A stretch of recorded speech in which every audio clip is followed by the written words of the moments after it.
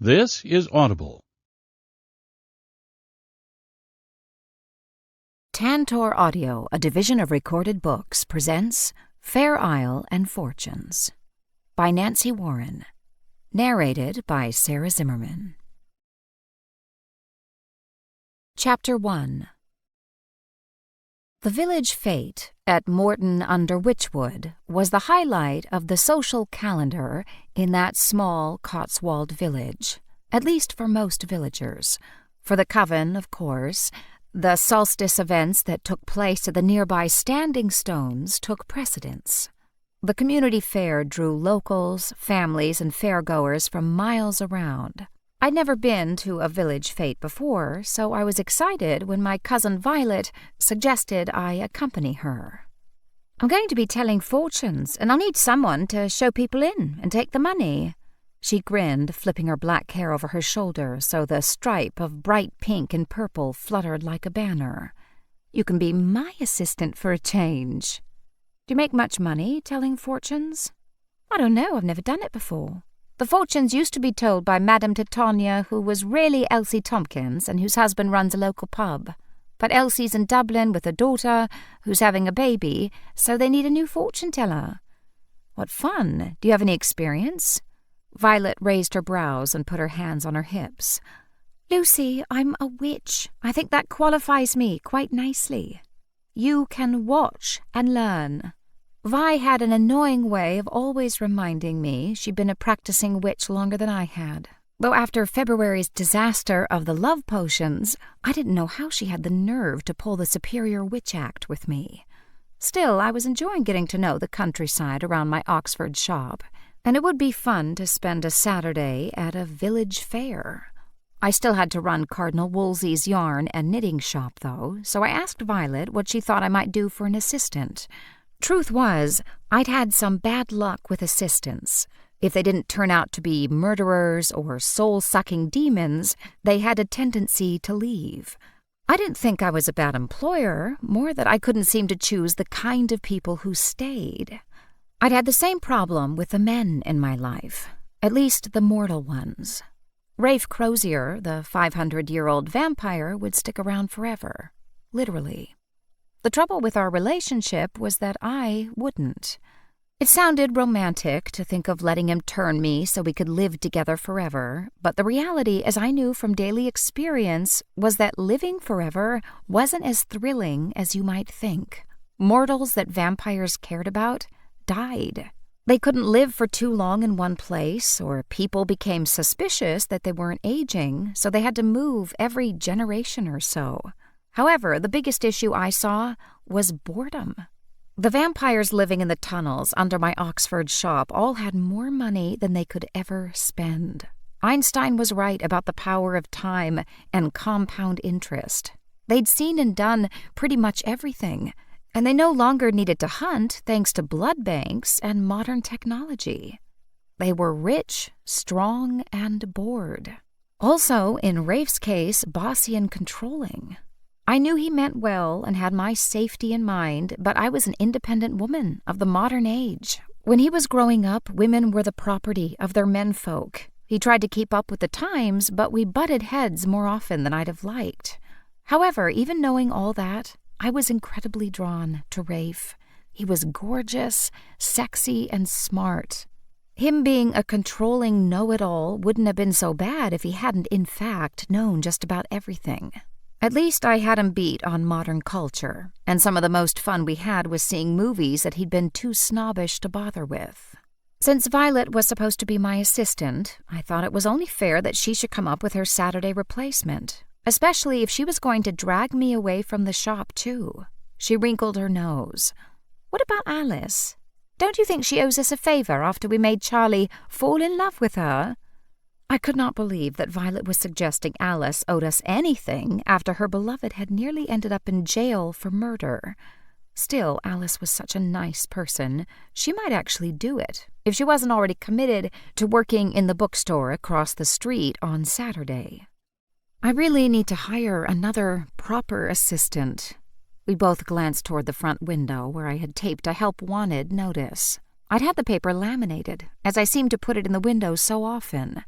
I'd put another notice up at the local grocer's, but so far there hadn't been any takers. The trouble was, a warm and cozy wool shop in Oxford was a wonderful place to work in the cold weather, but as I was learning, it wasn't so exciting when the weather turned warm. When I walked around Oxford and saw the flowers blooming, sending their scent into the air, and felt the sun on my face, I didn't relish being cooped up with woolen goods all day. I suspected that most people who might like a part-time job at Cardinal Wolsey's felt the same way. However, I needed to find a reliable assistant, and soon. At that moment, I heard noises in the back room of my shop, which suggested we had visitors. Sure enough, after surreptitiously peeping from behind the curtain, two of my favorite vampires, Sylvia and my grandmother, walked into the shop. Sylvia beamed at us. "We were just getting ready for bed, and we thought we might do some knitting first. I'm completely out of the purple cashmere yarn." Gran came behind her. "And I was thinking I might crochet you a nice lace tablecloth, Lucy. It would be lovely on the dining table upstairs." I couldn't believe my ears.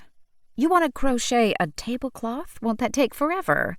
The minute I said the words, I could have bitten my tongue. She sighed and said, "I hope so." Ouch.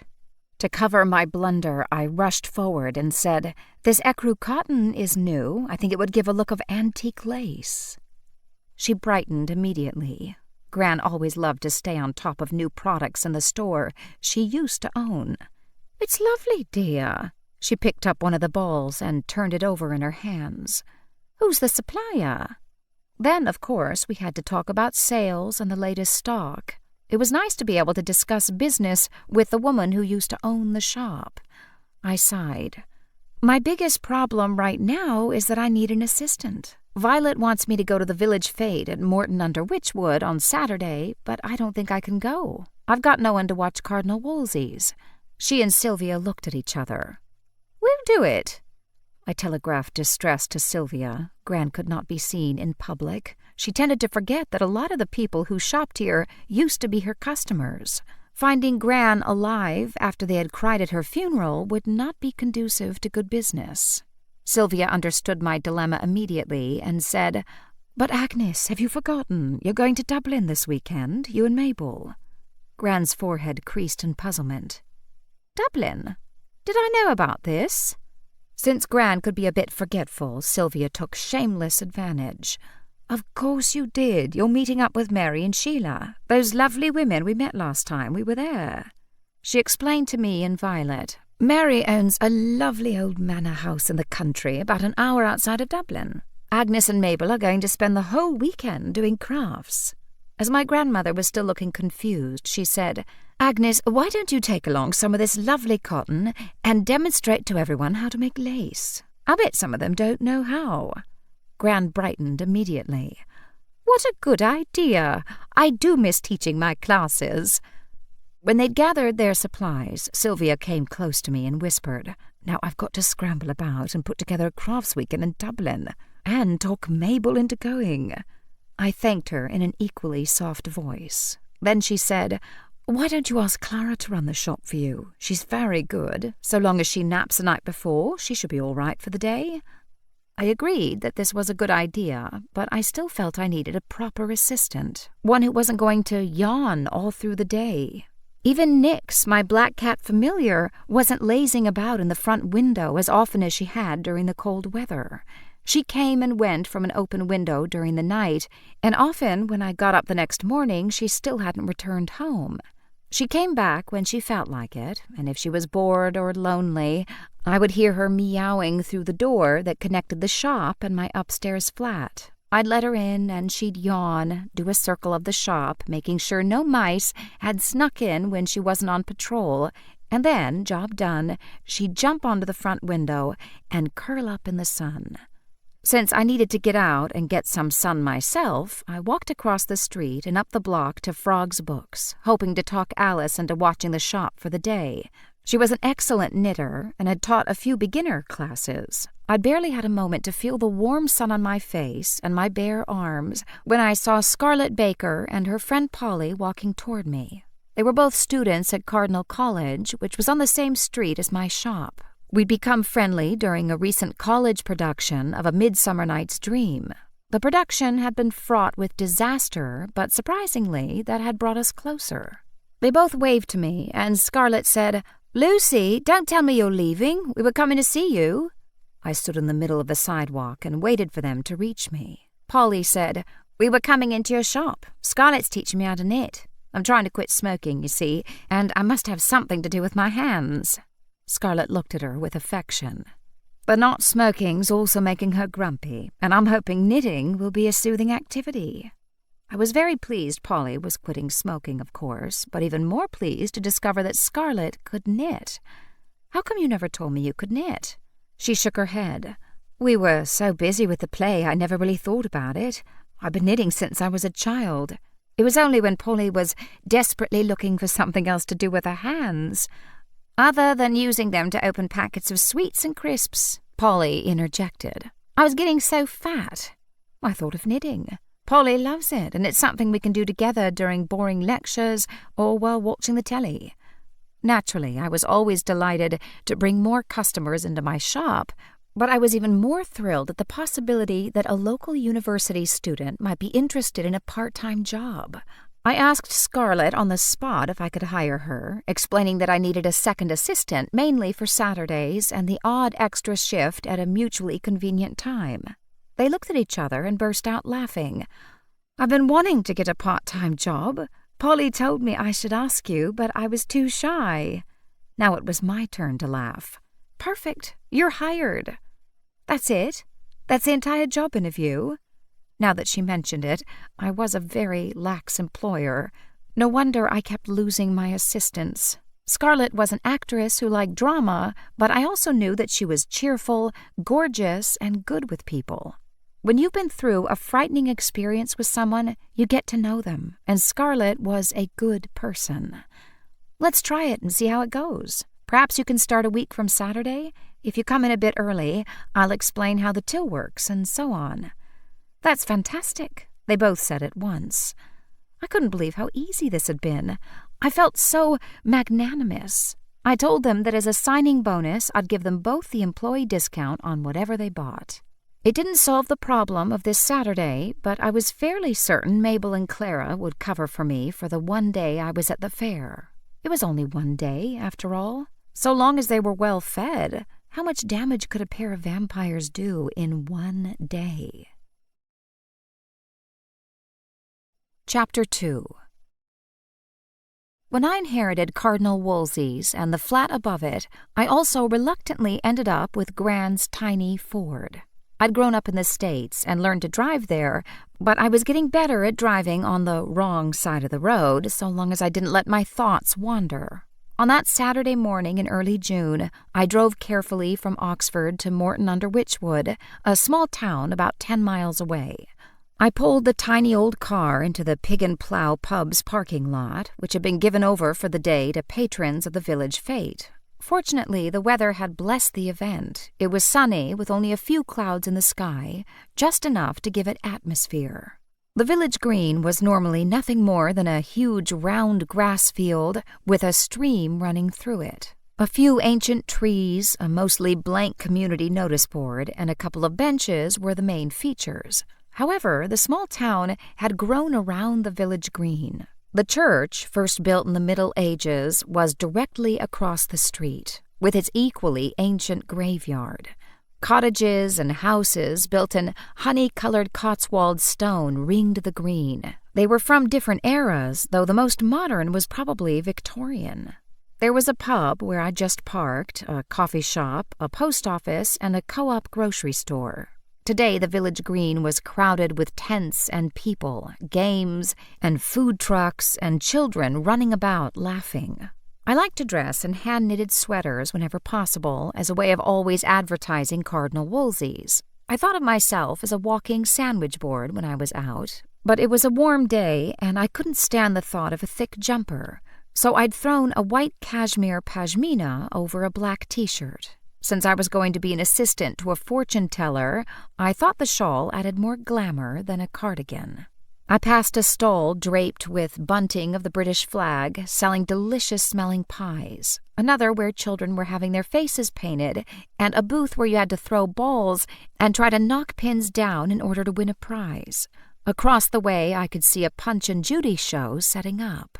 I walked over the ancient wooden bridge that crossed a small stream. An old pump was beside it, and a tourist information sign that explained this was where the whole village used to come for water. I always love these little glimpses into history. The tents were all similar, white with red stripes down them, which added to the atmosphere of joyousness in the air. I decided to take a complete turn and look at all the booths before beginning my shift with Violet, who I was fairly certain would be a tough taskmaster. A band was warming up. At least, I hope the discordant sounds meant they were warming up. They were down at one end of the village green, beside where an archery club was setting up. I'd done some archery back at summer camp and thought if I got a break, I might try my hand. I was walking past a white elephant booth, which I'd have called a flea market. There were all kinds of junk in there, small bits of furniture, vases, pictures, an old gramophone, books, old records, a glass case of costume jewelry, watches, old pipes and things. My attention was caught, or more like riveted, by a lamp. It wasn't an ordinary lamp. The base was a ceramic poodle in pink, with a badly painted face, wearing a tattered green bow around its neck. The lampshade was pink to match and had plastic pink roses around the edge of the shade. It was, without a doubt, the ugliest thing I had ever seen. A woman of about 50, with soft red hair and wearing a blue polka-dot blouse over white slacks, walked up. "It's quite a conversation piece, isn't it?" "I can't find the words." "We're not officially open yet, but I could put this aside for you if you'd like it." I backed away. "No, that's all right. I don't want to rob someone else of such a great piece." I turned and picked my way past a collection of old stools and fireplace accessories when a man's voice hailed me. I glanced up and smiled when I saw Liam, another student from Cardinal College. He'd played Puck in A Midsummer Night's Dream.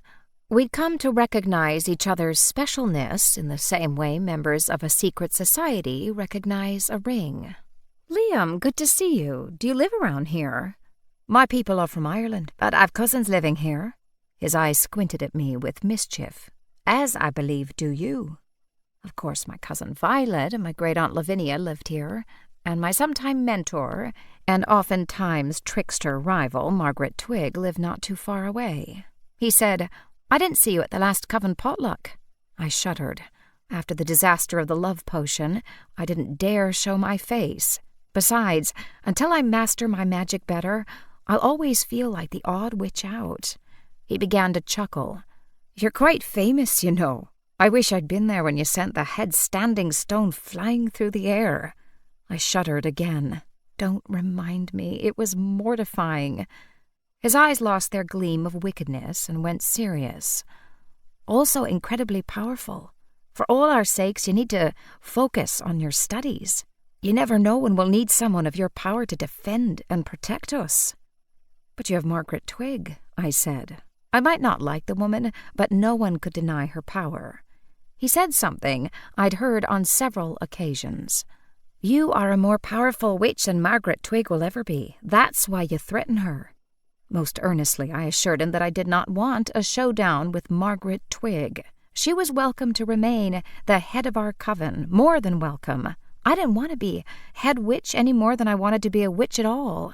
It wasn't like I'd had a choice. He carried a garment bag, and I asked, "Are you performing here?" "Never miss an opportunity to make a fool of myself. I'll be putting on a magic show." I raised my eyebrows at that. I might not be head witch, but I knew that we frowned on sharing our secrets with people in the normal world. At my expression, he laughed. "Don't worry, all the tricks I'll be doing you can get out of a book. Or these days on the internet." "Really? You'd be amazed what you can find on YouTube. Though I know for a fact that anybody who reveals too much finds their channel mysteriously taken down." He put the taken down in air quotes. I wondered if part of his role in life was to keep an eye on those who gave too much away. Vaguely, I assume there must be some kind of an informal police force, some Bureau of Magical Standards.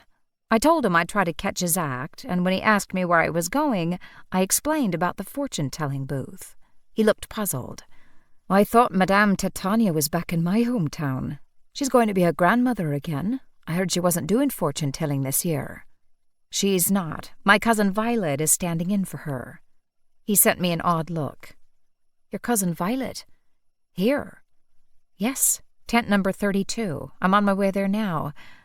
Do you know Violet? We've met. The way he said the words with such airy dismissiveness told me immediately there was a story there. However, being that he was a man and not related to me, I doubted he would tell it to me. I'd have to ask Vi. When I asked him if he wanted to come with me and say hello to Violet, he promptly declined my offer, thus confirming my suspicion that there was a story there. And don't I love a good gossip as much as the next witch? I found Violet's tent with no trouble. She decorated it with scarves and bells and a few dangling crystals, and Theodore, one of the vampire knitters with a talent for scene painting, had made her a silk banner. It was a thing of beauty. Of dark purple silk decorated with gold paint and plastic jewels that caught the sunlight and sparkled. I stepped inside the tent and discovered my cousin had truly embraced her day's calling. Her eyes were heavily made up, so they looked huge and smoky. She wore a red and gold silk turban and thick gold hoops in her ears. Her dress was actually a silk dressing gown that she'd borrowed from Alfred, one of the vampires who was given to colorful loungewear. She was in the act of throwing a lace cloth over a round patio table. She greeted me, then asked, "What do you think of my crystal ball?" I would never have guessed that was supposed to be a crystal ball. It looks like a goldfish bowl turned upside down over a tea light. Violet rolled her eyes. "Lucy, use your imagination." Maybe if you put a scarf over it? I thought even an interesting glass paperweight would have been better. Violet dug through a cloth grocery bag and found a creased white silk scarf.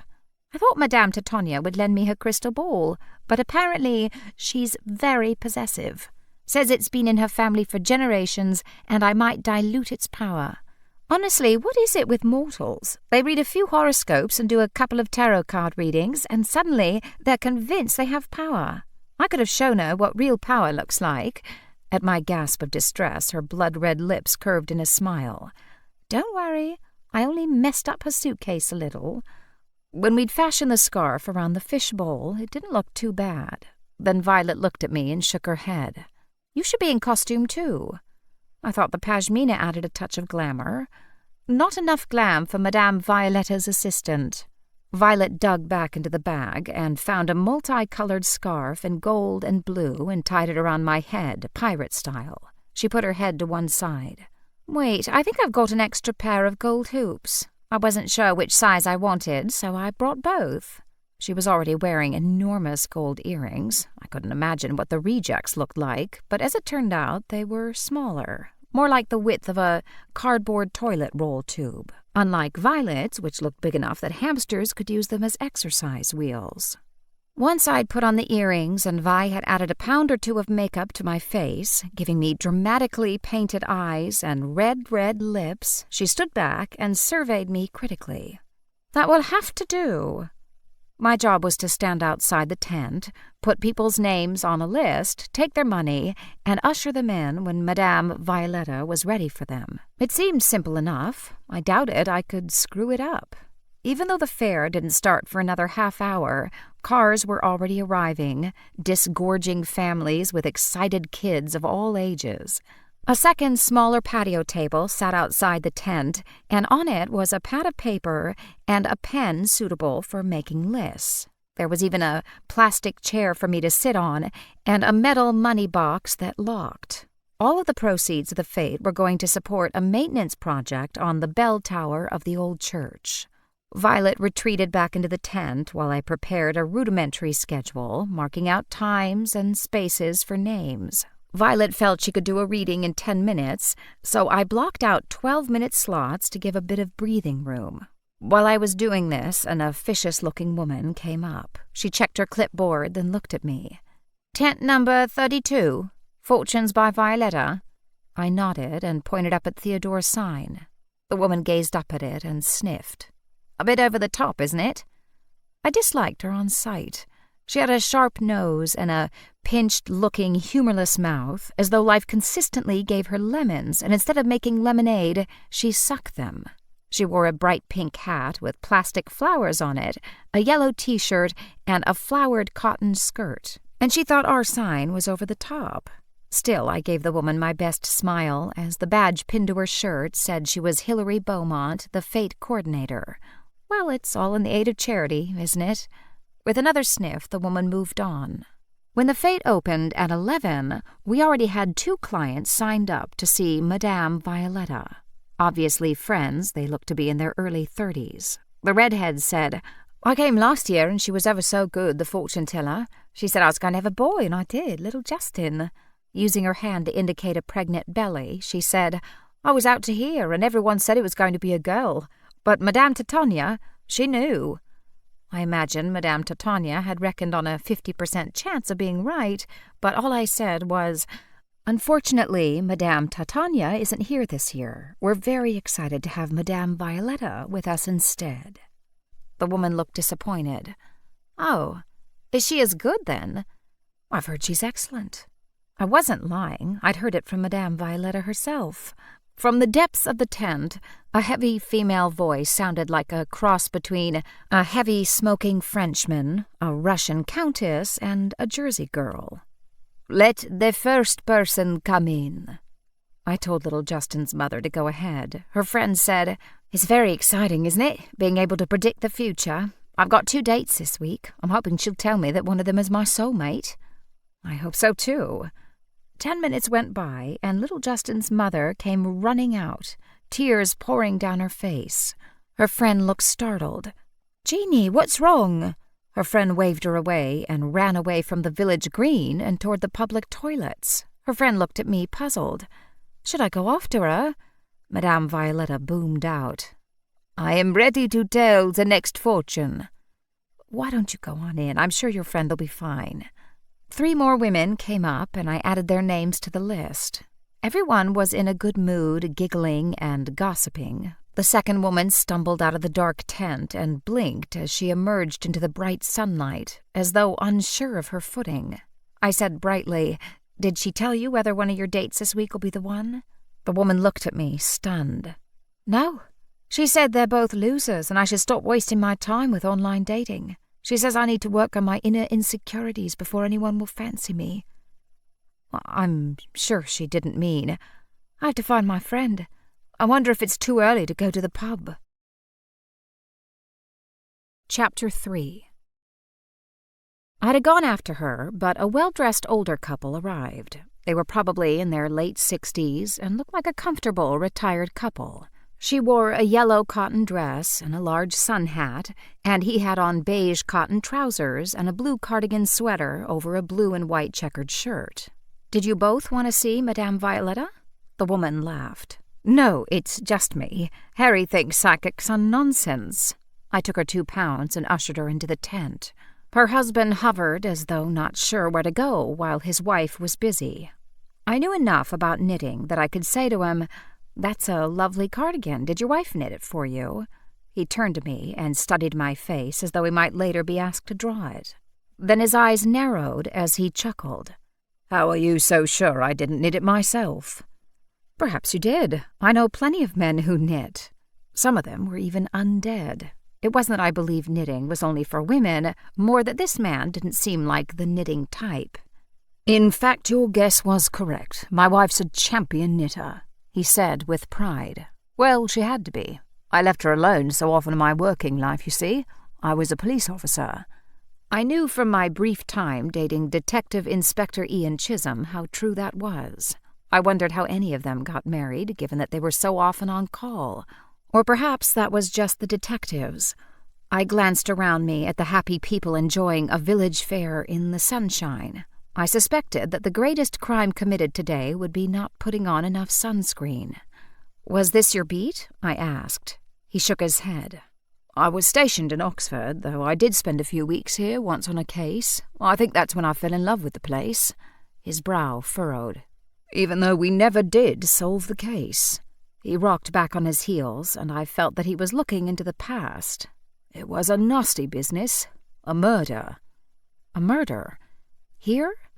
His eyes were a faded green, like a cloth napkin that had once been the color of grass, but repeated washings had muted it into a pale sage. He had the air of command about him, and I suspected that whatever he'd done, he'd ended up in charge. His eyes were wise and a little sad. "Don't be fooled by these charming little English villages. They all hide secrets. The way a smiling face can hide dark thoughts, so does the glowing Cotswold stone hide some terrible deeds." Sadly, I knew he was right. Still, it was a beautiful sunny day, and I believed everyone was here today to have a good time.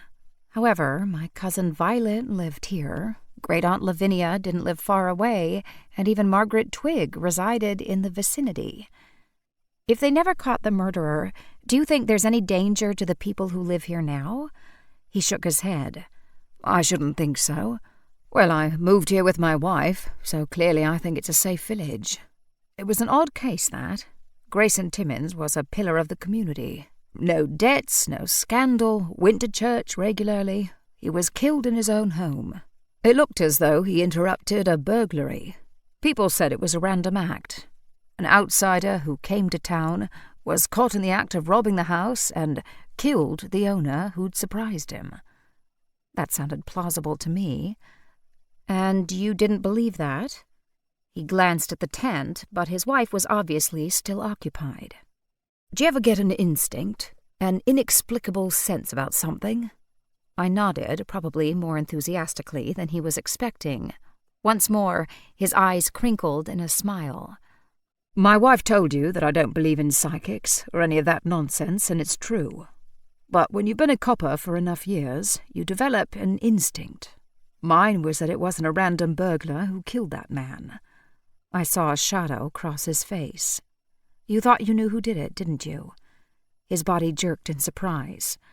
"You're a very astute young woman, yes, I did." He shook his head. "But a man can't be in two places at once." He rocked back and forth again. "In the end, we had to move on. Of course, the case remains open. I still hope that one day someone will come forward or new evidence will present itself." He shrugged. "In the meantime, I play golf, do a bit of gardening, and drive my wife regularly to Yorkshire to see the grandchildren and her mother, who hasn't been too well. She's over 90 and takes great pride in still living alone. Still, we like to get up as often as we can and keep an eye on her." I smiled at his slightly petulant tone. "It sounds like a nice life." "It is, just a bit boring." I laughed, and he said, "You should think about joining the police force. You've got a way about you that makes a person say more than they intended to." I'd already had more to do with crime than I needed in one lifetime. I'm very happy running a knitting shop. I have all the respect in the world for the police, but I couldn't do that work. "A knitting shop? Not in this town, surely?" "No, in Oxford." "That lovely little shop on Harrington Street?" I chuckled. "The very one Cardinal Wolsey's." "Oh, my dear, my wife loves your shop. It's where most of my policeman's pension goes, I can tell you." Since I was pretty sure he was joking, I laughed as though it were a good joke. He said, "You may laugh, but I can never get over that it costs more money for her to knit a jumper herself than it would to buy one brand new at a John Lewis department store." I gave him the same argument I gave every husband who complained about prices. Those are knit by machine. The beauty of a hand-knitted sweater is all the love and care that goes into it. No two are ever exactly alike. "Yes, that's what my wife always says, but she likes to keep her hands busy, and she tells me she finds it soothing." I would have found some bland answer to that, as I always did, since I could never see what was soothing about knitting. To me, it was a fiendish activity, full of tangles and frustration, resulting in a soreness that I got between my shoulder blades. I was spared answering, however, when his wife emerged from the tent. Because of the large hat, I didn't immediately see her face, but her husband, the former policeman, did. He took 2 quick steps forward. "Emily, whatever's wrong?" Now that I looked at her under the brim of her hat, I could see that her face was deathly pale and her eyes wide. "She says Mum won't live the summer out. She's got advanced cancer and won't tell any of us because she thinks we'll put her in a home." She glanced around blindly. "Harry, take me home, and let's pack. I want to be on the road by tomorrow." "Emily," he said in a comforting tone, "she's an amateur psychic at a village fair.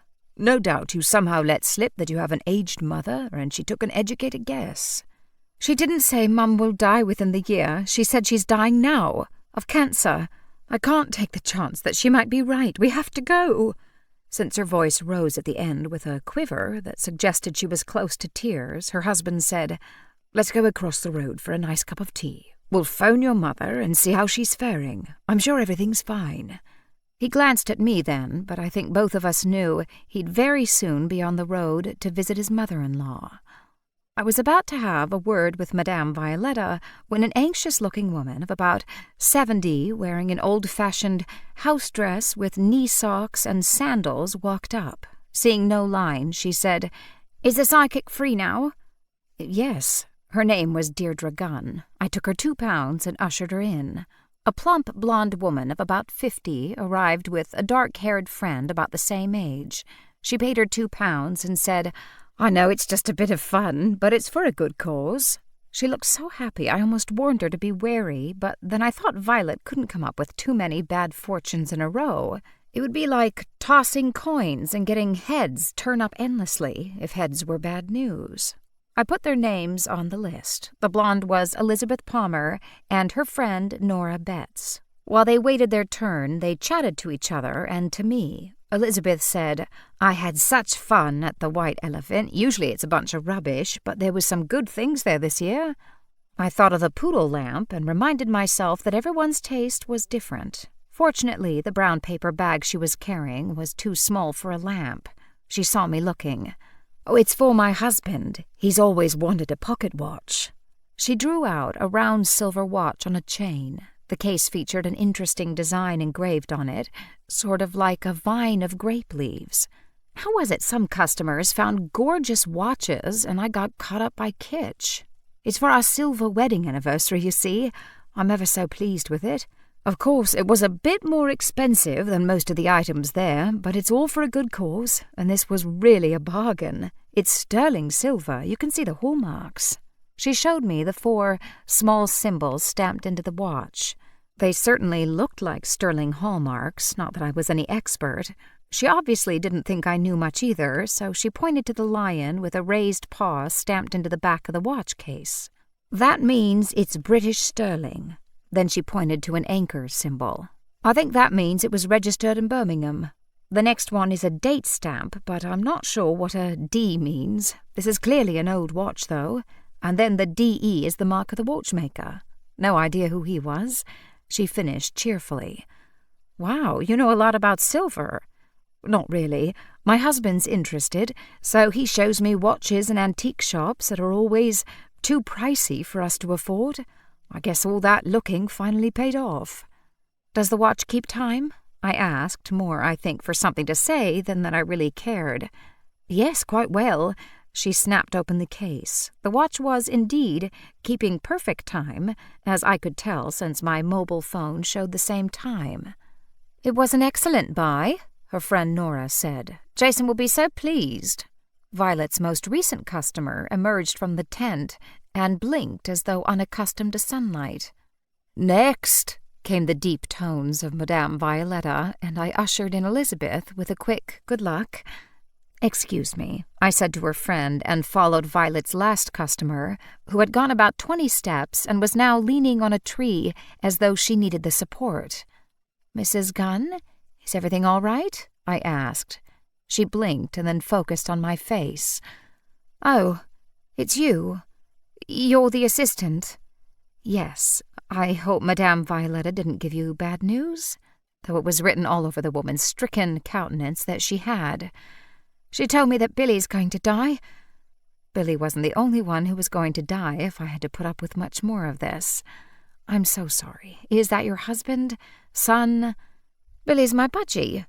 He's been with me 6 years now.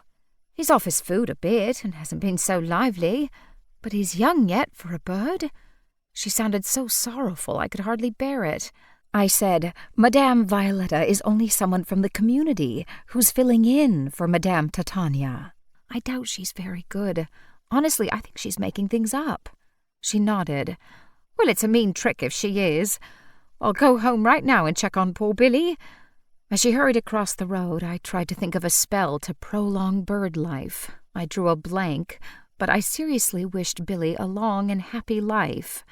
I returned to my post and added 3 more people to the list. We were now booked an hour ahead. Vi would be pleased. We had quite a long line of people waiting when the formerly cheerful-looking Elizabeth Palmer stumbled out. My heart sank. "Did she tell you something good?" She looked as though she were coming from a funeral, not a fun little fortune-telling. "She said I mustn't cross water, or I'll die." The woman put both hands to her chest. "It's our 25th wedding anniversary next month. We're going on a cruise." And then she burst into tears. I felt terrible to be standing outside this tent of misery, taking people's money. "Look, Madame Violetta isn't really a fortune-teller. Please don't let her spoil your day. Would you like your £2 back?" She waved my offer away. "I need to talk to my husband. I wonder if it's too late to cancel our trip." I put on what I hoped was a soothing fortune-teller's assistant smile and said to the line of frightened-looking people, "Excuse me for one moment," and I slipped into the tent. Violet was adjusting the scarf around the fishbowl when I came in. I glared at her. "What are you doing to these people?" She looked up at me in surprise. "I'm telling them what I see in their futures. That's what fortune-tellers do."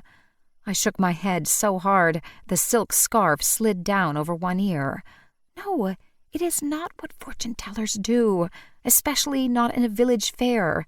They tell single women they'll meet a tall, handsome stranger. They tell anxious-looking folks that they're going to get good news very soon. You'll go on a journey across the sea is another common fortune. You got that right, but you don't tell the punters that they'll die when they get to the other side." My voice had started to rise, so I quieted down so as not to alarm the waiting customers more than they already had been. Violet seemed to be growing quite comfortable in her new role as Madame Violetta.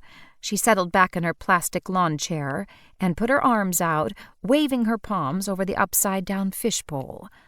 "I must be true to my art." "Violet, that woman is thinking about canceling her 25th anniversary cruise with her husband, all because you told her that if she crosses water, she'll die." Violet looked relieved. "I'm glad. She should cancel that trip. Honestly, Lucy, I saw death and water in her future." I felt uncomfortable. "Really?" "Yes." "And what about those other poor women? The one who only wanted to see if she'd find a good date? The one who now thinks her mother has cancer, and the lady whose bird is going to die?" Violet made a dismissive motion. "The first one has low self-esteem and terrible taste in men. I told her she needs to work on that. That's positive, right? That woman's mother is in the last stages of cancer, and that bird is going to die. Probably today. I don't think you're quite getting this fortune-teller thing. For a couple of quid, all they want is something mysterious and exciting in their future. The single ones want to think an attractive man will come into their lives, and the married ones want to come into money. Mothers want to hear that their children will be successful and famous. People who hate their jobs want to be told they're about to win the lottery. And nobody wants to know that their beloved pet is going to die." She looked petulant. "All right, but I'm not telling any lies." "You don't have to. Everyone must have something good in their future that you can see. Just keep the bad stuff to yourself." "Fine. But I did see death and water in that woman's future." I put my hands on my hips. "How specific was your vision? Maybe she'll live to be 95 and drown in the bathtub. Do you really want her to spend the next 40 or 50 years terrified to set foot on a boat?" She adjusted her turban. "No. If you want me to continue as your assistant, you need to start giving out brighter fortunes." She glared at me. "You're awfully bossy for an assistant." I raised my eyebrows at her. I wonder where I got that notion from. Chapter 4. When I came back outside the tent, Nora, the friend of the woman who was going to die if she crossed water, was nibbling her lip and looking toward the center of the village green. "She's so upset. She said to leave her alone, but I wonder if I should skip my fortune and go after her." In a soothing tone, I said, "You go in and have your reading. I'll go and talk to her." And then I dropped my voice to a near whisper and assured her that Madame Violetta had already indicated the person waiting outside was going to get some good news. In fact, I was positive that from now on, every customer was going to receive a good fortune. She nodded, looking relieved, and then walked into the tent. I knew I had at least 15 minutes before I needed to be back. I told the next person in line that I was just going to refresh my water bottle, which in fact I did need to do, and that I'd be back before it was her turn. The people in line nearly all knew one another and were happily chatting away as I left. Violet was always telling me I needed to work on my craft, and this was a perfect opportunity to practice a forgetting spell. If I could get Elizabeth alone for a minute, I was fairly certain I could erase in about 2 minutes the damage my cousin Violet had done. I practiced the forgetting spell in my head. I went around the corner of the tent and looked around for Elizabeth Palmer, and soon caught a glimpse of her. She had her hand shading her eyes and seemed to be looking for someone. I had a terrible feeling it was her husband, or perhaps her travel agent. I hurried to follow her. With so many people at the fair, she kept disappearing behind family groups and huddles of teenagers, pretending this was all beneath them. There was a sudden crash of drums. I jumped, as I think everyone in vicinity did. I glanced around and discovered the Forest of Witchwood pipe and drum band was warming up. The band members had gone all out and were wearing bright red uniforms and tall, black Busby hats with gold piping. They looked like the Queen's Guard. One guy in the center banged an enormous drum. It must have been 4 feet in diameter. He was also on the larger side, probably 6'3" or 4 inches, and he drummed with such humorous flourish that people began to laugh and draw near. I would have loved to go and watch, but I was conscious of the time. I needed to find Elizabeth, wipe her bad fortune from her mind, then refill my water bottle before Violet was ready for her next client. I glanced around, looking for the blonde woman. I couldn't immediately see her, and as she had done, I shaded my eyes with my hand and scanned the area ahead of me. I began walking in the general direction I thought she had taken, when suddenly I heard a scream. Even over the noise of the pipe band, the sound carried, high-pitched and terrible. I began to run toward the sound. I wasn't the only one. From all sides, those of us who'd heard the wail of panic and despair heeded the call. Now I could see the screamer. Tall, thin and blonde, she windmilled her arms. "Help me! Help me!" I sprinted across the grass and heard the hollow knocking sound as my shoes hit the wooden bridge over the stream. On the other side, as my feet hit the grass, I came to a halt. I could see now why that woman was screaming. The poor woman who had been ready to celebrate her 25th wedding anniversary would not be going on her cruise after all. Her life's journey was over. She lay on her back, her sightless eyes staring up at the cloudless sky. An arrow was sticking out of her chest. A man I didn't know fell to his knees by her side and checked her pulse. He glanced up and shook his head. "She's dead." The woman who'd been screaming initially screamed even louder now. The pipe band played on heedlessly, and in the distance I could hear the occasional thwack of arrows hitting the targets of the archery field. Across the way, Punch was fighting with Judy, and children were laughing. But around the dead woman was a circle of hushed silence, and as more people began to realize what was going on, that circle spread like ripples in a pond after a heavy stone has been thrown into it. I couldn't seem to think. My head was buzzing. She'd been so alive only minutes ago. How I wish that Violet hadn't given her that stupid fortune, or I had caught up to her more quickly. I was so sad that this poor woman had ended her life, worried that she would die if she crossed water. Then, with a horrified shiver, I realized that she had walked across the wooden bridge over the stream, and almost as soon as she reached the other side, she'd been struck by that arrow. Violet had been right.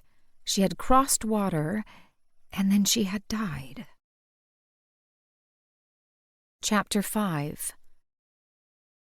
As more and more people became aware of the tragedy, the fate acted like a body dying of frostbite. It froze bit by bit, leaving the inner organs for last. So the archers dropped their bows as soon as they realized what had happened. The play area shut down as mothers and fathers rushed to gather up their children. People left their tents to gather around. The last areas to finally cease functioning were the marching band, the Punch and Judy, and the pie stall. As an unnatural hush spread over the fairgrounds, it was disconcerting to hear a band playing military marching songs. The song petered out in mid-march, so I could hear the screeches of laughter from the children sitting watching the Punch and Judy show. And then, finally, all I heard was calls for steak and kidney, mushroom and vegetable, curried chicken, lovely home-baked pies, come and get 'em while they're hot. And then, from the same voice, "What? Blimey!" And even the cries from the pie seller ceased.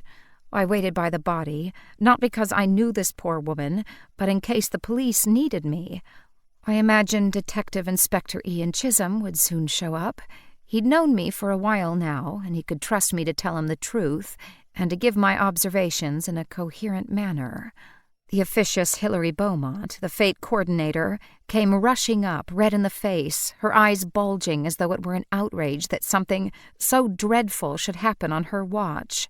When she'd confirmed that there was, indeed, a dead woman in the middle of the village green, she cried, "Oh, whatever shall we do? Whatever shall we do?" Her hysteria began to infect others.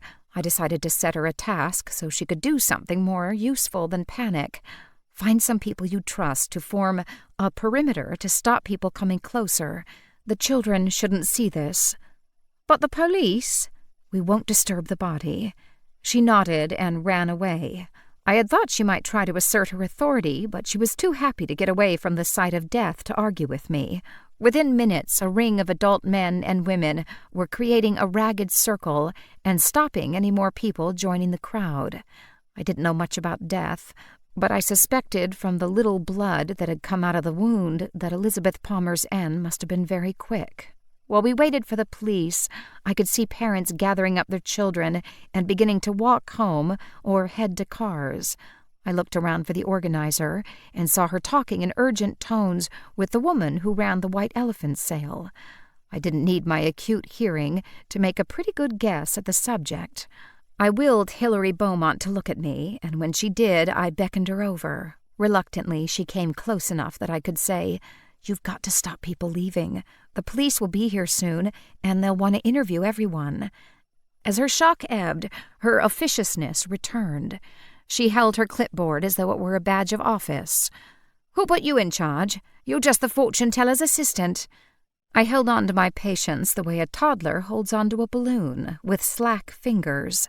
I could feel my control sliding away from me. I said with forced calm, "You must know I'm right. At the very least, you need to get names and phone numbers of everyone who was here when this woman was tragically killed." Fortunately, her friend from the White Elephant came forward. "Oh, poor Elizabeth, what a terrible thing. My goodness, yes, we better start with the archery people. One of the archers must have accidentally turned around, just as the arrow was about to go off. We've never had anything like this in the 40 years we've been running this village fete." She glanced around and told Hilary Beaumont that they need to get the rest of the fete committee to help them. She seemed to have the matter well in hand, and Hilary listened to her without arguing. A Range Rover with tinted windows drove slowly past and stopped behind the archery area. I thought for a moment it was the police, but no one got out of the car. There was no siren. It was as quiet and evasive as a creature of the night. And even as I had that thought, a chill went down the back of my neck. I immediately realized who it was. Rafe Crozier was a 500-year-old vampire with an uncanny ability to find me. especially when there was trouble afoot. I didn't completely understand how the vampires managed to get about in daylight. Since I'd arrived in the winter and it was so frequently cloudy in Oxford, I'd often seen Rafe out walking the streets in the daytime, though usually it was early in the morning or in the afternoon and evening. But since the weather had turned bright and sunny, I was seeing much less of my vampires during the day. If they were out, they tended to wear large sun hats or carry umbrellas made of technical fabric that shielded them from UV rays. I tried to ignore the black vehicle, which was easy as I now heard the sound of sirens approaching. People around me began to stand up straighter and appear more serious or suddenly engage in some activity, as though they'd been standing around and a stage director had called action. I didn't move. I remained at my post beside the dead woman. I was soon joined by the man who ran the archery. His name was Hubert Drosselmeyer. He was enormous and blond, and it was easy to imagine him as a medieval archer heading into battle with his longbow. He looked concerned, verging on panicked. When he looked down at the dead woman with the arrow in her, he shook his head. "I don't understand. It's impossible for such an accident to happen." I was tempted to ask questions, but I knew I would be stepping on Ian's toes and he wouldn't appreciate it. However, by keeping quiet, I learned quite a bit. The man seemed desperate to talk about his dilemma, and even without asking questions and merely looking silently sympathetic, he unburdened himself to me.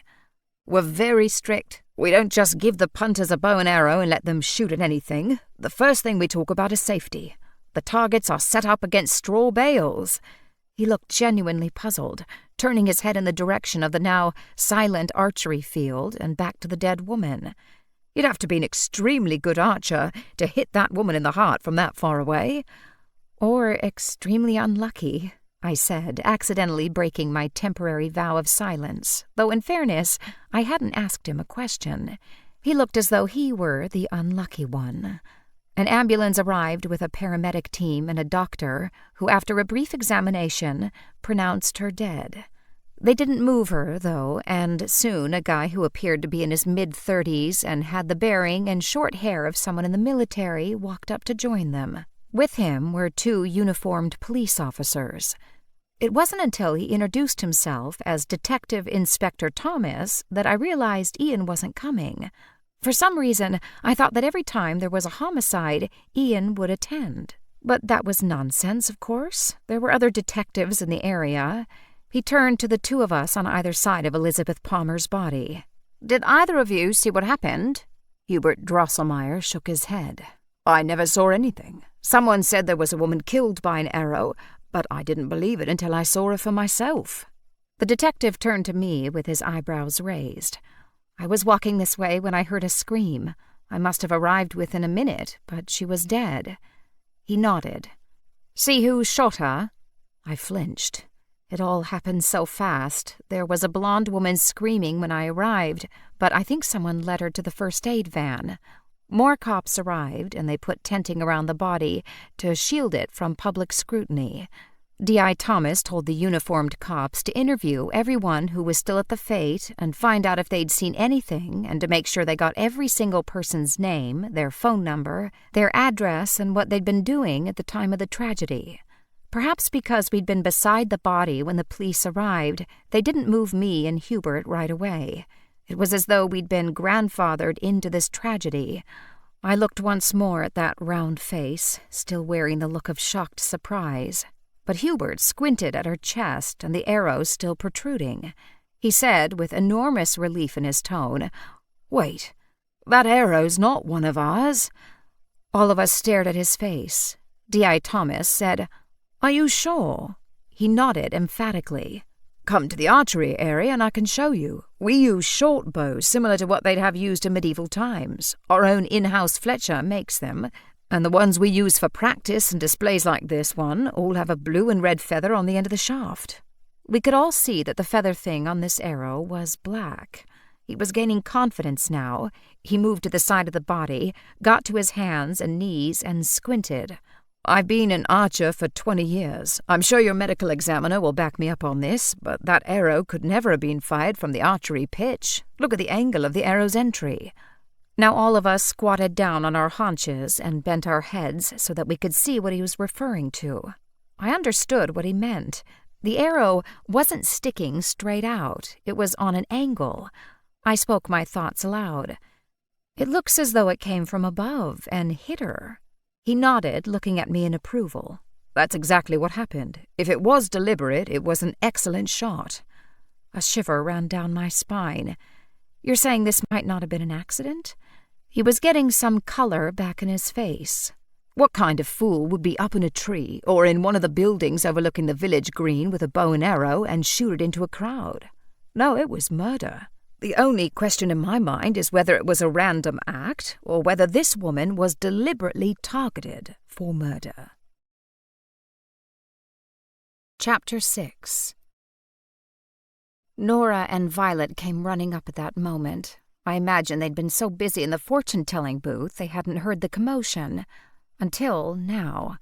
Nora pushed past the onlookers and cried out, "Elizabeth! No!" Violet looked at me and then at the stream, and as the color drained from her face, her makeup stood out like a bizarre mask. "How could this happen?" Nora cried.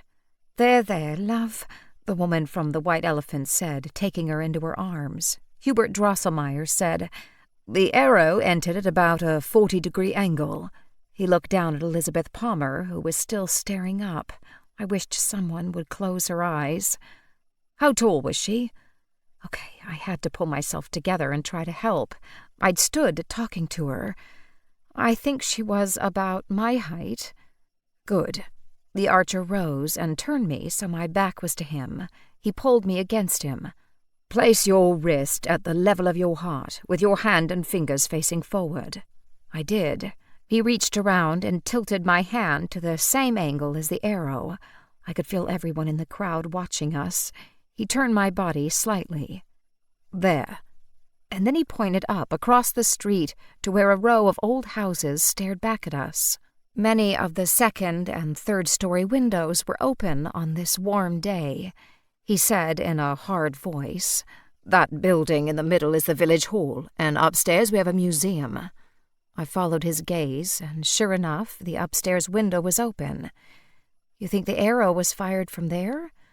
"The hall was unlocked for the day. It's where we all stored extra equipment and coats and things. Anyone could have crept in when it was empty and stationed themselves upstairs with a bow and arrow." I felt a cold chill as I looked up at that window. "But why?" I whispered. D.I. Thomas said, "Thank you, sir. You've been very helpful." He made a motion with his chin, and two of the uniforms ran toward the village hall. Hubert stepped away from me. He said, "The person you're looking for is an excellent shot." "Such as yourself? Or one of the archers putting on this little display?" Hubert stood straighter. "I can vouch for everyone who was here today. The mission of the Witchwood Bowmen is to promote healthy enjoyment of this ancient sport. We are not killers." "I'll ask all of you to remain behind to help us with our inquiries." D.I. Thomas looked at the rest of us and raised his voice. "Now, if everyone would give their names and contact details to one of our officers and let them know if you saw anything that might help us with our inquiries, you can all go home." The last thing I wanted to do was stay here. It was too sad. Besides, I needed to talk to Violet. What had she really seen?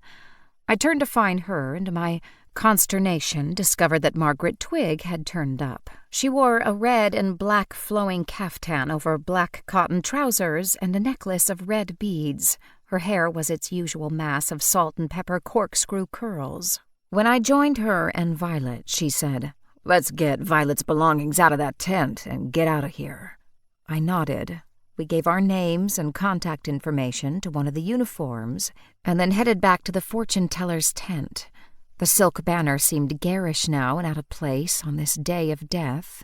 When we were all inside the tent, I said, "But this is such a peaceful, lovely little village. Why would anyone want to murder Elizabeth Palmer?"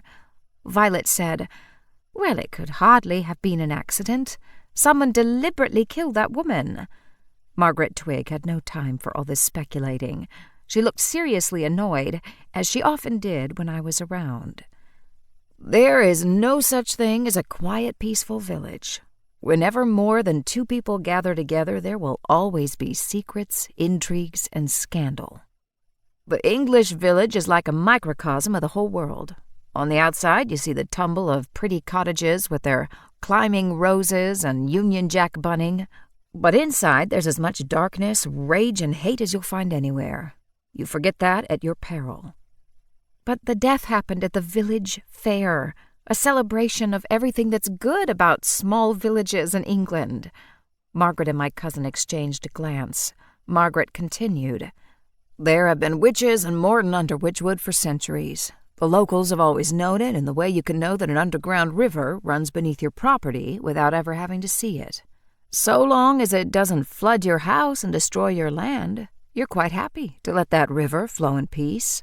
But the minute you get water up around your ankles, you will dam that river, reroute it, or dry it up in any way you can." I found this a rather confusing metaphor. "You're saying that we witches are like an underground river?" "Exactly. So long as we stay out of sight and mind our own business, the people of Morton under Witchwood have always turned a blind eye. Most of them are clever enough to know that we do good here. We help with the harvest, and long before there were proper doctors and hospitals, it was the wise women who helped with the pains of childbirth, cured the sick, and tried our best to keep out the forces of evil." Violet nodded. "And now it looks as though some kind of evil is at work." My eyes widened. "You think that woman was killed by some malevolent supernatural being?" Margaret turned a pointed, bright blue gaze my way. "You're awfully friendly with that nest of vampires who live in the tunnels underneath your shop. Maybe you should ask them." Anger began to burn in my belly. "Don't you suggest for 1 minute that they had anything to do with this. You're only doing to vampires what humans have been doing to witches for centuries, blaming them for the inexplicable. You should know better." Clearly, she didn't take kindly to my rebuking her, but I didn't care. I stood glaring at her, feeling my chest rise and fall rapidly with anger. "Prove it was human killing human, and I'll take your vampire friends off my most wanted list." "They weren't even here. What self-respecting vampire goes to a village fete on a sunny day in early June?" Her thin eyebrows rose. "Are you truly that naive? A Range Rover with tinted glass was parked on the other side of the green. You must know who that belongs to." Crap. Why had Rafe followed me here? We seriously needed to have a conversation where I explained the difference between friend and stalker. I looked at the two of them. "You both live around here. Tell me what you know about the dead woman, Elizabeth Palmer. All I know is that she was excited about her 25th wedding anniversary. She and her husband were planning a cruise, and then Violet told her if she crossed water, she would die." Violet nodded her head vigorously. "And if she'd listened to me, she might still be alive. Not 10 minutes after I warned her, she was walking over a flipping stream." She threw up her hands. "It's like I told her to stay away from fire, and she walked straight into a burning building. What is the point of telling fortunes if people ignore you?" I shook my head. I don't think she even thought of crossing that little stream as going over water. I'm sure she thought that you meant an ocean voyage. "I didn't say ocean voyage, did I?" Well, she learned her lesson.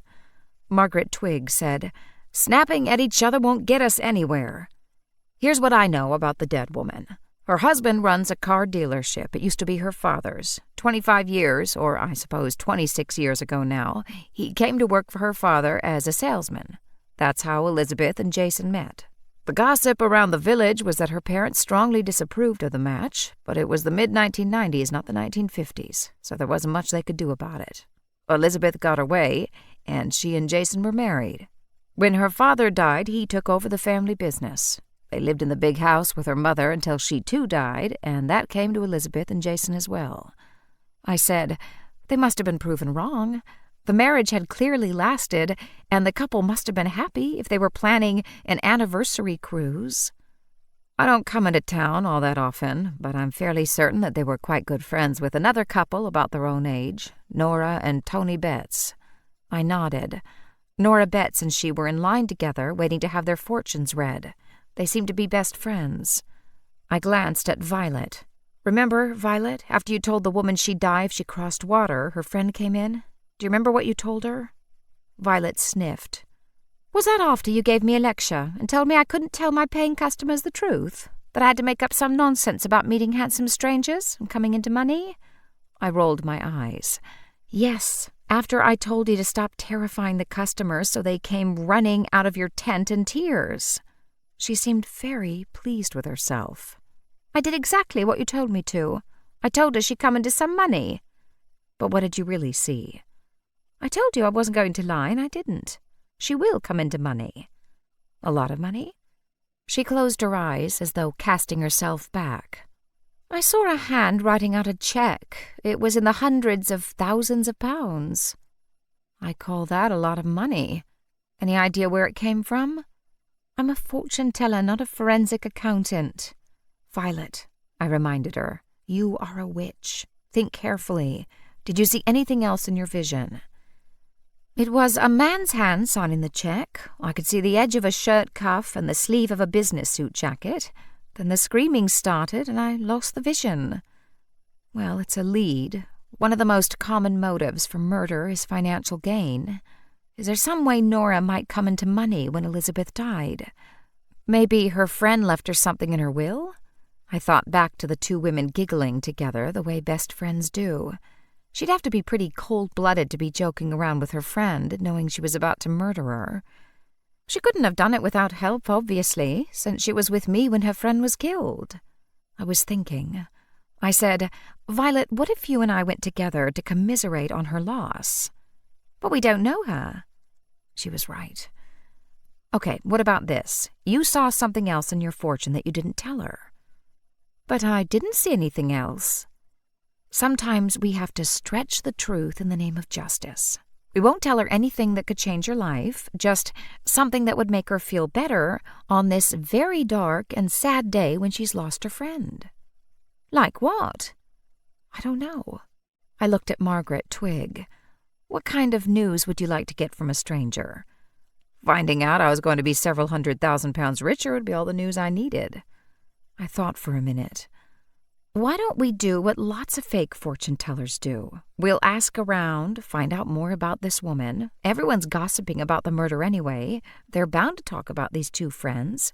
We'll find out things about her, like what her job is, where her home is, if she has children, and what they're like. If her pride and joy is her family, we'll tell her that her child is going to win a school prize or something. Or her prize dog is going to win a championship." Margaret looked as though she were tasting something bitter. "Dogs. Nasty, smelly little beasts. If young enough, though, they're very good in a potion to make sure a pregnant woman gives birth to a boy." "Margaret," I said, shocked. Her superior smile bloomed, wicked and taunting. "Where do you think that rhyme came from that says boys are made of slugs and snails and puppy dog tails?" "But that's revolting. Please tell me you've never—" She broke into her evil cackle. "Really, Lucy, with you it's too easy." She might be teasing me, but I would be very careful not to let any puppies get near Margaret Twig. "Where is gossip central in this town?" Violet said, "Well, there's the coffee shop and the pub, and pretty much anywhere two people in this small town meet, they end up chatting to each other. There's not much else to do." "Right. I think you and I should head to the pub. I don't know about you, but I could definitely use a drink." We went in, and as I'd expected, the place was packed. No doubt it would have been busy anyway at the end of a village fete, but today all benches and tables in the pub garden were full. When Violet and I went inside the pub, they were standing 3 deep waiting to be served at the bar, and again every seat was taken. People were standing in groups talking quietly. The atmosphere was nervous and high-strung. I said, "Why are people looking at us that way?" Margaret Twig said in a very low voice, "Because they suspect that Violet and I are witches. You'd do much better if you weren't seen with us, Lucy." I wanted to talk to the dead woman's friend with Violet, but I decided that could wait for tomorrow. Margaret Twig was right. There was no point in having townspeople close up with me if they thought I was associated with witches. Come to think of it, I wasn't thrilled that it was an open secret that there were witches in the area. I understood what Margaret meant, though. So long as the presence of witches here had been benign, no one much bothered. But, as history had shown, the minute things turned ugly, people liked to point a finger. Chapter 7. Violet phoned me the next morning. Her voice sounded strained and near tears. "Lucy, you've got to help me." I was enjoying a lazy Sunday morning breakfast and browsing through a magazine while I drank my coffee. At her words, my laziness vanished, and I sat bolt upright. "What is it?" "Somebody threw a rock through my window last night." I told her how sorry I was, but I didn't see why she was quite so worked up until she explained. It had written symbols on it. I started to get a bad feeling about this. Written symbols? What sort? She said Margaret Twig recognized them. She said they're to ward away evil spirits and frighten away witches.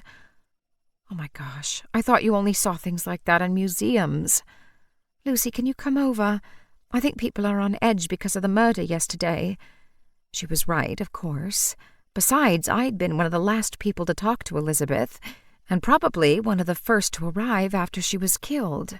I felt a keen interest in finding out what had happened to her, and, if possible, helping bring her killer to justice. Not so long ago I would have gagged at the very idea of murder, but since I'd moved to Oxford, I seemed to be forever getting myself into one murder scrape or another. This one, thank goodness, was nothing to do with me. I'd just been in the wrong place at the wrong time, and sadly, so had Violet. I agreed to stop by her house and then suggested that we go for coffee at Morton under Witchwood. The cafe would be the best place to pick up gossip and perhaps get some idea of who was so angry at Violet. I was irked when I arrived at Violet's to find Margaret Twig there. Of course, I should have seen that coming. As head of the coven, Margaret was the correct person to call, but still my morning would have been brighter without having to see her. Violet's grandmother, my great-aunt Lavinia, was also there.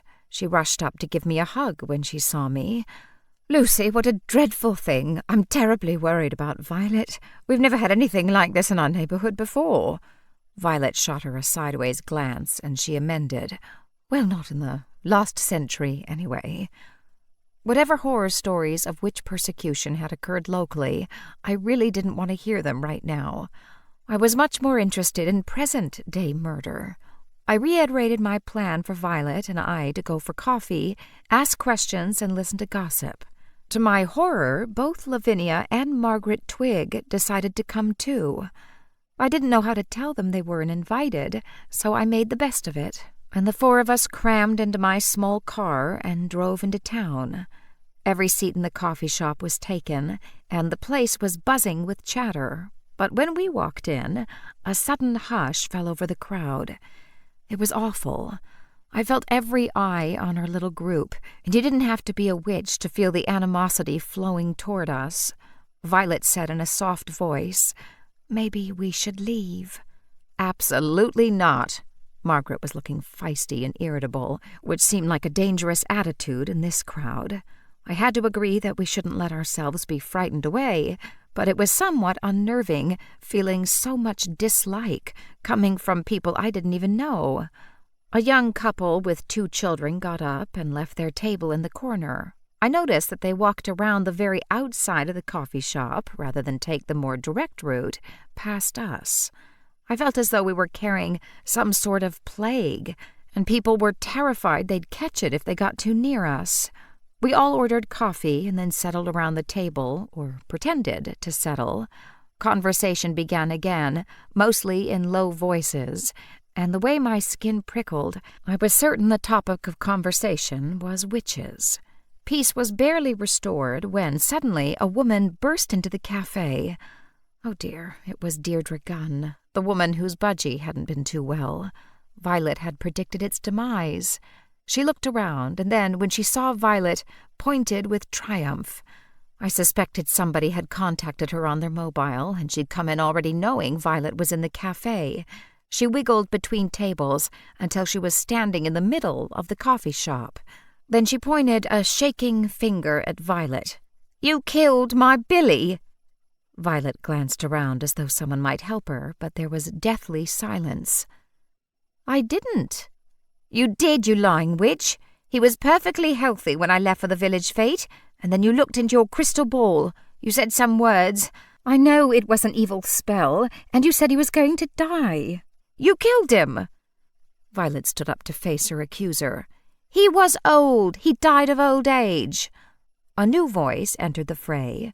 The young woman who'd been told she needed to work on her self-esteem stood up and came to stand beside Deirdre Gunn. "And she told me that neither of my dates this week would work out. When I got home there were 2 messages cancelling dates. She put an evil spell on me too." Violet looked stunned at this new accusation. "I told you that you needed to work on your self-esteem, and that they were both losers. I never said they were going to cancel on you." The woman was not mollified. "You've cursed me. You cursed me so I'll never be lucky in love." Deirdre Gunn patted her shoulder and said, There, dear, it's not so bad living alone. What you need is a pet." Her lower lip trembled.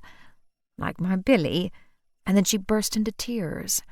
I didn't know if any of these people would believe witches had put spells on them normally, but people were on edge because of the sudden death at the fair, and mob mentality began to rule. Violet looked around and then saw Nora, Elizabeth's best friend, sitting in the corner with a man who was presumably her husband. Violet said, "You in the back, why don't you tell them what I told you? That you come into a lot of money." But when Nora stood up, it wasn't to reassure people that some of Vi's fortunes were good ones. Instead, she cried, "What do I care about money? My best friend's dead. Why didn't you tell me she was about to be killed so I could have saved her?" "It doesn't work that way." "What did you have against Elizabeth? We only went to the fair for a bit of fun. Now she's dead. People are saying you killed her." Violet looked around the table as though we 3 could help her, but I couldn't think of a thing to say, and Margaret Twigg seemed awfully quiet too. "Of course I didn't kill her. Why would I? She seemed like a nice person. I was trying to save her." "No," I willed her silently. "Don't go on. Don't say anything more. Don't say—" "I told her that if she crossed water she would die, and she did cross water." "But how did you know? How did you know that she would die if she crossed water?" "Because I saw a vision." I kicked Vi's ankle under the table, but it was too late. She'd already blurted out the damning truth. Several more people jumped up, and one man cried out in a hysterical way, "You see, she admits it. She has visions of death. Oh, we haven't had a black witch here in a long time, but you know what we do with black witches, don't you?" I felt like we were in the Middle Ages, and we 3 were about to be tried and convicted. Of course, there was real fear among the people of Morton under Witchwood, but I didn't like the way that fear was turning into anger and blame toward Violet and Margaret. They didn't know me, so I didn't feel suspicion directed at me. Yet. I rose to my feet, not even knowing what I was going to say. They all looked to me. Of course, I was a stranger in these parts. "My name is Lucy. Elizabeth Palmer was killed by an arrow shot from a building across from the green. If we all cooperate with the police, I believe we can find her killer." "Don't listen to her," said Deirdre Gunn. "She's in cahoots with the other one. She pretended to be her assistant yesterday, but they're both witches, I can tell." "How can you tell?" I said with some scorn. I was sorry that her bird had died, but this was ridiculous. She glanced at me with a kind of triumph, and I saw a gleam in her small, dark eyes that I didn't like the look of. She pulled out an opaque white crystal. It looked like quartz, only it had a slightly yellow tint. I'd never seen anything like it. She was the one who looked like a witch, heading toward us, holding the crystal as though it were an instrument of torture. "If you're not a witch, you've got nothing to fear. But if you are, this crystal will change color." Even as I scoffed, I heard Margaret say in a very low voice, "Don't go near that thing, it'll give us away." So I laughed scornfully, I hoped, and said, "This is foolishness. Lots of stones change color when you touch them. It doesn't mean anything." I'd heard of mob mentality, certainly read about it, but never in my wildest dreams had I imagined being at the wrong end of so much suspicion. I did not like the way the people of Morton under Witchwood were looking at us. Unfortunately, or perhaps fortunately, the table we were sitting at was against the wall.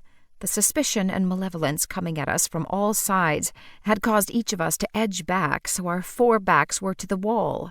This was too much like facing a firing squad or a witch's trial.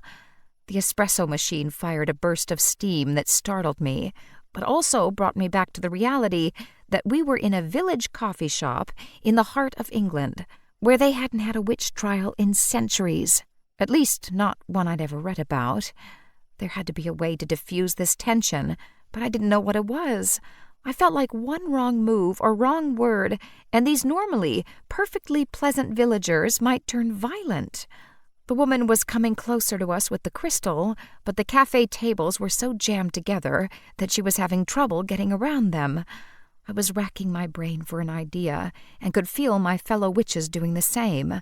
I thought that Margaret Twig was searching for a spell. If we could all disappear and then cause the villagers to forget we'd ever been here, would that work? Not that I had any idea how to cast such a spell, but I tried to toss the idea up in the air and toward Margaret. It wasn't Margaret who answered my quiet plea, however. I felt rather than heard the words, "Stay calm," in my head, and looked around to find Liam perched on a stool by the bar. Our gazes met briefly, and then I deliberately looked elsewhere, not wanting to draw attention to the magic hiding in plain sight. I noticed that every time the woman with the crystal tried to come closer, the path was obliterated.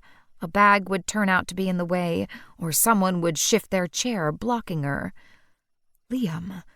He couldn't keep her back for much longer, but he gave us a couple of minutes to come up with a plan. I became aware of a new sensation, like chilled fingers at the back of my neck. That meant that Rafe Crozier was in the vicinity. Rafe was an extremely powerful vampire, and I could not see that bringing additional supernatural creatures into this standoff was going to help at all. I felt more and more alarmed. Before I could figure out what to do, the door opened. But it wasn't Rafe who entered, it was Sylvia, and with her was Clara. Both vampires were older women, but while Sylvia, who'd been a film star in the 1920s, always looked glamorous, with her silver-white hair perfectly styled and wearing designer clothes, Clara looked exactly what she had been in life, a comfortable, grandmotherly woman who loved to sit by the fire and knit. Both set down the umbrellas made with high-tech UV-protecting fabric that they used as parasols. I could see from their quick glances around the room that they'd taken in the situation immediately. Clara walked forward as though completely unaware of the hostile atmosphere. Where the woman with the crystal was blocked, her path seemed magically clear. In a strong voice that easily carried across the entire cafe, she said, "Lucy, thank goodness, I've made such a tangle of my knitting, and I knew if I could find you, you would help me. It's always so difficult when your knitting shop is closed. I've nowhere to go. Luckily, Sylvia told me I could find you here." No one in the world looked less like a vampire than Clara, but I knew her power would be fearsome if called upon. From the cold shivers still running up and down my neck, I knew that Rafe was close by, and if trouble started, he'd be here instantly. He wouldn't care who he hurt if it was to protect me. But my goal, and clearly that of Sylvia and Clara, was to prevent any trouble, or, heaven forbid, bloodshed. Clara could and had knitted the most exquisite garments. She was also an expert at crochet and lace. She, like so many of the vampires, had attempted to help me improve my knitting and failed. So the idea of her asking me for help would be hilarious, except that it was such a brilliant ruse. Rising to the occasion, I stepped forward, also pretending I couldn't feel the anger and tension that had been directed toward us 4 women. "Clara, lovely to see you. Of course, I'd be more than happy to help you." I led her to the table and settled her down beside me. She said in quite a loud voice, "It's so good for my poor legs to sit down for a moment. Sylvia, dear, order me a cappuccino, will you?" When Sylvia came over to the table with a cappuccino for Clara and an espresso for her, she said under her breath to the other 3 witches, "Go now." They didn't have to be asked twice. When I looked out the shop window, I could see the Range Rover with tinted glass windows that I now knew belonged to Rafe. Lavinia and Violet and even Margaret Twig all obeyed Sylvia's command, and while I held my breath with nervousness, they filed out of the coffee shop. "Are we just going to let them go?" asked Deirdre, whose bird had died. She suddenly looked very foolish standing there waving her crystal about. Somehow, Clara and her knitting had brought a sense of normalcy back into the charged atmosphere. Someone called out, "What are you planning to do? Tar and feather them?" She looked suddenly confused and a bit sad. "I don't know, but Billy shouldn't have died like that." An older man stood up and put his hand on her shoulder. "Come along, then, Deirdre. I'll get my shovel, and we'll bury old Billy in your garden."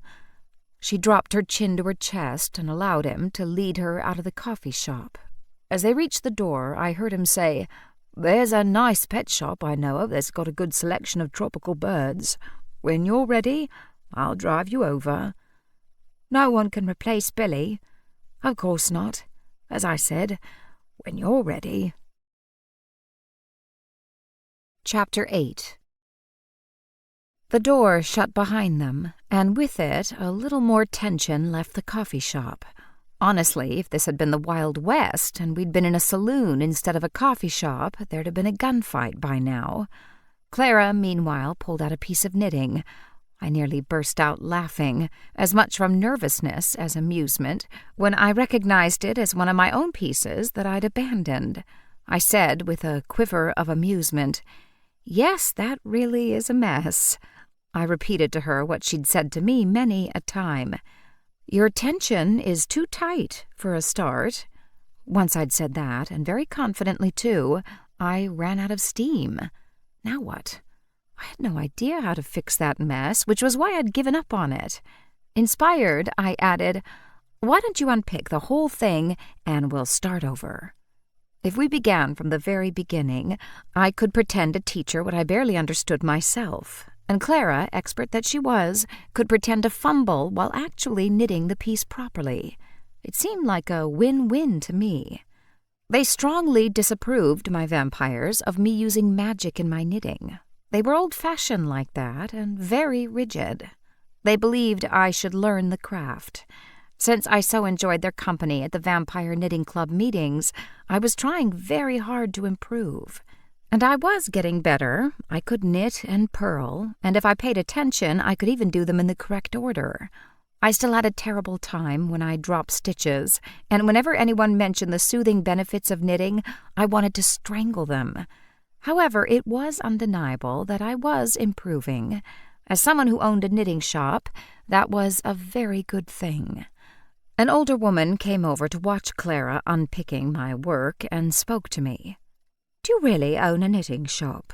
"Yes, Cardinal Wolsey's in Oxford." Sylvia said, "It's the most marvellous shop. Lucy stocks nothing but the highest quality of knitting and crochet supplies, as well as patterns and notions, and her classes are excellent." It was great that she was doing such a good sales job on my shop, but I wondered why. The last thing I needed was a bunch of witch hunters coming to Cardinal Wolsey's. The only thing worse could be vampire hunters. But when she looked at me and gave me the ghost of a wink, I waited, knowing she had something in mind. She said, "In fact, she's expanding her classes." Expanding my classes? I had trouble finding teachers for the few I did offer. I gazed at her in astonishment as she continued, "In fact, if there's enough interest, perhaps we could offer one here in Morton-under-Wychwood." Who was this we she referred to? Before I could speak, the woman who'd been watching Clara broke into a delighted smile. "Oh, that would be wonderful. Why, there are at least half a dozen of us here who love to knit. I know people say you can order things online, but I don't like the computer. I like to see and touch before I buy." I might be a novice witch who'd narrowly escaped being attacked by a mob, but I was also a businesswoman, and I took my pride, as did my undead grandmother, in growing our little business. I looked at Sylvia. "If you'd be available to teach the classes here, I could bring a selection of wools and patterns. In fact," I said, warming to the idea, "if anyone finds something online and they're unsure, email us and I can bring merchandise out for you to look at. No need to buy in advance." I had never seen anything so astonishing in my life as the way the atmosphere in that cafe changed as the villagers went from a bunch of suspicious witch-haters to retirees and stay-at-home moms excited about knitting classes. Certainly, I've been developing some Fair Isle patterns. I could teach a simple one for the novices and something more complex for the more experienced knitter. What do you think, Lucy? I'm sure my smile looked like that of someone who's heard the punchline to a joke and they don't get it. Fair Isle. Wasn't that a place in Scotland? All the knitters seemed super excited about this, but I was still silent. Clara leaned closer and whispered, "Fair Isle is when you knit with 2 colours at the same time to make a pattern." There's a reason why Clara is one of my favourite vampires. "Sure," I said. "What a great idea." The woman had been so excited, but now she grew solemn. "But where will we hold a class? Normally I'd suggest the village hall, but the police have cordoned it off." There was a moment of awful silence as we were all jerked back to the reality of yesterday's death. "Joanna, what about your farmhouse?" I recognized the speaker. She was the lady who'd run the White Elephant yesterday. She seemed like a sensible woman and as eager as I to bring goodwill to the cafe. Joanna turned out to be a tall, stylish woman who looked more London than Morton under Witchwood. "What a wonderful idea. I'd be delighted to hold the lessons at our farm. We run the old farmhouse as a holiday let and corporate retreat." She said it would hold 30 people, and the way the interest was already brewing, I suspected we might have that many. Never one to let business slip away, I pulled out my phone and immediately started a list, adding people's emails. A few who signed up said they had friends who would be interested and began texting them immediately, worried the class would fill up before they had a chance to register. The woman whose 2 online dates had both cancelled on her suddenly said, "But how do we know that she isn't a witch?" No wonder she had trouble getting a date with those interpersonal skills. Fortunately, before I could say anything, the lady who had offered her farmhouse laughed. "Really, Sarah, what kind of witch would run a knitting shop?" Sarah looked unconvinced for a moment, and then as everyone seemed to be in agreement with the woman who owned the farmhouse, she backed down. "No, I suppose not."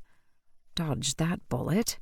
And speaking of dodging bullets, or not dodging arrows, what I particularly loved about Sylvia's strategy was the way it gave me a perfectly good reason to return to Morton under Witchwood.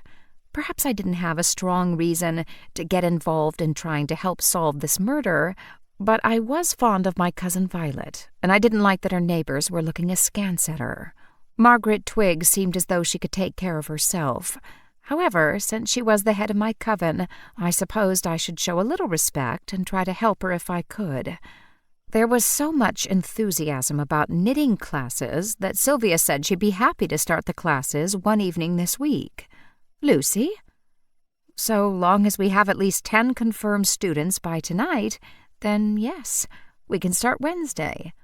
I knew from experience that until a student had booked and paid, there was no certainty that they'd show up.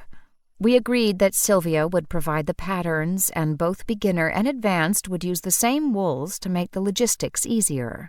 We settled on Wednesday evening for the first class. Joanna, the woman who owned the farmhouse, said I was welcome to come and see her space. I wasn't only thinking about how suitable it was for classes. I sensed she was well-known and well-liked in this community. She might have some insights into the personalities involved. I was about to suggest to Sylvia that we should head out when a man entered the cafe. All conversation suddenly hushed. The silence was even more strained than when the witches had walked in. He looked to be in his early 50s, ruggedly good-looking, or had been. He looked like a man who was normally quite pleased with his life, but his eyes were currently strained and red-rimmed. Nora, the dead woman's best friend, rose from her chair and walked forward with her arms out. "Oh, Jason, I'm so sorry. Come and sit down." I didn't need any magical powers to figure out that this was the husband of the dead woman. Perhaps Sylvia and I wouldn't leave the cafe quite yet. Since Clara had left her cappuccino untouched, I began to sip it. I watched as the new widower settled himself beside his dead wife's friend and her husband. They put their heads close together and began to talk in soft voices. "Such a tragedy," the woman who liked to knit said. "The four of them did everything together. Now it's only 3. And Jason looks so sad, poor love. Perhaps I'll bake him a pie." A woman at the next table heard her and agreed that would be a nice gesture. From the enthusiasm of the local women deciding what type of food they would take the new widower, I did not think Jason Palmer was going to starve any time soon. Still, these neighbors demonstrated such community kindness that I could hardly reconcile so much generosity with the sharp suspicion they had showed the witches earlier. I had to remember that as nice as these people might be on the surface, there was a dark side to this village. Somewhere here was a murderer.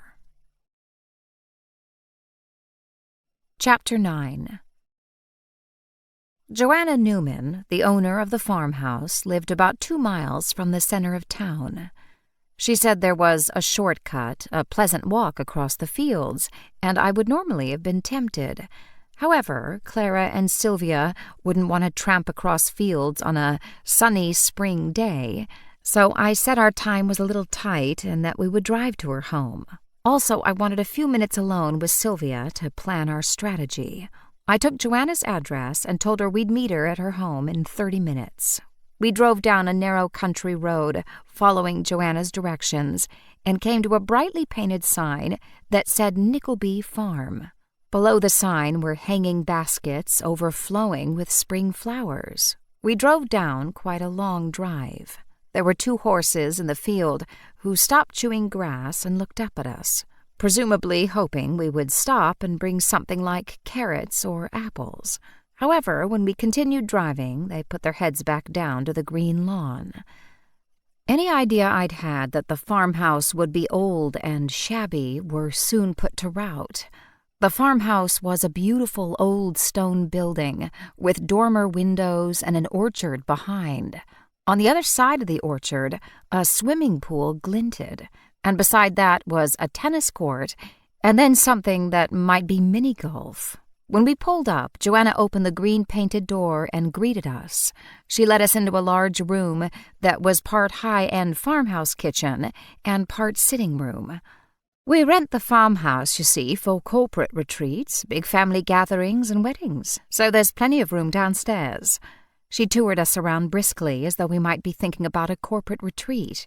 She pointed out the excellent lighting, a good number of plugs for laptops, how well the kitchen was stocked, and that there were 6 bedrooms upstairs. "There's a full bathroom and a powder room down that hall and 2 more bathrooms upstairs." I thought it seemed perfect, and I said so. "If you're kind enough to offer the farmhouse for lessons, then naturally your class will be free." She didn't look as though she needed the money, but still she looked quite pleased at my offer. "That's very kind of you, thank you. I'll probably bring my daughter as well, but I'm most happy to pay for her." I really wanted to get Joanna gossiping, and so I said, "I hope we get enough people. It would be so much fun to run a class here. Do you know many people in the area?" "Oh, my dear, yes. Bill's parents own this farm, you see. We used to come up from London on weekends and bring the children. We spent most of our summers here. The property came to Bill when his parents died, and we built the corporate retreat, and when we retired, moved up here permanently. Because Bill grew up here, we've never been looked on as outsiders. So, yes, I think it's safe to say I know most of the people around here." She twinkled at me, "and most of the gossip." I laughed as though gossip were the last thing on my mind. But what a terrible shock for the whole community to lose that lovely woman yesterday. She immediately sobered. "It's unthinkable. Elizabeth Palmer really was a lovely woman. Everyone liked her. It's such a terrible accident." She drifted to one of the overstuffed couches and sat down, and with a slight nod of my head indicating the vampire should follow me, I sat down across from her. Clara and Sylvia sat slightly back in armchairs. I had to admit this would be a very comfortable space in which to knit, for those, unlike me, who found knitting a comfortable occupation. I nodded. Of course, I only met her briefly, but she was so excited about her 25th anniversary. She said she and her husband were going on a cruise. Yes, she talked of little else. Things weren't always easy for Elizabeth and Jason. Frankly, he wasn't the businessman that her father was. I think money was sometimes a bit tight. Still, they were pulling out all the stops for their anniversary trip. I suppose Jason will cancel it now. I wonder if Tony and Nora will go in any case. It seems a shame not to now that it's all booked and presumably paid for. Tony and Nora. Oh, yes, the four of them were great friends.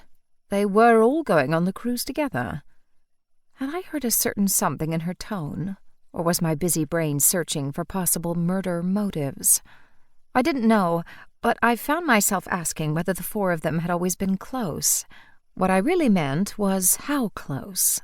Like me, Joanna seemed to hear the meaning beneath the words. She said, "Nora and Jason are both keen golfers. Neither Elizabeth nor Tony cared for the sport, so Nora and Jason went off golfing together quite often." Her tone seemed a tad too breezy. Sometimes talking in subtext was too tiring. I decided to be very American and ask a direct question. Did you ever think it was more than golf between them? If she was taken aback by my directness, she didn't show it. There were rumors, of course, but you know how people can be. Tony and Liz didn't seem to mind, and if they were happy to see their spouses go off and play golf, then what business was it of anyone else? But now Elizabeth's dead, I reminded her. If it was murder, the police will be looking for motives. Her head jerked up and her eyes widened, startled, as though she hadn't connected Elizabeth's death with the possibility of her husband having an affair. What are you suggesting? That Jason killed his wife? Or that Nora killed her best friend? It's unthinkable. Besides, they were both at the fair. Everyone was at the fair. Certainly, Nora had been in the tent with Violet at the time of the murder, but didn't that provide her with an excellent alibi? She could plan the murder in cahoots with her lover, Elizabeth's husband. She could have made sure that her friend was headed down the path toward the archery field and somehow let him know. I hadn't seen her go into the tent. I'd been too busy trying to catch up with Elizabeth. Nora could easily have sent off a quick text before her psychic reading. I thanked Joanna and got to my feet before I came across as a prying busybody. But one thing was still bothering me. Did Tony and Nora seem completely happy to you? I had seen them briefly in the coffee shop this morning, and there had been no sign of discord, not even when Jason joined them. She said, "Tony would do absolutely anything for his wife. He worships her." I can see that everyone is on edge. It must be awful having one of your neighbors murdered in a lovely, quiet village like this one. Joanna looked at me oddly. I think people are particularly worried because it's not the first murder we've ever had here. My eyes widened in shock. This isn't the first one? I really hoped the first one had nothing to do with witches being victims. She turned to look outside as though the story were written on the window pane. It happened, it must be 30 years ago now. A man named Grayson Timmins surprised someone in the act of robbing him and was bludgeoned to death. How awful. The retired detective had mentioned the case to me only yesterday, and in all the drama, I'd actually forgotten. No wonder those people were freaking out. You think there could be a connection between Elizabeth's death and a cold case? She turned her head back toward me, and her eyes looked both sad and a little frightened. One has to wonder. Is there any link between them? Once more I was certain I could read her thoughts. Or could it be the work of a deranged serial killer? Her eyes fluttered shut. "I've got the grandchildren coming this weekend, Lucy. Please don't say those words." Sylvia spoke. "I think if I were you, I would reschedule your grandchildren." Chapter 10. I thanked Joanna again for offering the space for the lessons. She rose and handed me a brochure. It's got all my contact information and directions to get here. Don't you worry. I can almost guarantee we'll have 30 people at your knitting class. Certainly getting to your 10 won't be a problem. The three of us, me and the two vampires, said goodbye, and I pulled on my sunglasses, while Clara and Sylvia put on their big sun hats and gathered their parasols. Then we piled into the little Ford once more and headed back to Oxford. I complimented Sylvia on her excellent maneuver, suggesting the lessons, and Clara in saving the day by coming in looking for knitting help. They both laughed, and Clara said, "I'd love to take credit, but it was Rafe's idea." The gears ground as I changed from second to third, not clutching properly. Of course it was Rafe's idea.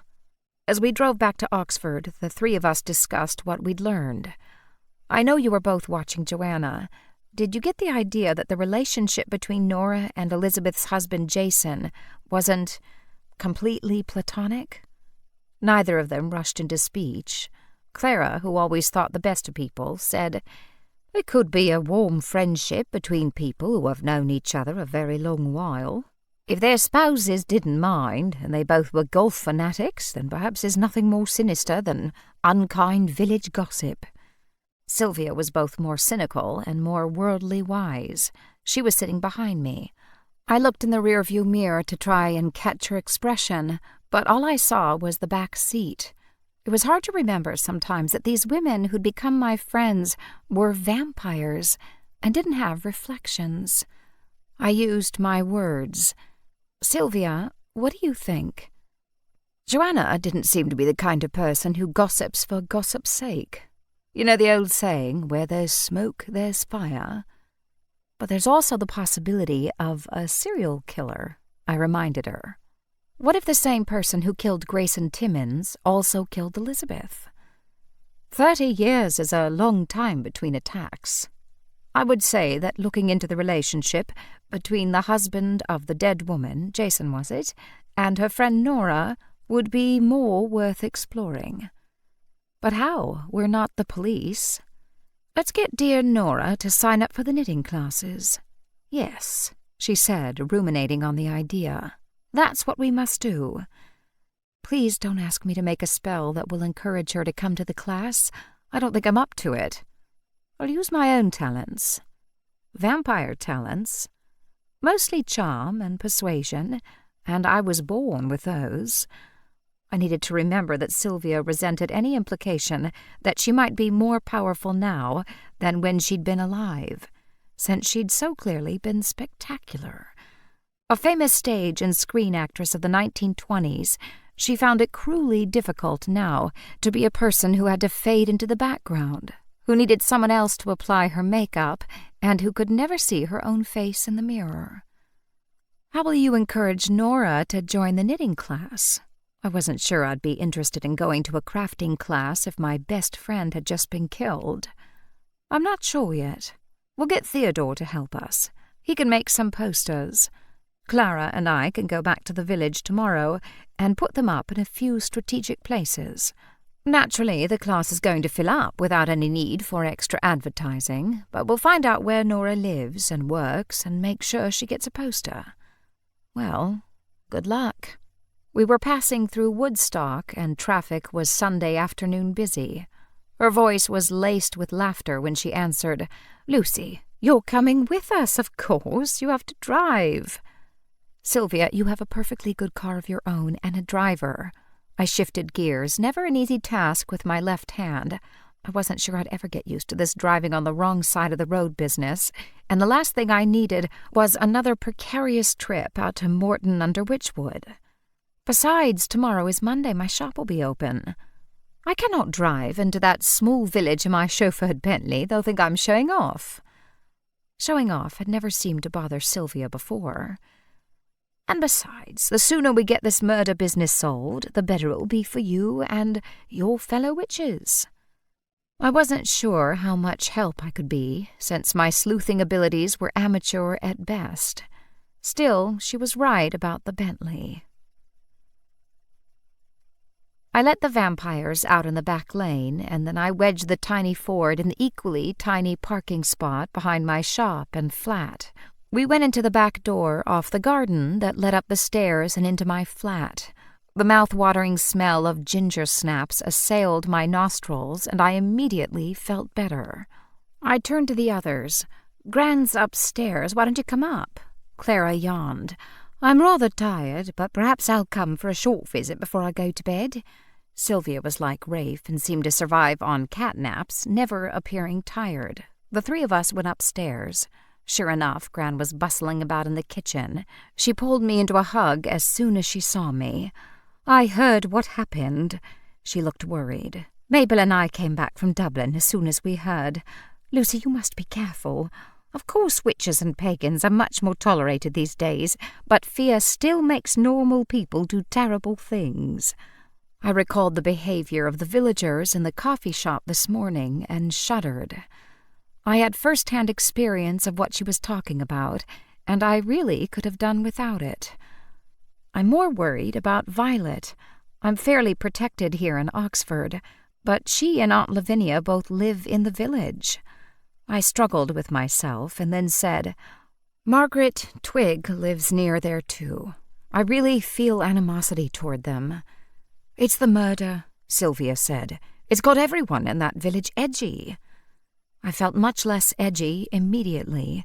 Homemade cookies somehow kept grimness at bay. "Gran, I can't believe you made ginger snaps. You must be tired from traveling." "Not at all. It was a lovely, restful weekend. I was tempted to make something different, but today I thought you needed something familiar and well-loved." "Like my Gran." "I do. Never stop making them. They remind me of being here with you when I was younger. They made me feel safe. In a world that had become increasingly chaotic, I craved anything that would give me the illusion of safety." We immediately began telling Gran about our day. I became aware of him before he appeared at the top of the stairs from the direction of my shop, and not because he knocked, rang the bell, or in any other way acted like a normal visitor. Rafe strolled in. "I smelled baking," he said, as though that excused his behavior. He nodded to the three vampires, and then came and put his hands on my shoulders and studied my face. "How are you holding up?" "I'm all right." It was a lie, and he knew it. "There's something very odd about that woman's death," he said, as though he were discussing one of his rare manuscripts and he'd discovered an oddity. I couldn't help it. I giggled. "Really? You think so? A woman in the middle of a fair is struck down by a longbow, and you think there's something slightly peculiar going on?" He ignored my sarcasm. "Not a longbow, actually." Honestly, it was an exercise in self-restraint not to roll my eyes constantly when he was around.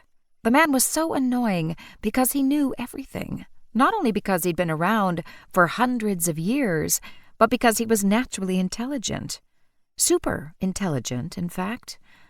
"What kind of bow was it, Rafe?" Okay, I asked it in a snarky, kid with attitude in the back of the classroom kind of way. But again, he ignored my sarcasm. "I'm not sure, but I suspect it was a recurve. It's smaller than a longbow, the arrow travels faster, and the aim is more accurate." Okay, I'm not exactly up on medieval archery techniques. Longbow, short bow, recurve, whatever. An arrow killed her. He shook his head. "Lucy, in a case like this, I suspect that detail is everything." "A case? What are we, Holmes and Watson?" Actually, it wasn't a bad comparison. Rafe was the insomniac with a brilliant mind and an eye for detail. He also had a socially unacceptable appetite. I, on the other hand, was partly comic relief and the one who got to ask him the dumb questions which he could then answer, showing off his brilliance. It was very annoying. At least I didn't write up the cases in order to give a man with an oversized ego an even fatter head. He said, "I think it would be a very good idea to make a visit to the Witchwood Bowmen." I shuddered. "Do you really think they're interested in talking to us?" "I think they could be persuaded." He never said things like that if he didn't mean them. "What did you have in mind?" "Tomorrow they have an afternoon drop-in session for members and potential members. It's a good way to get to know the club and ask some questions." "And you know this how?" He looked at me like I was being a bit dense. I looked it up on the internet. I don't know why I'd assumed he'd consulted the Vampire Network. Sometimes everyday tools work just as well. I accepted a cookie and the fresh cup of coffee that Gran had brewed me, and I began to pace. I trusted everyone in the room right now, and we'd already been through some difficult times together. In the theory that 5 brains are better than 1, especially if one of them is at a genius level, I asked aloud, "Who kills a woman in the middle of a fair?" I took a sip of coffee and put my mug down on the coffee table. And was the death an accident or was it murder? And if it was murder, was Elizabeth Palmer the intended victim? Or is this somehow random? "Good questions," Sylvia said. I continued, "And who kills someone with an arrow? It's so, I don't know, historic." Rafe nodded. "I've been thinking that too. If it was indeed murder, and I suspect it was, then was the mode of death a message in itself?" I stared at him. "You mean like using a bow and arrow was itself a message, but the person receiving it would end up dead? Unless it was a warning to someone else." I hadn't thought of that. He began to pace now too. It was annoying that we both had that habit when we were thinking. They don't do it so much anymore, at least not in England, but public punishment and executions were commonplace. People would come from miles around and bring the children to see a highwayman hung, or a disfavored queen have her head chopped off. He looked up. Putting a thief in the stocks in the middle of the village square was a good deterrent to other thieves. If I was following his reasoning, what he was trying to say was... I didn't know what he was trying to say. I wasn't sure he knew either. I thought he was puzzling out something as he was saying the words. What if Elizabeth Palmer was involved in something she shouldn't have been, and she had a partner or partners? By killing her in that public way, the murderer sent her associates a very clear message. "You mean the way someone once tried to kill me to stop me from snooping?" He smiled rather grimly. Exactly like that. It did put a whole new complexion on this mystery, but everywhere you looked at it, the thing was a mystery. We don't know enough. We don't know enough about Elizabeth, about her background. We don't know enough about her husband or friends. And apparently this isn't the first murder they've had in Morton under Witchwood. He glanced at me oddly. No doubt they've had dozens of murders over the centuries. This is a very old village.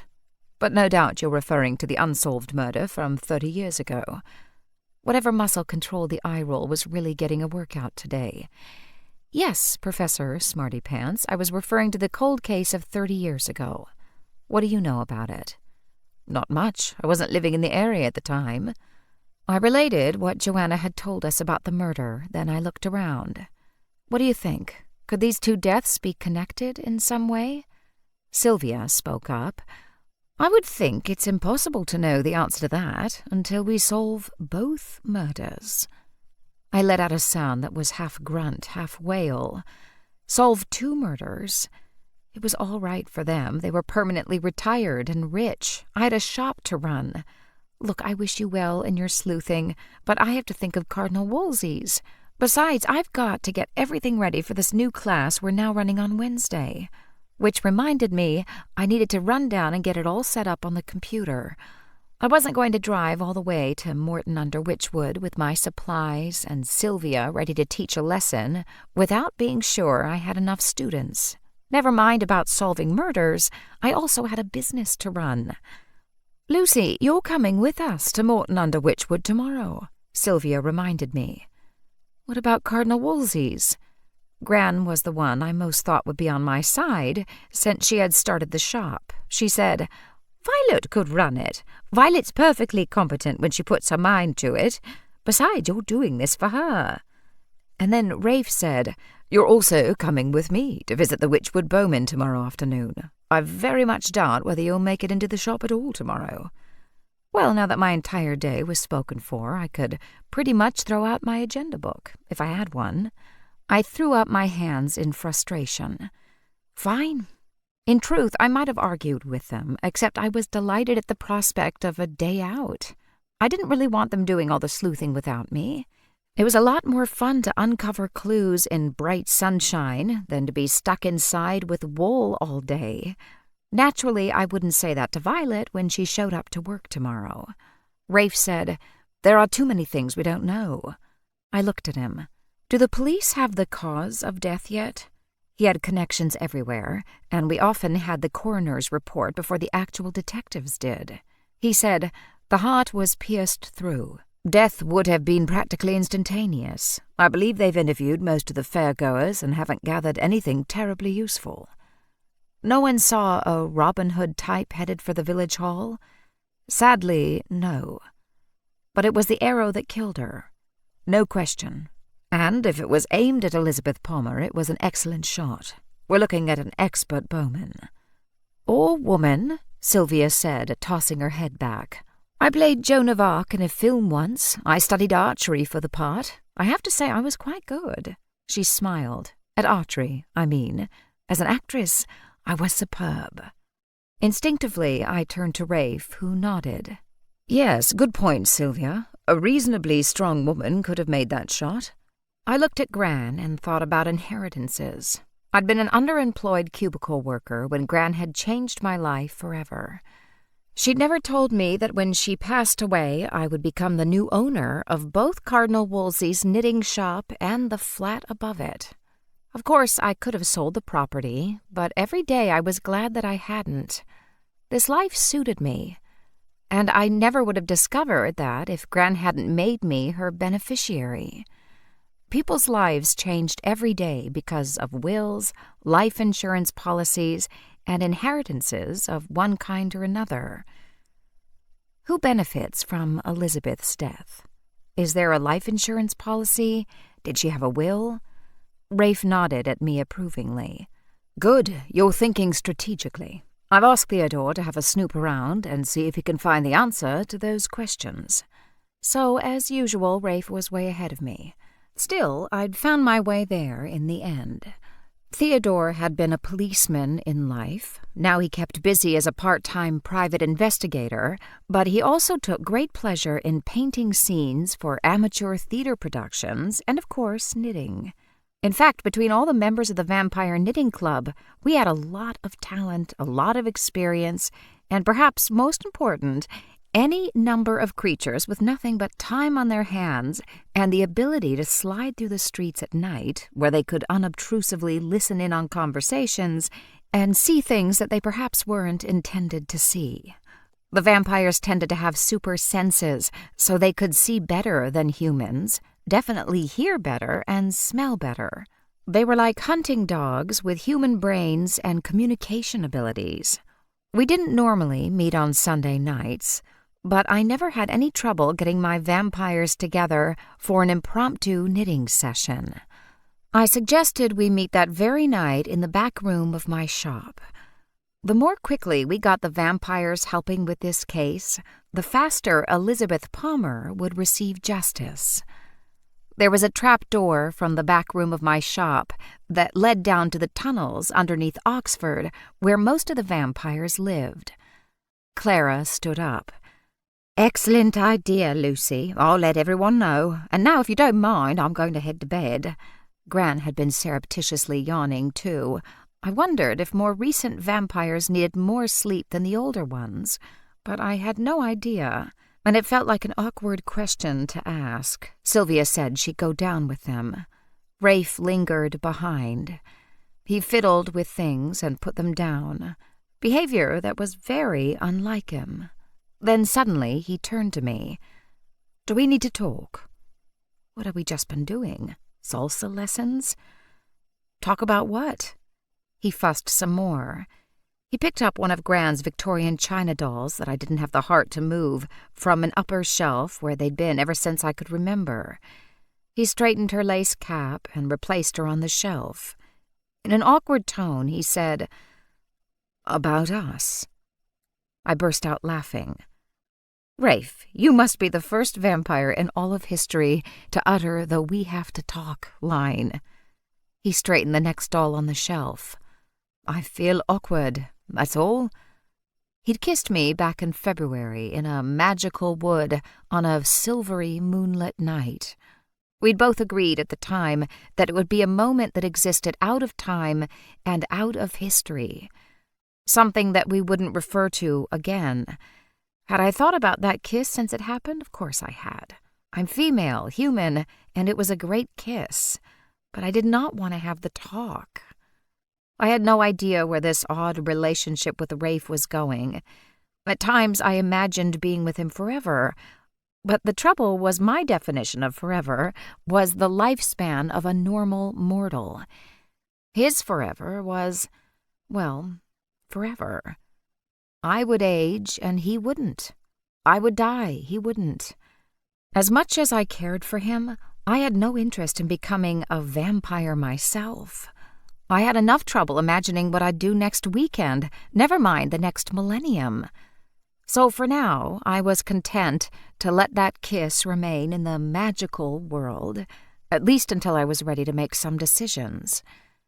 He finally stopped fiddling and turned to face me. His face was serious, and the way he was looking at me made my heart speed up. "I care for you," he said simply. Why is it that the simplest lines can mean more than 100 bouquets or long, flowery speeches? Maybe because I knew how deeply Rafe meant those words. I was tempted to tell him that I cared for him, too, but then he'd kiss me again, and my life would become more complicated than I was able to handle. "I know," I replied. Chapter 11. The Vampire Knitting Club met that night at our usual time of 10 p.m. Those who lived under my shop came up, some of them yawning, having just woken up, some looking ready for the night's adventures. I was at the end of my day and tired, but they all looked as fresh as a bunch of blood-sucking daisies. My heart sank just a little when I saw that Silence Buggins was among them. Silence had been on a trip to visit another Victorian-era vampire she'd known in life. It had been so peaceful without her. If ever anyone was badly named, it was Silence. Her name had come from one of the virtues, as was common in Victorian times. But sadly, it was not a virtue that poor Silence possessed. She was the biggest chatterbox I'd ever known. Also a braggart, and that was an unfortunate combination. She was usually convinced she was right. To give her credit, sometimes she was. She was definitely convinced that modern society was full of moral decay. She had brought not only her Victorian values with her, but her Victorian garb. She still wore button-up leather boots. She wore high-necked dresses with lace collars, and though I had never pried, I was convinced she wore corsets. Her hair was always piled high on her head, and she never left the house without her hat on. In many other cities in the world, she would have looked like an oddity, but fortunately, Oxford was full of oddities. Theodore didn't come out of the trap door with the rest of them. He walked in the front door of my shop with Rafe a little before 10. I could tell at once that he had news. He looked altogether too pleased with himself, and his innocent baby blue eyes were sparkling. No doubt he'd already told Rafe everything. I was becoming accustomed to Rafe always knowing everything before I did. Well, not everything. I still managed to surprise him from time to time. Everyone settled down with their knitting projects. I was experimenting with a pattern for a blanket that was entirely made of knitted squares. I was really quite pleased with myself, as this allowed me to work on one square until I ruined it or got bored. The idea was that you learned your stitches for each square, and it ended up like a knitted sampler. I was pretty much sticking to stocking stitch in various colors, though. I didn't want to run before I could walk. Sylvia was trying to convince me to try her Fair Isle project for the knitting class at Morton under Witchwood, but even looking at the pattern she'd drawn on a grid made my head hurt. The beginner project was a square with a geometric pattern running across the middle in a stripe. It looked like a line of stylized tulips. She said the beginner one could be backed and turned into a potholder, or she was creating a sweater for the most advanced knitters. Anyway, I pulled out my square of stocking stitch. I looked at it dispassionately, flattening the square out on my lap. I loved the purple color, but I could see that my tension hadn't been even, and that there were a couple of suspicious-looking holes where I'd dropped stitches and hadn't noticed, but overall, for a project of mine, it wasn't too bad. Since the vampires were used to my usual disasters, I was rewarded with extravagant praise, far more than my piddling effort deserved. Still, I was not immune to flattery, and I drank it in the way a wilting plant drinks in water. Hester, the eternally sulky teenager, had also returned. She'd been visiting friends in L.A., and I'd hoped she might decide to stay there. "How was your trip?" Clara asked her politely. She heaved a tragic sigh, as though the entire trip had been a huge imposition. "Dreadful. That place is sunny all the time. I could barely leave the house, and the nightlife that everyone gets so excited about was rubbish." "You got carded, didn't you?" Theodore asked. "I told you that fake ID wasn't going to work." She glared at him. "Anyway, I had an awful time." She picked up her knitting, a black shawl of some sort, and scowled at it. Gran was working on a sleeveless lace top for me, something I could wear in the summertime when I was working in the shop. It was a lovely shade of mauve, which I had chosen myself. She asked me to stand up so that she could get the length right. I had argued that she should make something for herself this time.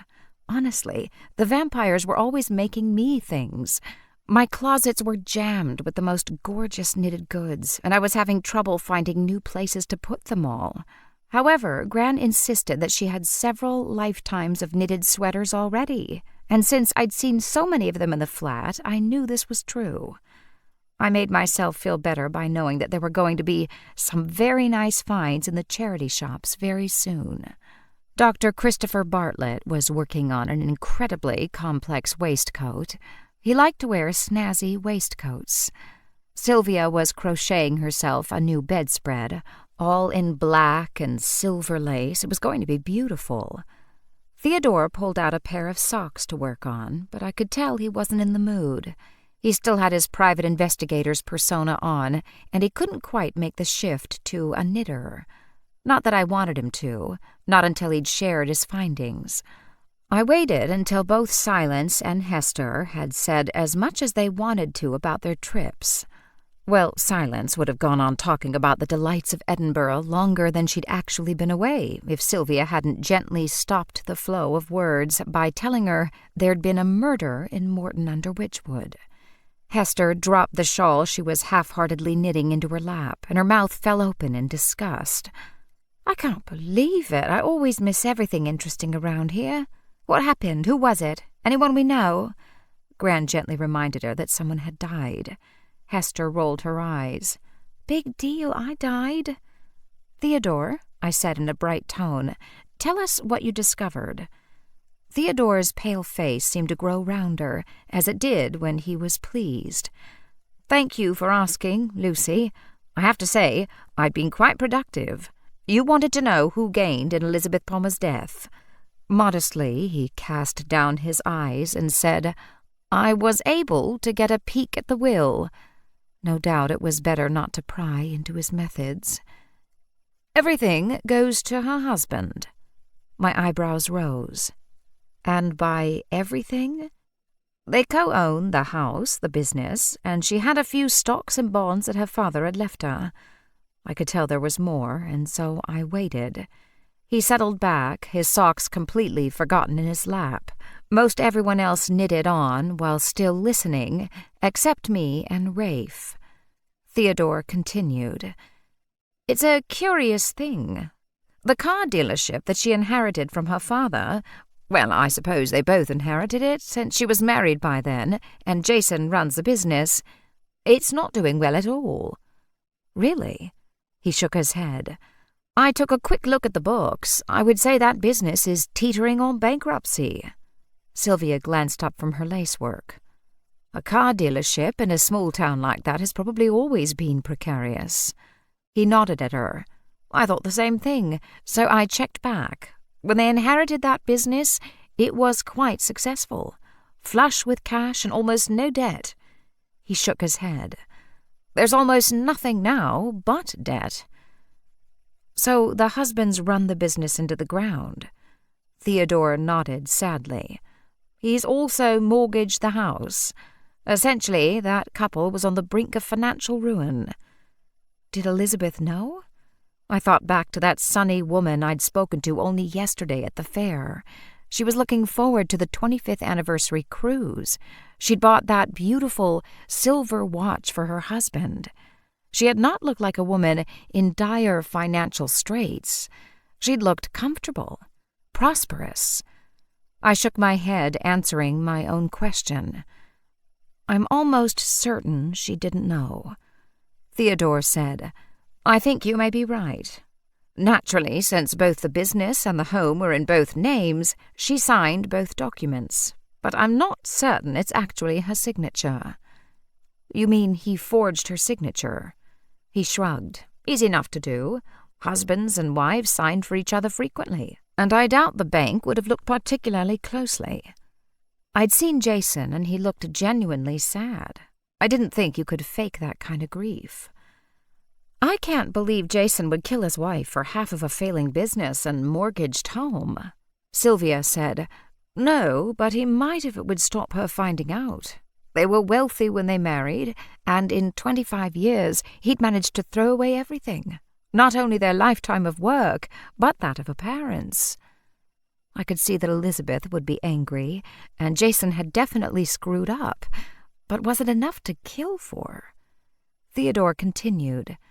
Of course, as is very common in jointly owned businesses, there was a life insurance policy. Of course, Sylvia said quite softly. Her hands moved with lightning speed, creating the lace. It was like watching a starry night, the black and then the sparkle of silver. Rafe said, Tell us more. The will was quite standard, really. In the event of either of their deaths, the business went entirely to the other person. It was the same with other personal goods. However, they also had £1 million life insurance policy. Hester blinked. Blimey, £1 million? I'd kill somebody if I could get £1 million out of it. Hester, Clara said reprovingly, that's not funny. You will be rich soon enough. Just bide your time and follow our advice. She kicked her foot forward. But that's so boring. It takes ages and ages. I want lots of money now. What a cruel twist of fate that poor Hester had been turned into a vampire during those difficult teenage years. Imagine being a miserable teenager for all eternity. I looked at the rest of the vampires. No doubt they weren't thrilled about living with a cranky adolescent for all eternity either. It was a double curse. To smooth over an awkward moment, I said, Hester's right. £1 million is a lot of money. However, I didn't want to think Jason had killed his wife, not without a lot more proof. Elizabeth seemed happy in her marriage. I don't think we should jump to conclusions. Rafe said, Lucy's right. The impoverished husband is the obvious suspect, but not the only one. Theodore shrugged. I was a policeman for many years. In my experience, it's usually the most obvious suspects who turn out to be guilty. He looked around the room at all the busily knitting vampires and then back at me. Besides, there's more. I had thought there might be. Would that be anything to do with Nora Betts, the woman who was Elizabeth Palmer's best friend, who went on golfing trips with Jason Palmer? He nodded as though I were an apt pupil. Well done, Lucy. Yes, indeed. I haven't had time yet to visit some of the places where Nora and Jason stayed together. My telephone inquiries have confirmed that they always rented separate rooms on their golfing trips. However, the resorts they stayed in, although they had golfing, weren't always the best areas for golf. I would have said the hotels they chose were more suited to romance. Oh, poor Elizabeth. I'm going to take a little road trip and visit a few of them. Someone, somewhere, has seen or heard something. And if they have, I'll find out. Theodore's innocent eyes sparkled. People tell me things. The room went quiet with all of us busily knitting. How could Elizabeth have been so excited about her 25th anniversary trip if she'd known her husband was having an affair? Why, she'd bought him that lovely gift. Would she have done that if he was betraying her with her best friend? I looked up and gasped. "The watch," I said aloud. Rafe's gaze immediately went to mine. "Watch? What happened to it?" I shook my head in puzzlement, then realized no one had a clue what I was talking about. Elizabeth showed me a watch that she bought for her husband right before she had her fortune told.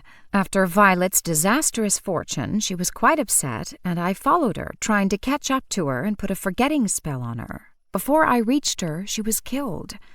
What happened to the watch? His eyes narrowed on my face.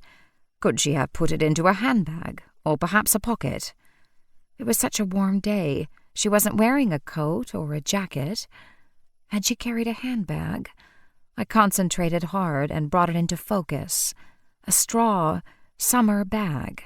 There had definitely been room to put a watch into it.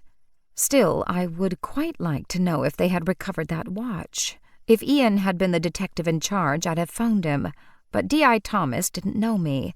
He definitely wouldn't share confidential information. Rafe said, "I have contacts in the police. I'll ask whether a watch was found among her things." Thanks. He asked me what kind of watch it was, and I tried to describe it to him. It was a man's pocket watch. I know it was sterling because Elizabeth Palmer showed me the hallmarks. There were 4 of them. I recognized the British Lion, of course. There was an anchor, which Elizabeth said meant it had been made near Birmingham. There was a mark for the date, a D, I think, and initials. The watch also had a curious vine pattern on the front of it. I'm sure I'd recognize it again if I saw it. In an acidic voice, Sylvia said, "We don't go in for silver much around here." I was mortified. I supposed it was as bad a blunder as asking her how she liked her reflection in the mirror. Rafe said, "I have a book of sterling silver marks. If you recognize the initials, we can find out who made it. And the D should tell us when." I was thinking. I suppose she could have dropped it. Could have been knocked out of her hand or her bag when the arrow hit her. He said, "If the police don't have it, I think a good search around the area might be productive. Sounds like an interesting timepiece." And if it doesn't turn up, I suppose that means someone stole it. Compared with murder, theft didn't seem very shocking, but there was something unspeakably vile about stealing from a dead woman. Chapter 12. £1 million is a lot of money. I felt like I'd been saying those words a lot since a Vampire Knitting Club meeting. We were rattling along in the old Ford once again, headed toward Morton under Witchwood.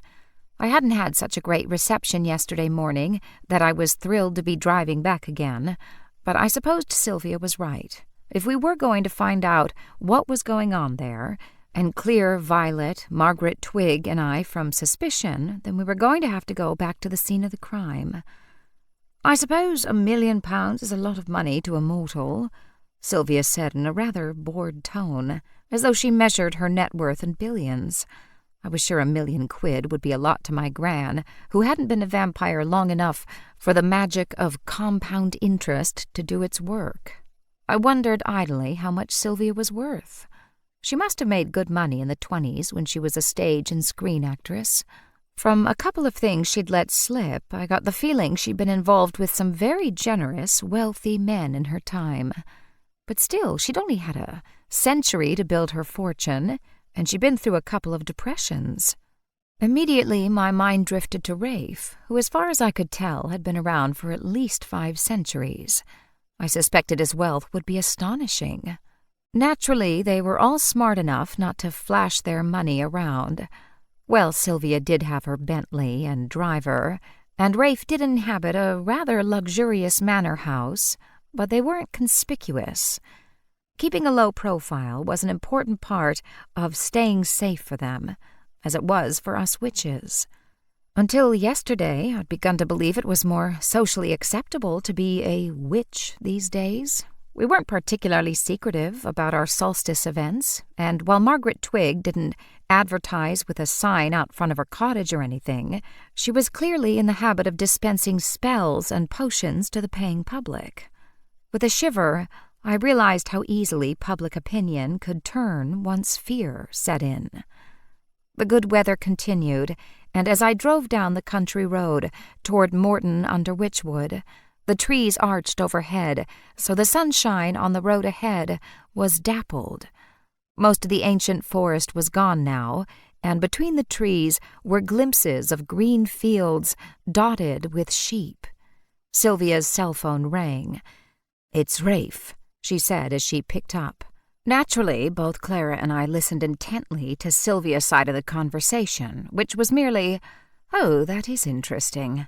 Yes, I'll tell her." She rang off. "He says no watch was found among Elizabeth Palmer's belongings, and he and Theodore and Hester came to the village green last night and searched the area where that woman was killed quite thoroughly. They didn't find a watch." Which could mean everything or nothing. That was kind of them to take Hester.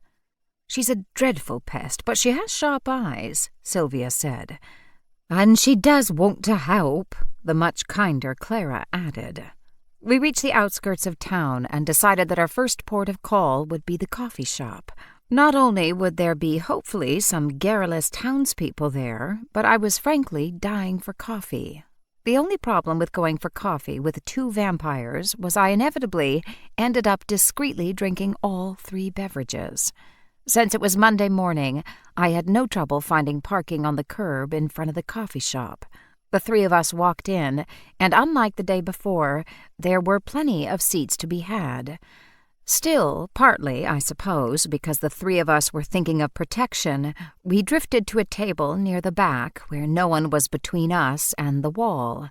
However, unlike yesterday, the atmosphere was calm, verging on lethargic. A few people checked us out, but they went back to their coffees and conversations, or in a couple of cases, their computers. I went up to the coffee bar and ordered 3 small cappuccinos. I figured that would give me 1.5 large, which would be a good hit of caffeine. I'd need it, given how stressful this day was turning out to be. Thanks to 2 very controlling vampires, I'd be spending my morning questioning reluctant townsfolk and my afternoon questioning probably even more reluctant archers. I put their coffees in front of Sylvia and Clara, and they both thanked me politely. Sylvia, always an actress, made a great show of adding a packet of raw sugar and vigorously stirring her drink. She knew how I liked my coffee. Clara was too busy looking around the room to get involved in amateur dramatics. She just left her coffee sitting in front of her. I drank mine down. It was a very good cup of coffee, luckily. I placed my empty cup quite near Clara, and when I was certain no one was looking, picked up her coffee and began to drink it. "Ask the barista if we can put up a poster advertising the knitting class in the window," Sylvia said in a low tone. Between us, Theodore and I had concocted a simple poster which I'd printed. I already had 18 people signed up, but our plan was to take a flyer to Nora's as an excuse to ask her a bunch of nosy questions. Maybe I'd have been happier working today after all. I pulled out one of the flyers, and as I stood, a woman came through the door whom I recognized. It was the woman who'd been running the White Elephant stall where Elizabeth Palmer had bought a watch, one of her last acts before dying. I doubted anyone would murder someone over an old watch, but it was more than curious that the timepiece hadn't been among the murdered woman's things. Since the lady from the White Elephant was wearing a hand-knitted cardigan, I thought that would give me a good excuse to talk to her. The barista called out a cheerful, "Good morning, Mrs. Beasley," the usual. "Yes, please, Donnie. You sit down, I'll bring it out to you." Clearly, she was a regular. She sat at a table for 4, so I suspected she was meeting someone. Before they arrived, I decided to make my move. I took the hastily created brochure and walked over to where she was sitting. She glanced up at me, squinting at me in surprise, clearly trying to recall where she'd seen me before. I smiled. "I'm Lucy. I was helping with one of the booths at the fair on Saturday." Her cheerful face grew grim, and a visible shudder went over her stout frame. "Oh, my goodness, don't remind me of that dreadful day." "You were running the White Elephant?" "Yes." I decided to proceed carefully. First, I admired her cardigan. Like her, I was also wearing a hand-knitted garment, though Gran had made mine. She brightened up at my compliment. "Thank you, dear. I like the red. It's such a cheerful colour, especially when one is feeling a bit down in the dumps. I'm sure you don't need lessons, but since you obviously knit, I thought I'd let you know that we're starting a knitting class on Wednesday here in town. I run Cardinal Wolsey's knitting and yarn shop in Oxford." "Oh, my, yes, I used to shop there. It's a lovely store. It was an older lady, I think, who had it?" "Yes, my grandmother. Sadly, she passed away, but she left the store to me, and I still run it." "What a lovely way to honour your grandmother. What a shame she can't see you. She'd be so proud." I was able to see almost every day exactly how proud my grandmother was of me, but of course I didn't say that. I merely nodded, looking sorrowful. She took the brochure and said that she thought it would be a good distraction to get out for an evening of knitting. One can always learn something new. I wasn't sure how to segue into immediately asking her questions about the white elephant until I had a brainwave. I had planned to return to the white elephant when I got a break, but with that poor woman dying, of course, the fair ended abruptly. Oh, my dear, don't remind me. I put so much effort into that white elephant, too. I was hoping to raise so much money to rebuild the church steeple. It's falling to ruins, you know. I even cleaned out my own attic and went through old cupboards and drawers just so there'd be a few more interesting things for sale. She laughed suddenly. My husband wasn't too pleased, though. Isn't it funny how years will go by and a man won't take any interest in something, and then the minute it's gone he wants it? She looked toward heaven. I laughed too, feeling the hair rise on the back of my neck. What particularly did he want back? I don't know, a box full of bits and bobs. If old model soldiers and wooden toys were so precious to him, what were they doing shoved in an old box, I ask you? We both laughed again. Where do most of your items come from? They're all donated, of course. Local people get rid of unwanted items, and we put out the word to close-by communities. People drive in with things they no longer have use for. It's a great way to get some of the clutter out of our houses. Why do you ask? I scrambled to come up with a reason why I was being so nosy about her white elephant sale, and grasped at a particularly unpalatable straw. There was a lamp I liked. It was shaped like a poodle. That wasn't one of yours, was it? She looked at me as though I might have taken leave of my senses. The poodle? Yes, I remember now. You looked at it before the fete even opened. Yes, I said brightly. I thought it was humorous and kind of retro. I took a breath. Also, there was a silver pocket watch. I saw it, but didn't have time to look closely. Do you remember it? She shook her head. No, but I had volunteers help me get everything out of the boxes and out on display. I didn't see everything. I continued. Is there perhaps a list of which items came from which people? No. She brightened up, though. But fortunately for you, I know exactly where that lamp is. I packed everything up at home and put the boxes away in our garden shed, ready for next year. I know exactly where that poodle lamp is. I can get it out for you today.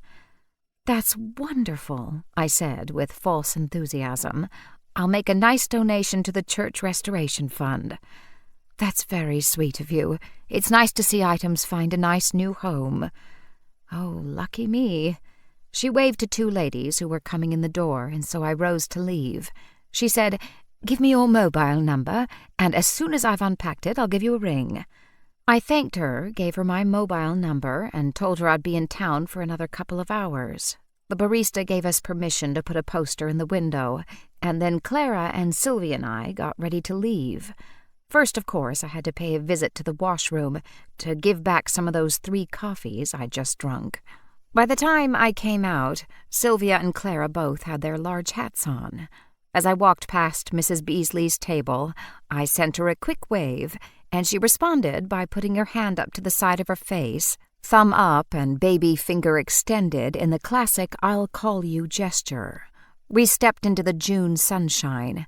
As we ambled up the street, Sylvia turned to me. Lucy, I can't believe you're interested in a poodle lamp. I didn't know where to look. I thought you had some modicum of taste, though it's difficult to tell since you won't get rid of that sentimental junk of your grandmother's that's clogging up your flat.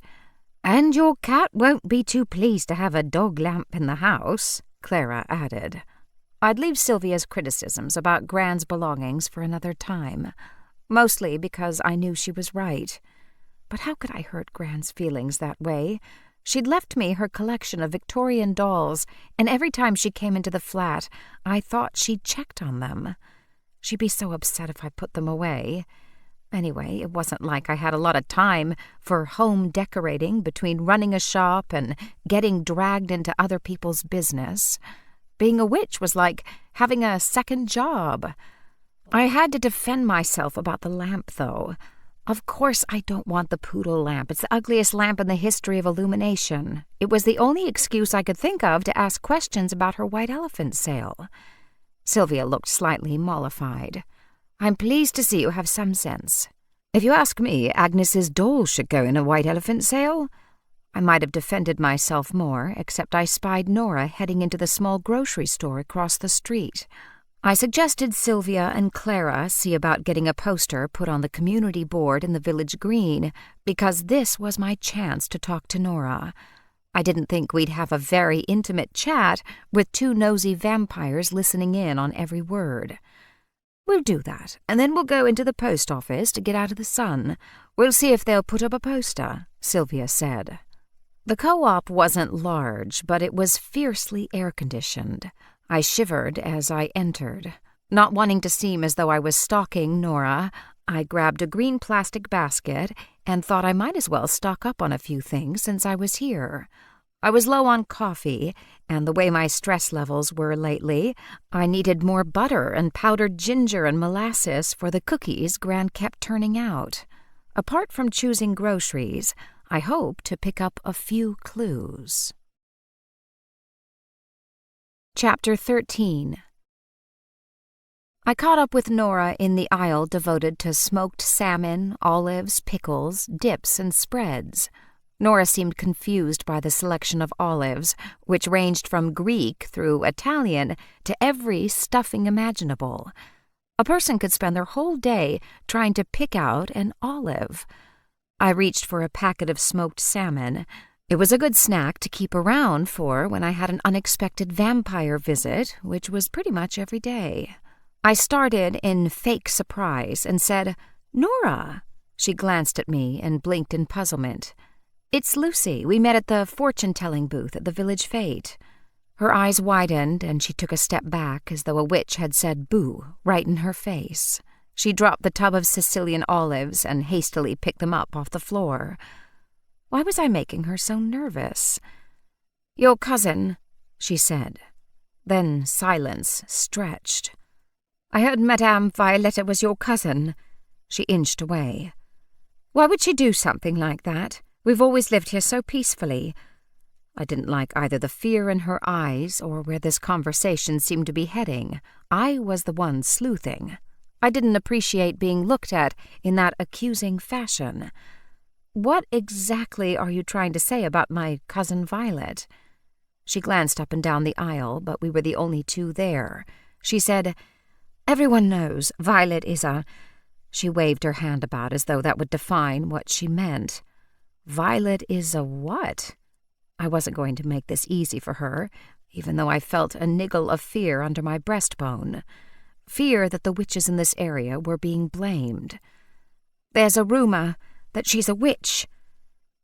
"Why is that a problem?" "Look, maybe she should move to Glastonbury, or somewhere they're more comfortable with pagans. We're all regular people here." She leaned closer and her voice grew shrill. "Every fortune she gave that day came true. That can't be coincidence." No, I would call it arrogance, hubris even. I felt a surge of anger against Violet.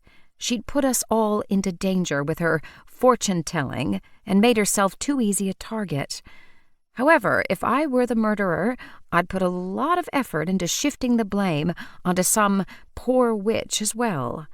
I was not so easily distracted, especially as I knew Vi hadn't killed anyone. So did Nora. You know she couldn't have killed anyone. You were with her when Elizabeth Palmer died. She looked at me as though I were incredibly naive. Witches have magical powers. She could easily have killed Elizabeth with a spell. I felt like telling Nora Betts that magic wasn't nearly as easy as she seemed to think. I could barely manage simple spells. Witches were born with power and talent, but as I was finding out the hard way, we had to practice and study. Frankly, it was exhausting work, like being born a great violin virtuoso. How on earth would you even know until you picked up a violin? I couldn't imagine being able to kill someone with magic when I wasn't even near them. I decided to change tack, since this conversation wasn't getting us anywhere. Elizabeth seemed like a great person. I remember how excited she was about her 25th anniversary cruise.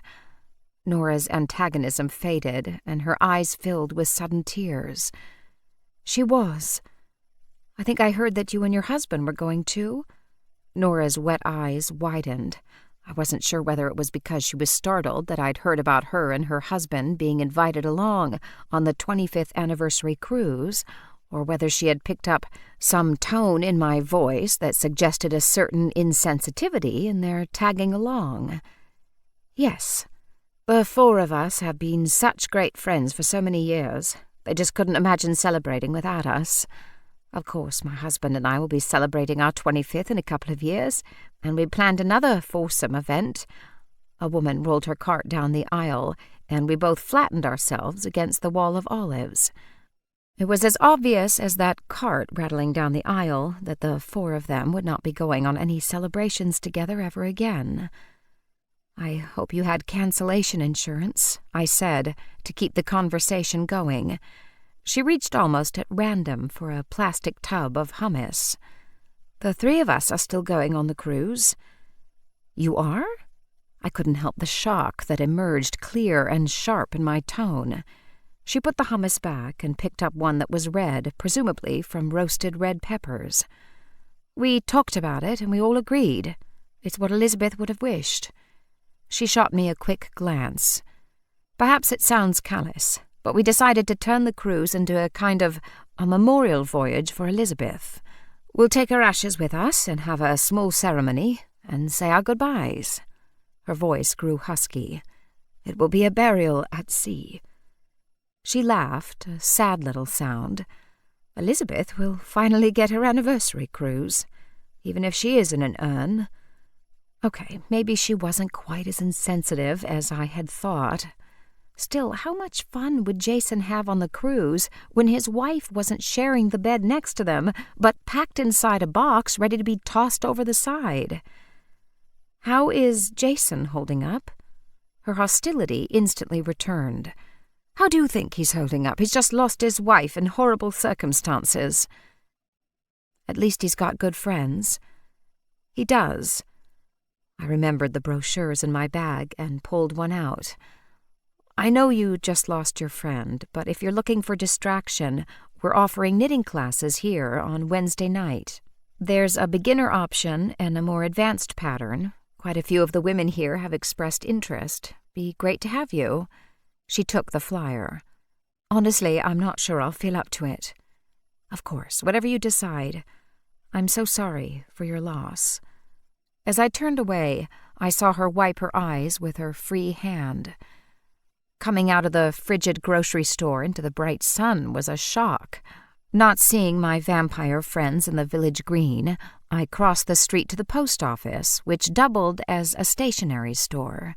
It looked like there were photocopiers and an Amazon pickup location there as well. I walked in and found Clara and Sylvia perusing the birthday cards. I wondered whether vampires kept celebrating their birthdays. Did you really want a card that said, Happy 589th?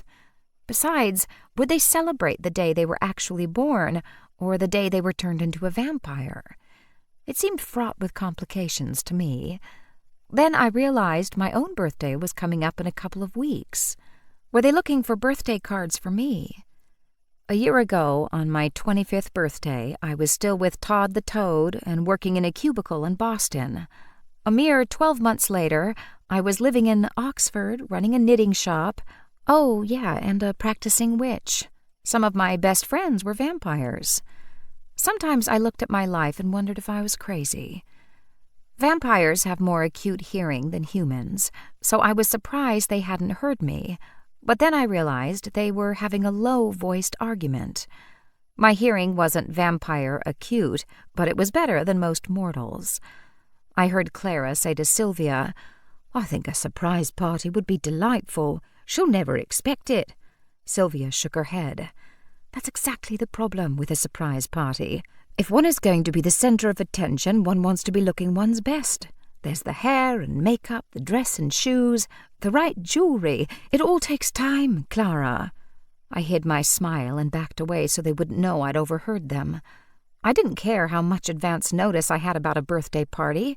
I was never going to look as well turned out as Sylvia. But I loved that the pair of them were trying to give me the best birthday possible. I came around the corner a second time, calling out, "Sylvia, Clara."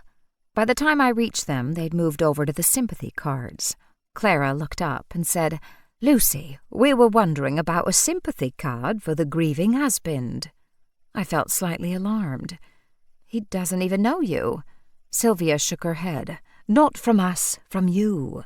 She held up a hand. "And before you say he doesn't know you either, your excuse is that you were probably the last person to see his wife alive, or at least to speak to her, and you thought you'd visit to bring him comfort. You can tell him how excited she was about their anniversary cruise. No need to mention Violet's fortune." If the gossip about him and Nora was true, his girlfriend would have told him about Violet's warning that Elizabeth stay away from water. However, the idea wasn't a bad one. "So instead of mailing the card, you think I should take it to his home? Or the car dealership?" "Yes, but take a very strong protection charm with you. He is the most likely culprit in his wife's death." I wasn't sure how I felt about this idea. Barging in on a grieving husband was terrible. Barging in on a murderer was even worse. I seemed torn between the inappropriate and the life-threatening. Before I could debate the idea of pushing my company on a grieving widower, my phone buzzed. "This is Florence Beasley from the White Elephant sale. Good news, I've unpacked that poodle lamp and even given it a bit of a dust to shine it up." It might be good news to her, but it was dreadful news to me. Why hadn't I noticed something else at that White Elephant, something I might actually want? With fake enthusiasm, I told her how happy I was. Florence Beasley told me that her home was on Church Lane, which was, of course, behind the beautiful old stone church. Sylvia and Clara said they could keep themselves busy while I picked up that lamp. I didn't feel like moving the car yet again, so I decided to walk. I went around the edge of the green, not wishing to cross that bridge again and be reminded of poor Elizabeth Palmer lying there. The church grounds were beautiful, and so instead of walking around the church as I had planned, I opened the gate into the graveyard. Some of the gravestones were so old that time and weather had obliterated the writing, so I had no idea who lay beneath the crumbling stone, the buttercups and dandelions. Others, however, were newer. In death, as in life, there was a hierarchy. Those with money in life had been more honored in death by ornate tombs overlooked by stone angels, while the more modest parishioners had nothing but a small square of stone to mark their passing. A couple of the gravestones were recent enough that I wondered if Elizabeth would be buried here. Though not, I supposed, if she were going to be buried at sea. Someone had been busy cleaning the area around a newer gravestone. The dirt was freshly dug up, and a burst of flowers brightened the gray stone. I dawdled, hoping against hope that in the few minutes it would take me to reach Mrs. Beasley's house, someone else would realize how very much they wanted that poodle lamp, and I would arrive to find it already sold. It was a faint hope, but it was all I had. I passed a newish-looking and particularly imposing tomb and stopped to read the words. But about that day or hour no one knows, not even the angels in heaven, nor the sun, but only the Father. Be on guard, be alert. You do not know when that time will come. Mark chapter 13, verses 32 through 33. Beneath that Bible verse was inscribed Grayson Timmins, beloved husband and father, taken before his time, 1931 to 1981. I stood there listening to the buzz of bees and the sweetness of birdsong. Grayson Timmins. That was the name of the man who had been murdered, presumably after walking in on a burglary. The village seemed so peaceful, the graveyard most of all, but not everyone lying beneath my feet had gone to their final rest by dying of old age. Chapter 14. I headed toward the gate that would let me out onto the other side of the graveyard when I felt a feeling, almost as though I were being tugged, and I turned to see a large stone, obviously old and dingy with time and moss. A small plaque beside it said this was believed to be the grave of a witch, Ginny Barrow, who'd been buried upside down in the heavy stone placed on top of her to prevent her from rising again. I shuddered, thinking fear of witches was nothing new. I opened the gate and shut it carefully behind me. As I looked around at the postcard pretty village, I had the creepy feeling that I was being observed. I decided to pick up my poodle lamp and get out of here. The first house on Church Lane was, of course, the vicarage. As I progressed, I noted that all the homes on the street were large. Number 22 was set at the end of the lane, behind imposing gates, so its many windows faced toward the church. Nothing about Florence Beasley had suggested she lived in a manor house, but this was easily the most imposing dwelling in town. A truck with the words Earthly Delights Gardening written on the side was parked in the wide drive. It must take a staff of gardeners to keep up these grounds. One guy who looked barely out of his teens was mowing the lawn, while an older man was stooped over, weeding. I made my way to the front door and rang the bell. Mrs. Beasley answered the door, looking pleased to see me. "Lucy," she cried, as though we hadn't arranged to meet here only half an hour ago. "It's so good to see you."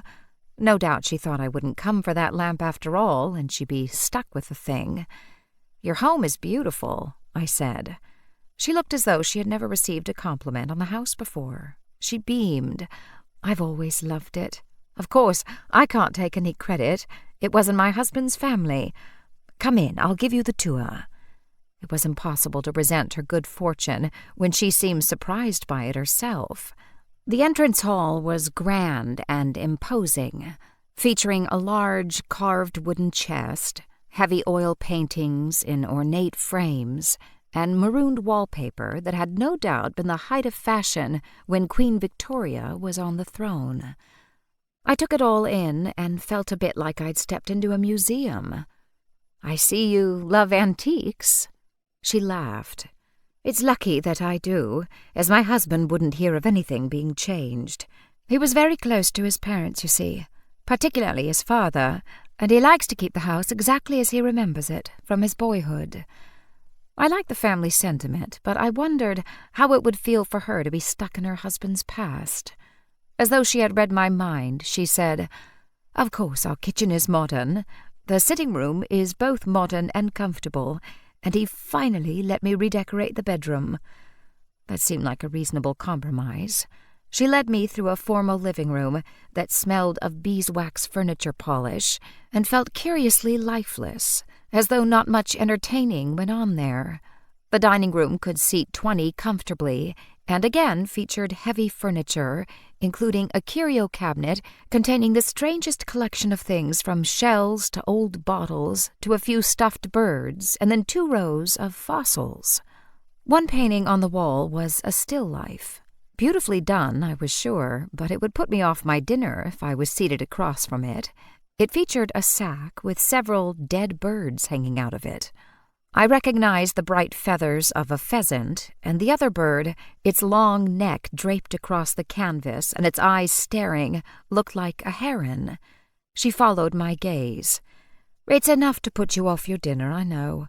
But the artist was very famous, and those hunt scenes were more popular 100 years ago than they are today." Over the fireplace in the dining room was a massive portrait. The man in it looked like the lord of all he surveyed. He had a heavy face, and even from the painting, his eyes were arresting. He wore a dark suit, and in his hand was an open pocket watch. Once more she followed my gaze. That was my father-in-law. Sadly, I never met him. They say he was the most punctual man, always on time for everything, and he used to write letters to the National Rail if ever the local train was so much as a minute late. She shook her head. "The funny thing is, my husband is exactly the opposite. Always late for everything. It's a wonderful picture. You certainly get the feeling that his personality was larger than life. Oh yes, people still talk about Grayson with enormous respect." It was funny that I'd just walked past the grave of a man named Grayson. Perhaps it was a more common name here in Morton-under-Wychwood than it was in the general population. Then she said, "He met a tragic end. He came home one day and surprised a burglar in the act of stealing from him. From what I've heard of my father-in-law, it's no surprise that he tackled that burglar head-on. Tragically for him, he was killed by the intruder." I turned to her. "Your father-in-law was Grayson Timmins? So it wasn't that common a name after all." "Yes. Of course, it seems confusing because our last name is Beasley. My husband was Grayson's wife's boy. They came here when Robert was 5 years old. Sadly, they never had children of their own, so Robert had no brothers or sisters. I often think it must have been rather lonely to be the only child in this large house, but luckily his memories are all happy ones." I looked up again at that face. He didn't look like the kind of dad who'd carry a little kid on his shoulders and play football out in the backyard. But I supposed an oil painting couldn't tell everything about a man. "Come into the kitchen. If you've time, I'll make you a cup of tea. I've got the lamp all ready for you. When I gave it a good rub, the pink really began to shine. It's in the kitchen." Sadly, no one had rushed forward in the last few minutes to claim that lamp. It looked like I was going to be stuck with it. I didn't really want tea, but I did want to talk to Mrs. Beasley a little longer. "Sure, I'd love some tea. Do you mind if I look a little closer at the things in this curio cabinet?" "Of course, dear. There are some very interesting fossils. Feel free to open the cabinet and take a closer look. Robert loves to show off his father's collection." She smiled at me, warm and motherly. "I'll just put the kettle on. Come in whenever you're ready." I waited until she'd left the dining room and then swiftly brought my phone out of my purse. That pocket watch in the painting looked an awful lot like the one Elizabeth had bought at the White Elephant sale. Not that I was an expert on pocket watches, of course, which was why I snapped a photograph. First I took one that included the whole painting, and then I zoomed in on the watch itself. Naturally, the artist hadn't lavished a great deal of attention on that watch, but still I thought that vine pattern was similar to the one I'd seen in Elizabeth Palmer's watch. I was going to peer more closely at the fossils in the cabinet, just so I could tell Mrs. Beasley that I had admired them, but as I moved toward that cabinet, I felt as though I'd walked into a freezer. Gooseflesh rose on my arms, and my heart began to pound. Fear and anger filled the air. I wanted to move, but I felt frozen to the spot. "Well, hello there," a friendly male voice said from behind me. It was as though someone had turned on the light, dispelling the darkness and the horror. I moved quickly to the side of the room near the window. The man who'd spoken blinked, as though trying to place me. He was about my dad's age, I thought, which would put him close to 50. He had a kind of vague way of looking at me that also reminded me of my dad, as though his brain were taken up with more important things than day-to-day conversation. He wore gray sweats, his face was damp with perspiration, and he was huffing slightly. Call me a genius, but I had the feeling he was coming back from a run. Either that or about to have a heart attack. "Hi," I said. "I'm Lucy. Your wife invited me to come and pick up an item I bought at the White Elephant sale at the village fete." "Oh, right. Good." The door from the kitchen opened, and Mrs. Beasley appeared. "Lucy?" Then she saw the man I'd been talking to, and her eyebrows flew up. "Robert, what are you doing still here? You're meant to be at the town meeting. I promised them faithfully you'd be on time today." She glanced at her watch and moaned, "Oh, you're so late." Robert seemed blissfully unworried about the time. "They always chat a bit before the meeting. I'll just shower and be on my way." No shower. Towel yourself off and get going. Please, Robert, I promised." "All right." He went back out of the room, then paused at the door and turned to me politely. "Very nice to have met you." "You too." "Are you staying in the area?" "Robert!" "Right, on my way." But he seemed in no rush. I followed her into the kitchen. Unlike the showrooms in the front of the house, the kitchen was like Mrs. Beasley herself, warm and homey. There was a big Aga stove against one wall, but she plugged an electric kettle into a wall socket. "I love that man, but he'll be the death of me. No idea of time." Not like his father, then. The man had a verse about time on his gravestone, for heaven's sake. No, not at all. Following a hunch, I asked, "Was that why the painter took such detail in painting Grayson Timmins' pocket watch? Because he was so punctual?" "Yes, exactly." "I'd love to see that watch. It looks beautiful." She poured boiling water into a bright red teapot. "I'd love to see it too," she said sadly. "But I'm afraid it was one of the items the burglar stole." She shook her head. "What kind of person could do such a thing? Kill someone and then take the watch right off their body?" On another hunch, I asked, "Did Mr. Timmins die in that dining room?" She shuddered. "How did you guess?" "Of course, the carpet was changed and the place was thoroughly cleaned, but I've never felt quite comfortable in that room." Try being a witch. I could have told her exactly the spot where it had happened. Weirdly, the likeness of Grayson Timmins must have witnessed his murder. If only that picture could talk. It seems unthinkable, doesn't it? I took a shortcut through the graveyard, and I saw your father-in-law's tomb. Even the Bible verse talks about time. Yes, Robert's mother chose it. It seemed appropriate. Robert said they'd have buried his watch with him if they got it back. And yet someone had taken that pocket watch. I was very much afraid that it had disappeared again when Elizabeth Palmer was killed. Why? What was so special about that watch? And did it somehow link the two murders? Chapter 15. Clara had said she would drive Gran's car and drop me off at Rafe's for my second appointment of the day, a visit to the Witchwood Bowmen. She assured me she was an excellent driver, as she'd driven trucks and ambulances in the war. If I could manage to steer an ambulance through the rubble-strewn streets of London, carrying wounded Blitz victims in the back, I think I can manage to drive this car safely for a few miles. Clara squeezed herself into the driver's seat with Sylvia beside her, and I was left to wedge myself into the back seat with a shiny pink poodle lamp as my companion. Clara pulled away from the curb, and while she did deliver us to Rafe safely, she drove as though we were roaring along through the London Blitz, dodging bombs. Actually, I wondered how any wounded had survived the trip to the hospital, the way she changed gears with such force that I ended up clutching the lamp to stop it from breaking, though that might have improved it.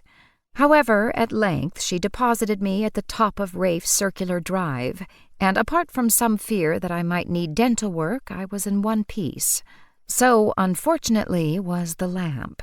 In order for me to get out, Clara had to get out too and fold back the seat. By that time, Rafe's butler, or manservant, or whatever he was, had the double doors open to the Georgian manor house. He said, "Good morning, Lucy. Can I offer you some coffee?" He must have seen the look of revulsion in my face. More coffee or tea I did not need.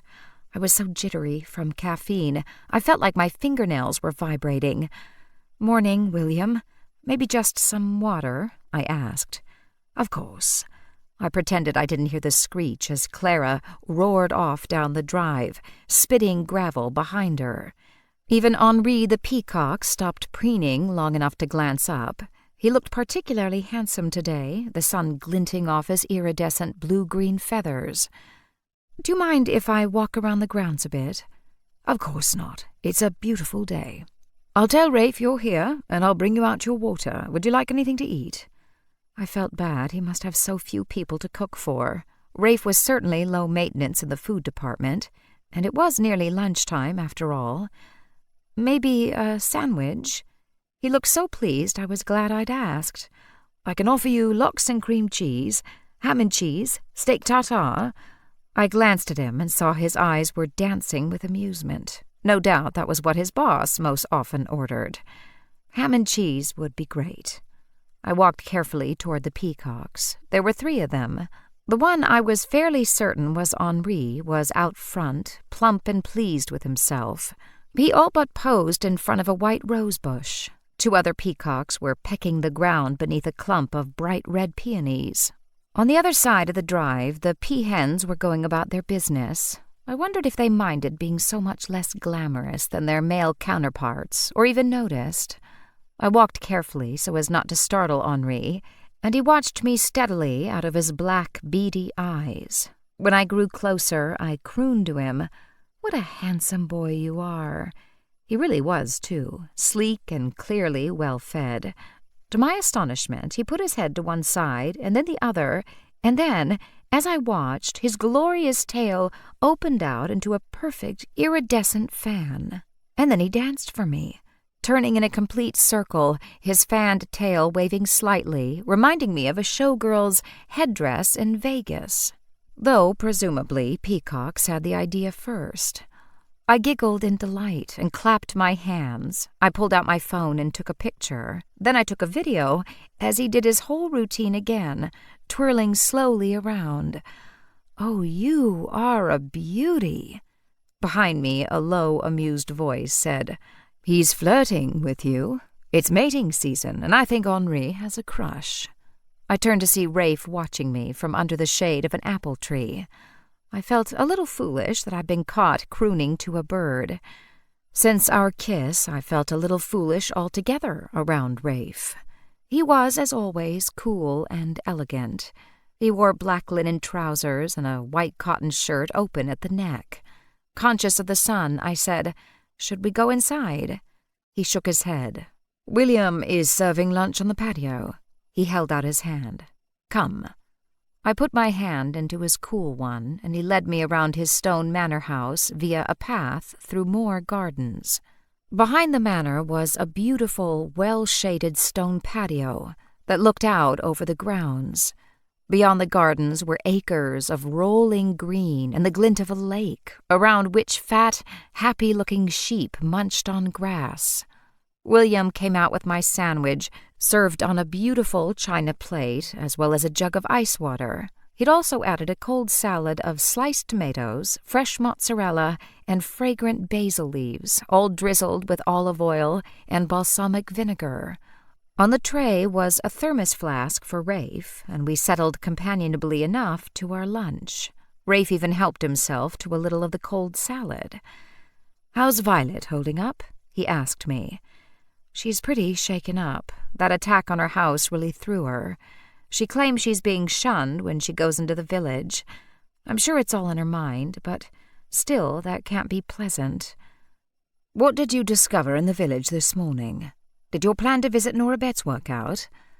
I related my conversation with Nora.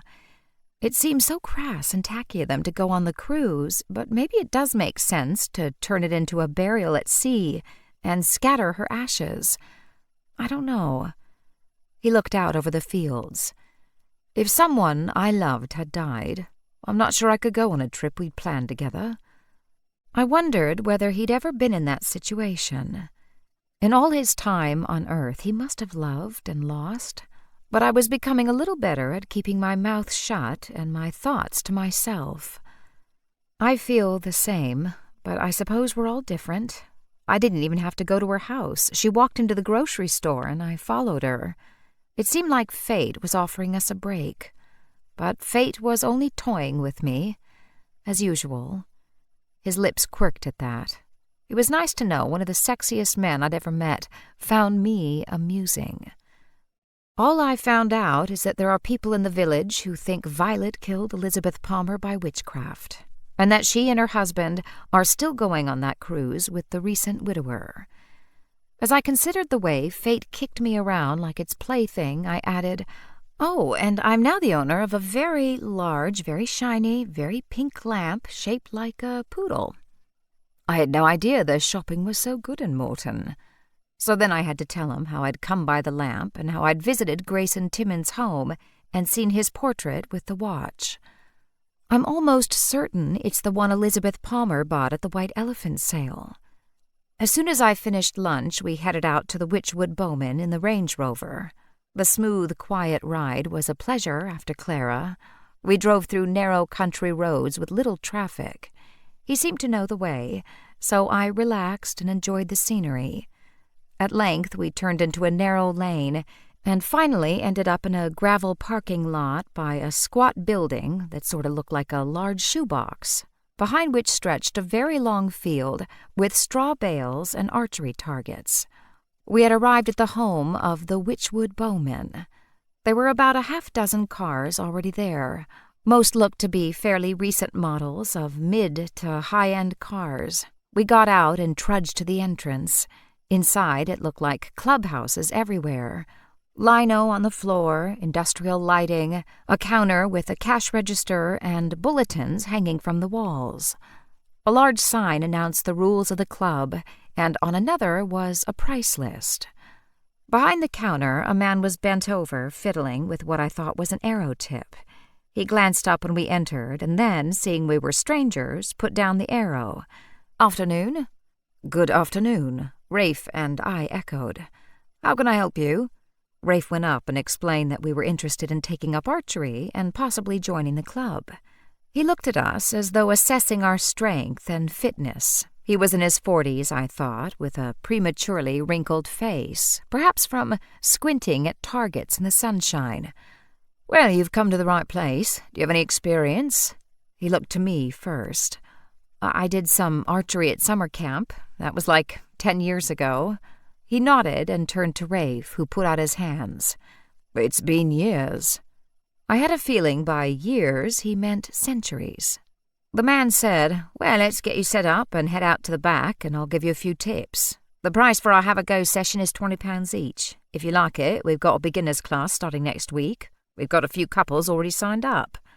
I stiffened when he said the word couple, but Rafe said that sounded fine and dug out his wallet. "I imagine safety is very important," I said. "I'm a little nervous to go out there." The archery guy shot me a glance that would have run me through if there'd been an arrow attached to it. "I suppose you're referring to the incident over the weekend?" Nice of him to head straight to where I wanted to go. Yes, I admit I was nervous coming here today. He shook his head. "None of us can work out how that terrible tragedy occurred, but I can assure you we take safety very seriously. Very seriously indeed." While Rafe paid and filled out a form, I wandered over to the glass display case. Inside were various arrows and leather gloves, things that no doubt brought joy to the heart of archery enthusiasts. Perhaps as encouragement, they had displayed a list of club champions. It seemed the club competed locally and nationally. I ran my eye casually down the list of names and stifled a gasp. The third from the top, the club champion of 3 years ago, was Jason Palmer. Jason Palmer, who'd been about to lose everything when the untimely death of his wife promised an extremely fat life insurance policy that would solve all his financial problems. Violet had foreseen that crossing water would end in death for Elizabeth. I wondered if he'd originally intended to push his wife overboard on their anniversary cruise. Something had pushed that plan forward to Saturday.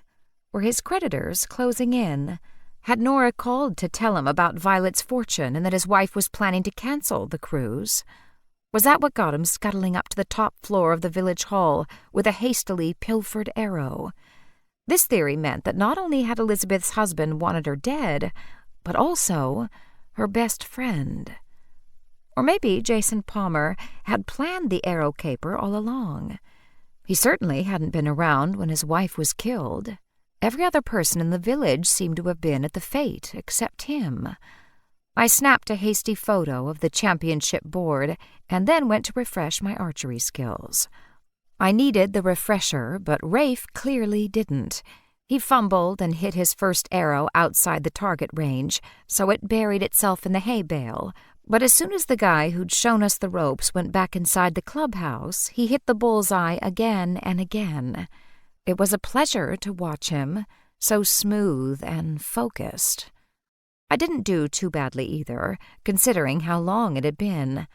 I waited until we were back in the Range Rover to say to Rafe, "Did you see the champion board in the display case?" Since I knew he hadn't, I continued, "Jason Palmer was club champion 3 years ago." Chapter 16. He backed the car out smoothly. "And Jason Palmer definitely had the most to gain in his wife's death. I wonder if the police know all this. If they don't, they soon will. It's not a difficult trail to follow. In other words, don't interfere, Lucy." Since I suspected he was right, I didn't argue. That didn't mean we wouldn't continue our own investigation. I wish I could get to Elizabeth's husband somehow, but I don't want to show up on his doorstep with a casserole. I'm not a neighbor or a friend. Rafe said, "There's nothing easier." I discovered that Rafe's idea of easy and mine were not always the same. I pushed my hair over my shoulder. "I am not breaking into the man's house in the middle of the night, if that's what you had in mind." He got that expression he often gets when he's looking at me, as though he's trying not to laugh at me. "I don't know where you get these notions about me, Lucy. I was only going to suggest that you take a trip out to his car dealership." I banged myself upside the head, but softly so I didn't do any damage. "That is such a great idea. I can't believe I didn't think of it. Of course, I'll pretend I'm in the market for a new car." He gave me that look again. "No offense to your current automobile. That was a fine set of wheels in 1987. But perhaps you should be in the market for a new car." He was right, of course. But the advantage of Grand's old car was that I wasn't too worried about banging it up or denting it while I navigated fiendishly narrow lanes on the wrong side of the road. If I bought a brand new car, I'd spend the whole time waiting for some sneaky rock wall from medieval times to reach out and scratch up my car. Also, with Grand's old heap, I didn't have to make car payments. "I'll take a look." Rafe said, "Excellent. I'll come with you." I felt a little huffy. "You don't think a woman can buy her own car?" "I'd like to get a glimpse of Mr. Jason Palmer, that's all." He put his hands up in a very placating way. "I'll even let you drive us there." I glared at him. "I may be a feminist, but I'm not a fool. If you drive us there in an expensive Range Rover, he'll take us more seriously. If I show up in that old beater, he'll pawn me off on the lowliest salesperson." He didn't argue with me because we both knew I was right. He started to put the coordinates into his GPS. "What, now?" "Why not?" "I feel like I should prepare for meeting Elizabeth's probable killer. Think of biting, incisive questions to ask him." "You can do that in the car." There was no point arguing since we were on our way. Morton Motor Cars was located in an industrial park a couple of miles from Morton under Wychwood. It looked as though the industrial park had grown up around it. Rafe didn't turn the car into the dealership right away. Instead, he cruised slowly past it and then around the block. "He doesn't have much inventory," he said. As we came around in front of the car lot again, I could see what he meant. It didn't look as though business was thriving. There were maybe a dozen cars in the whole lot, which had room for many more times that. I glanced over at Rafe. We already know his business is in trouble. Critical if he can't even get inventory to sell. Or else business is so brisk he can't keep cars in stock. Be interesting to find out which. We barely got out of the car before a man was coming out of the squat building to greet us. I recognized him from the coffee shop. He was pulling on his suit jacket lapels as though he had just shoved himself into the jacket. A metal nameplate on his pocket informed us that he was Jason Palmer, general manager. I'd worried that we'd be greeted by a junior salesperson, but as far as I could tell, Jason Palmer was the only salesperson on the lot.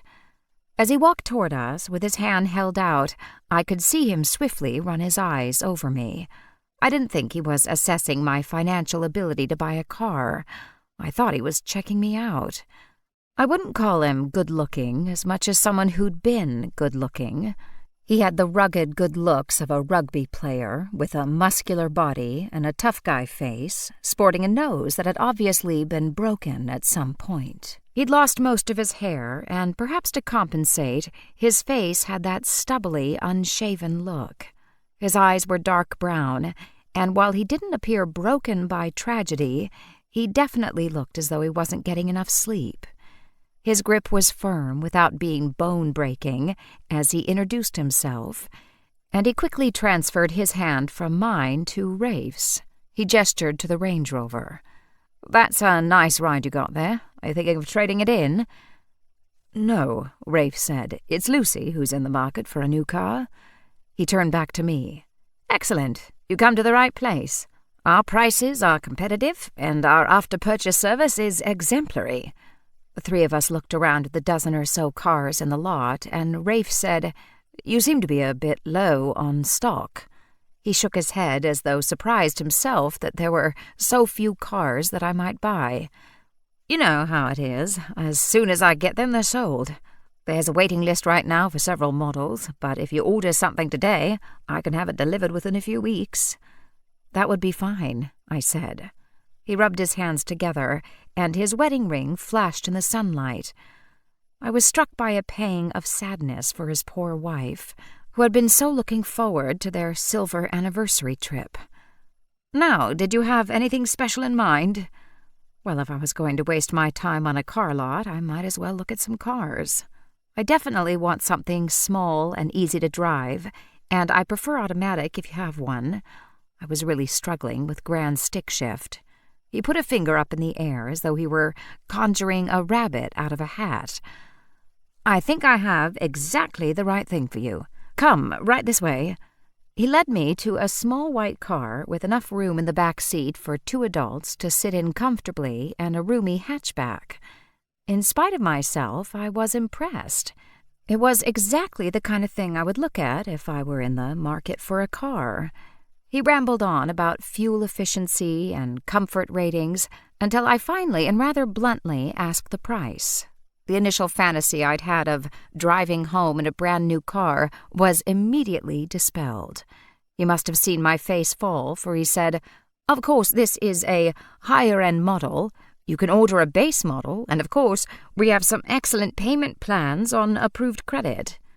I was about to tell him I couldn't afford it when Rafe said, "Let's take it for a test drive." Of course, I knew he was just stretching out our time so that we could ask Jason those searching questions about the death of his wife. But still, I felt guilty driving a car I couldn't afford. The man went and got the keys and returned in a couple of minutes. He was clearly going to come with us. "Is it all right to leave your office empty like that?" He looked back as though surprised that there was no one here but himself. "It's all right. One of my colleagues will be back any minute now." Whatever. I got in the driver's seat and Jason got in beside me, while Rafe squeezed himself into the back. I felt incredibly nervous driving a brand-new car down narrow country lanes on what I still considered the wrong side of the road. However, every amateur detective had their challenges. I started the engine on the first try. Unlike Grant's car, which immediately gave me a burst of confidence, I adjusted the mirrors to my liking, and then we set off. In truth, it was a pleasure to drive a car that had a lot less personality than Grant's. It did what I wanted it to do without struggle or argument. Jason seemed content for me to get to know the vehicle on my own. He said, "I haven't seen you before. Do you live in the area?" I told him that I lived in Oxford and ran a wool shop. Rafe asked whether the struggling economy was affecting his business. I thought it was rather a blunt question, but Jason didn't take offense. He said, "I never give in to negative thinking. My position is that people need cars. They need to get around. I provide better prices than most, better service than most, and I've built up extremely good loyalty, so most of my customers are repeat business." I thought that was a very impressive answer. But was it true? I braked in order to let a goose cross the road, and that made me laugh. It must be wonderful living in the country, especially in a lovely village where everyone knows everyone else. He made a rude kind of snorting noise. And where everyone knows everyone else's business. It's taken me a long time to get used to village life. I'm from London, you see, a city of 8 million strangers. "What brought you to Morton under Witchwood?" I asked. It was exactly the sort of question you would ask a stranger. "My wife's from here," and he cleared his throat. "Was from here, I should say. I recently lost her." "I'm so sorry," I said, and I meant it.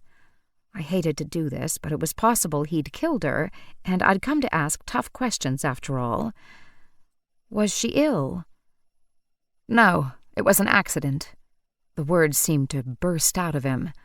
"Some fool shot her with an arrow at the village fete." "What?"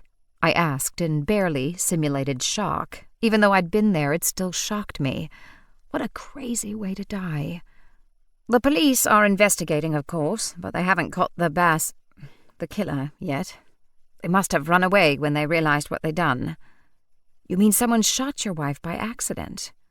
"Oh, yes. Lizzie didn't have an enemy in the world. It was a bored teenager who only planned to cause panic, I'm sure, not to kill anyone." "That's an awfully dangerous prank." He nodded and didn't say anything. I thought he was struggling with emotion, and since the goose had now crossed to the other side of the road, I rolled smoothly forward in the car. I didn't drive it for long, and I was very happy to return it unscathed. Then he escorted us inside and brought out a glossy brochure. He clipped his business card to it and then asked for my name and phone number.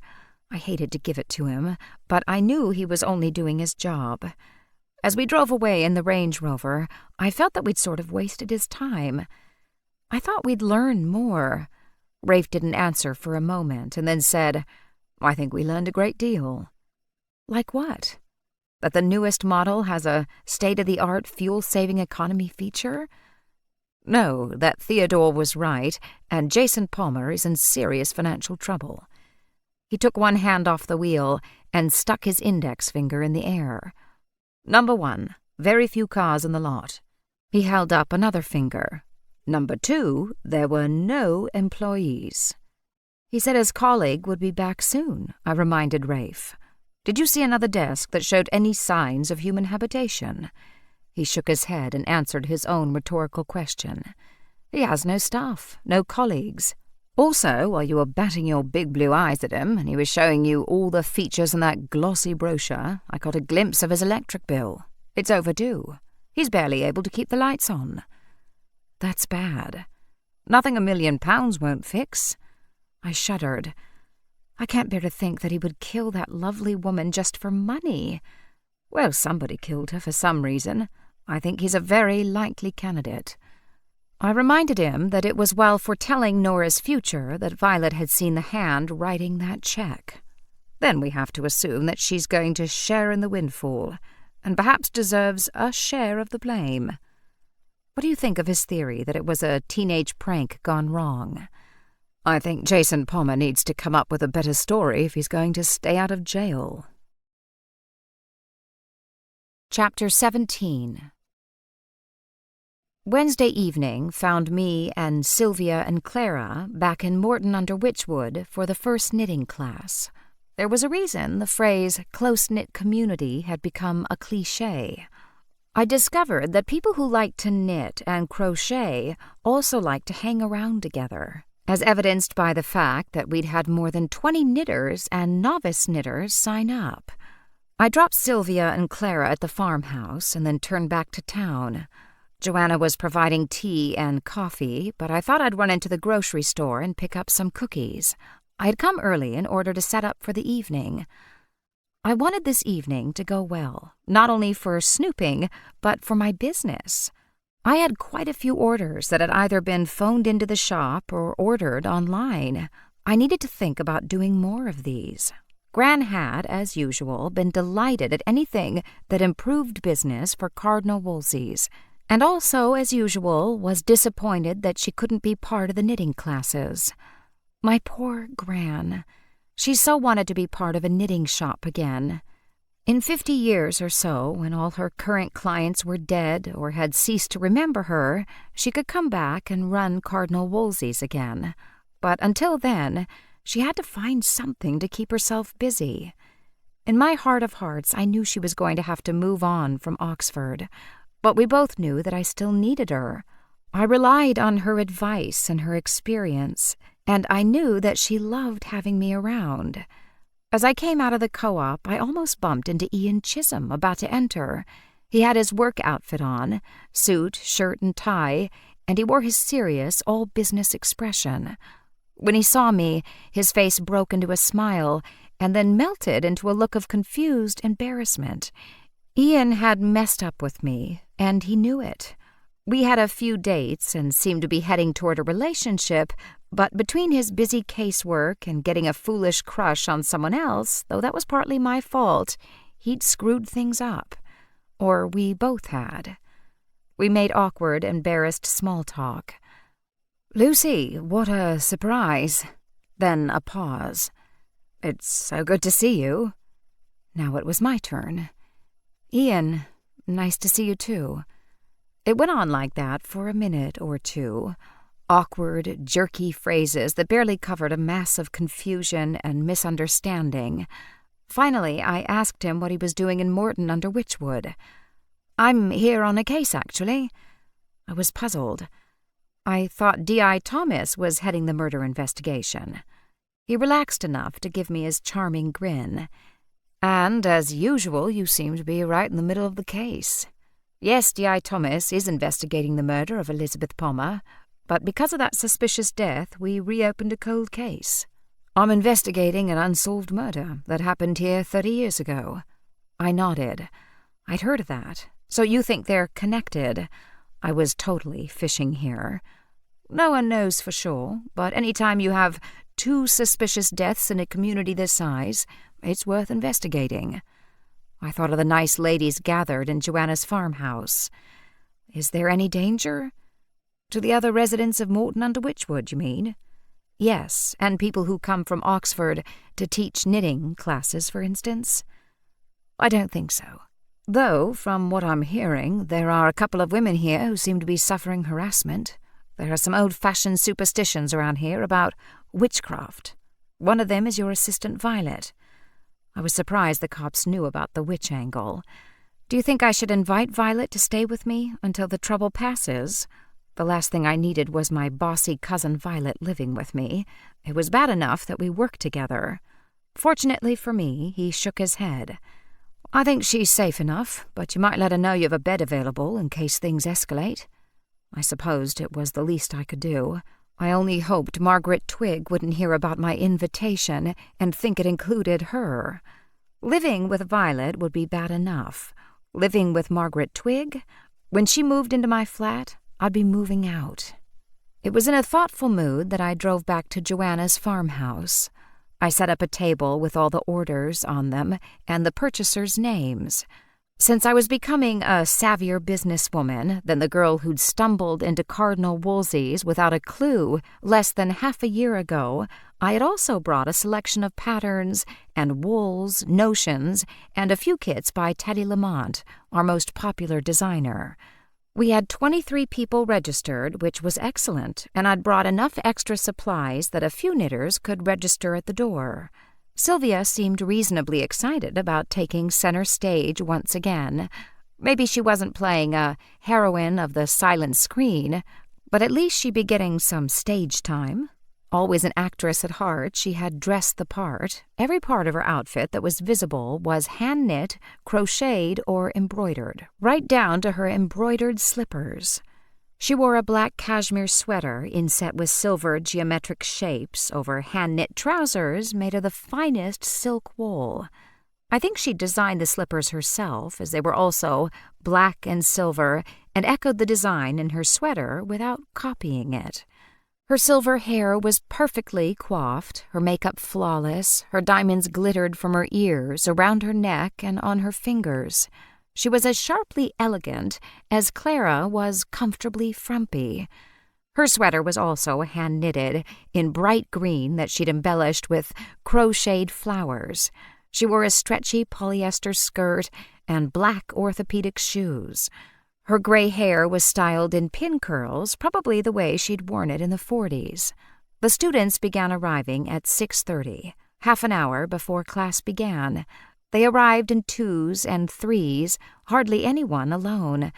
They all seemed excited about having a class right in their village. Florence Beasley arrived with Hilary Beaumont, the officious woman who'd been running the fete. "And how's the lamp working out, Lucy?" "Fine," I answered with a smile about as fake as the one painted on the poodle's face. I'd put it in the guest room, though I'd have to move it if I ever had a guest. "This is a wonderful idea. It's really helping to bring the community together and get our minds off what happened at the fete." She moved on then, as Emily Bloom, the wife of the retired police officer, came in with another woman I vaguely recognized from the fete. As she took her package, I asked her how her mother was. She shook her head. "Not too well. Your fortune teller was right. Mother didn't want anyone to know how ill she was. She didn't want to go into a home, you see. Fortunately, I've been able to hire a nurse to look in on her every day. I'm only back for a day or two to take care of a few things and pack more clothes. Then I'll head back for a longer visit." She sighed. "At least I'll have my knitting to keep me occupied." Several people stopped to thank me and picked up their ordered merchandise and browsed the table.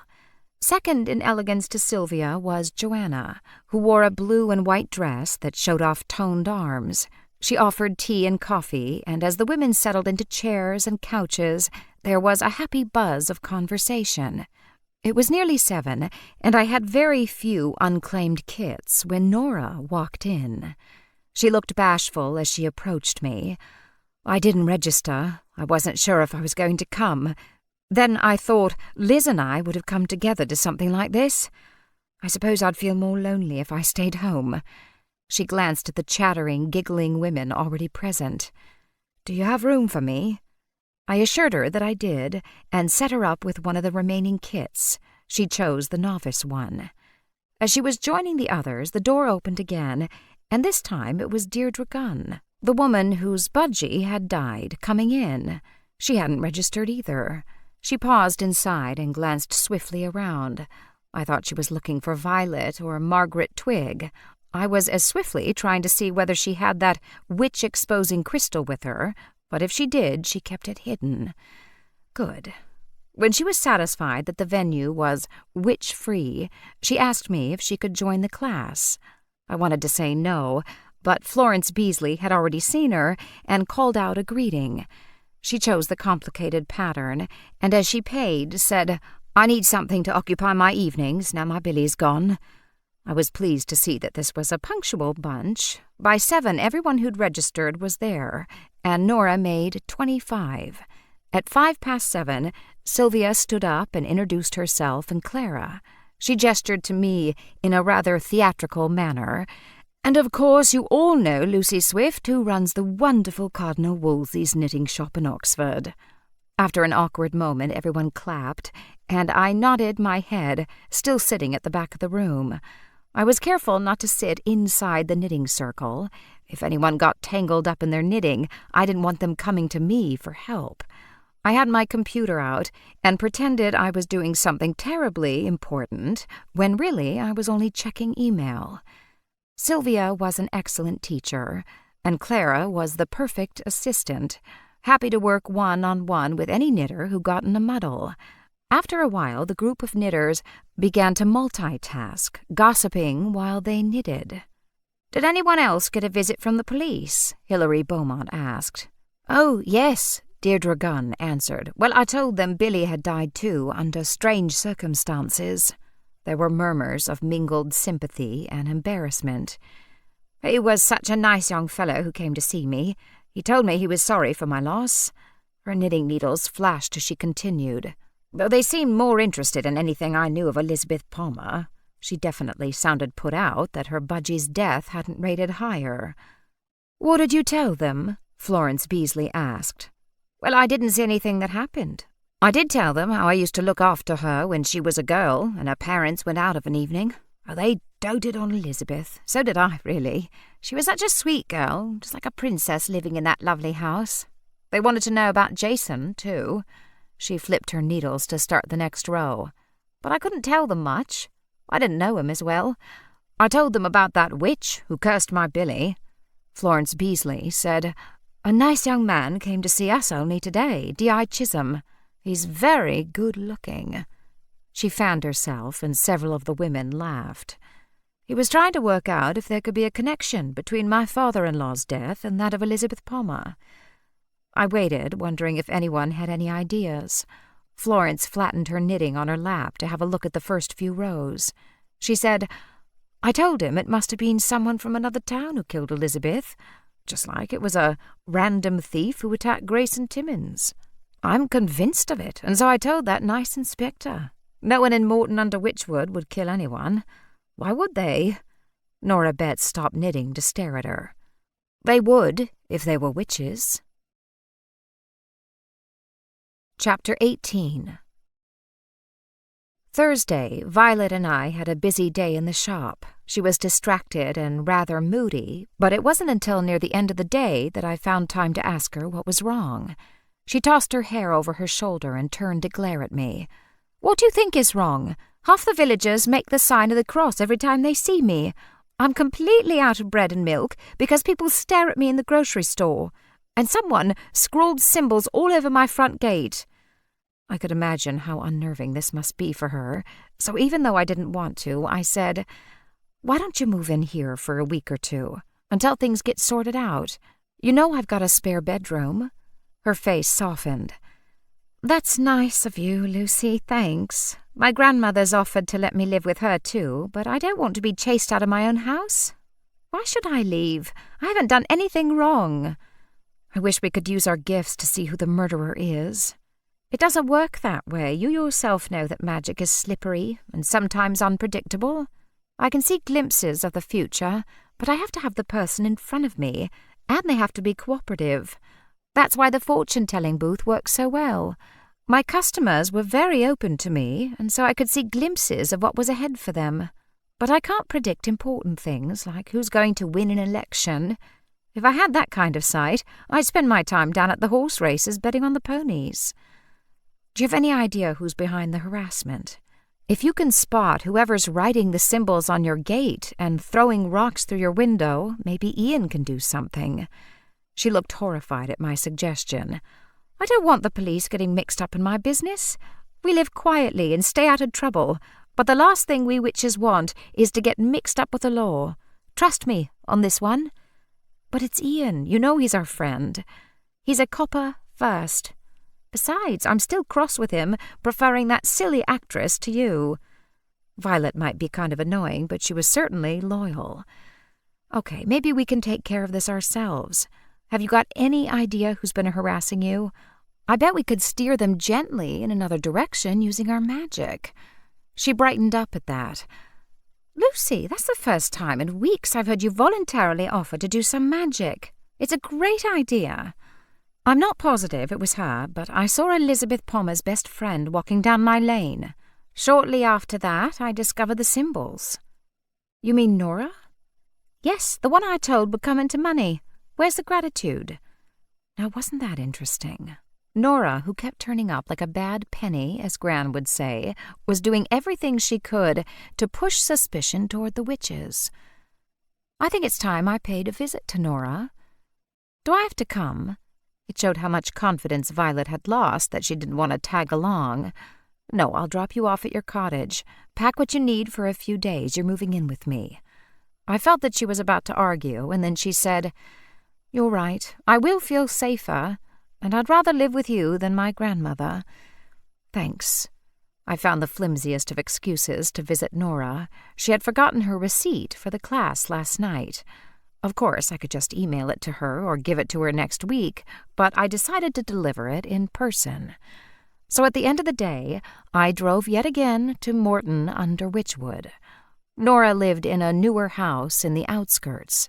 She wasn't in one of the darling stone cottages that makes that whole area so picturesque, but in a kind of subdivision of what they call new builds that all looked alike.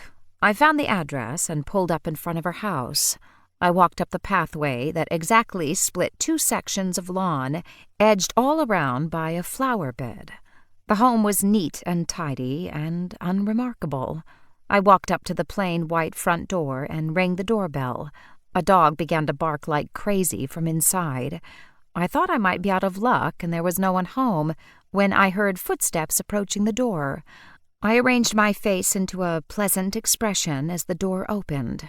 But it wasn't Nora standing there, it was her husband. I recognized him from the cafe. He was, like the house and the garden, neat, tidy, and unremarkable. He wore his medium brown hair, medium length, and it framed a pleasant face, but one you would instantly lose in a crowd. His shoulders rounded inward as though he were protecting his heart. He looked at me blankly.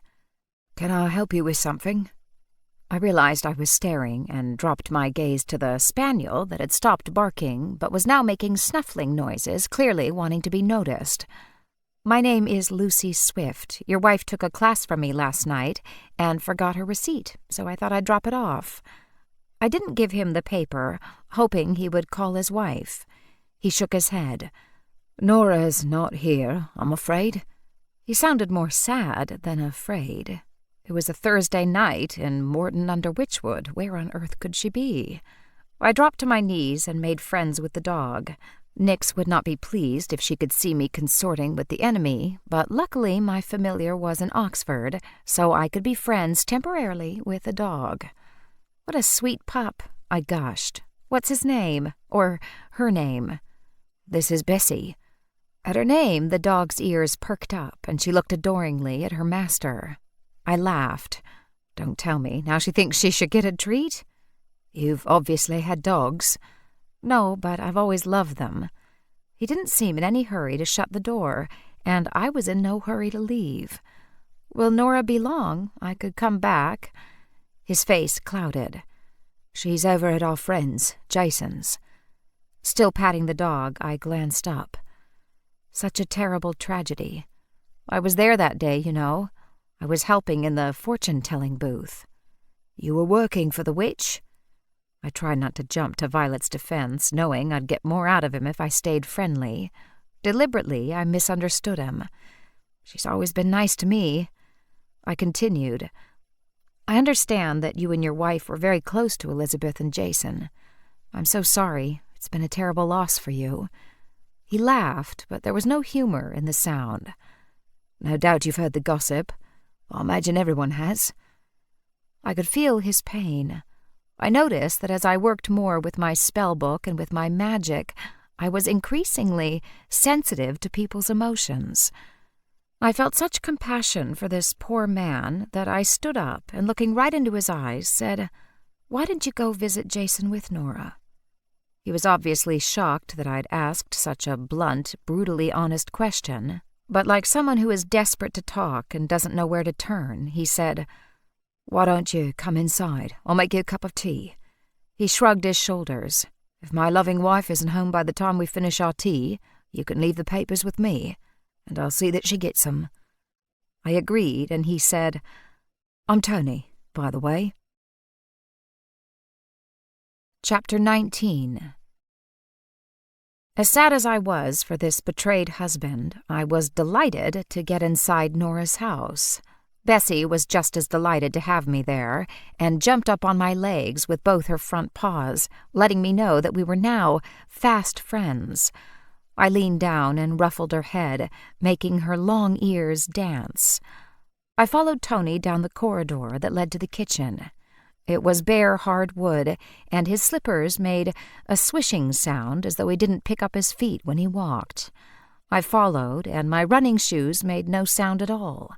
Bessie was the noisy one, her paws clicking as she scampered beside me. The kitchen was pretty much what I'd expected, clean and rather boring. I smelled chicken curry and saw the remains of a ready meal in the trash. There was only one meal, so presumably his wife had shared her dinner with Jason. He put on the kettle and fussed about, getting a sugar pot out of the cupboard and a carton of milk from the fridge. The newspaper was sitting beside a reclining chair in the den area off the kitchen, facing the TV, and I imagined that's where this poor man spent his lonely hours. A large photograph of Nora and him on their wedding day dominated one wall of the den. A younger version of the sad man making tea gazed at his wife in that photograph, and you could see the adoration in his gaze. She, on the other hand, stared straight ahead at the camera, as though unaware of her new husband. There was a sideboard against one wall, and on its surface were more photographs.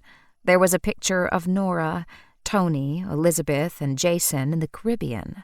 Another of Nora on her own, and then 4 of them on a skiing holiday. I walked over and studied the photographs. I understand you're still going to go ahead with the anniversary cruise. He jerked his head up as though he hadn't heard me correctly. What? That's what Nora said, that you're going ahead with the cruise and turning it into a memorial for Elizabeth. She said you were taking Elizabeth's ashes to bury her at sea. He swore softly under his breath. Didn't you know? Believe me, I'm always the last to know. The kettle boiled, and he poured hot water into the teapot. I doubt I'll go, anyway. He glanced at me and backed down to his task. 5th wheel and all that. Had I understood him correctly? Are you suggesting that you would stay home while your wife and Jason went on the cruise by themselves? He carried the tray over to the den area and put it down. Bessie got up and sniffed hopefully, and then, realizing there was nothing dog-oriented on that tray, she flopped down and put her head between her paws.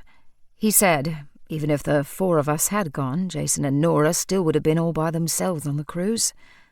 I felt his pain so acutely I could hardly bear it. How can you stand it?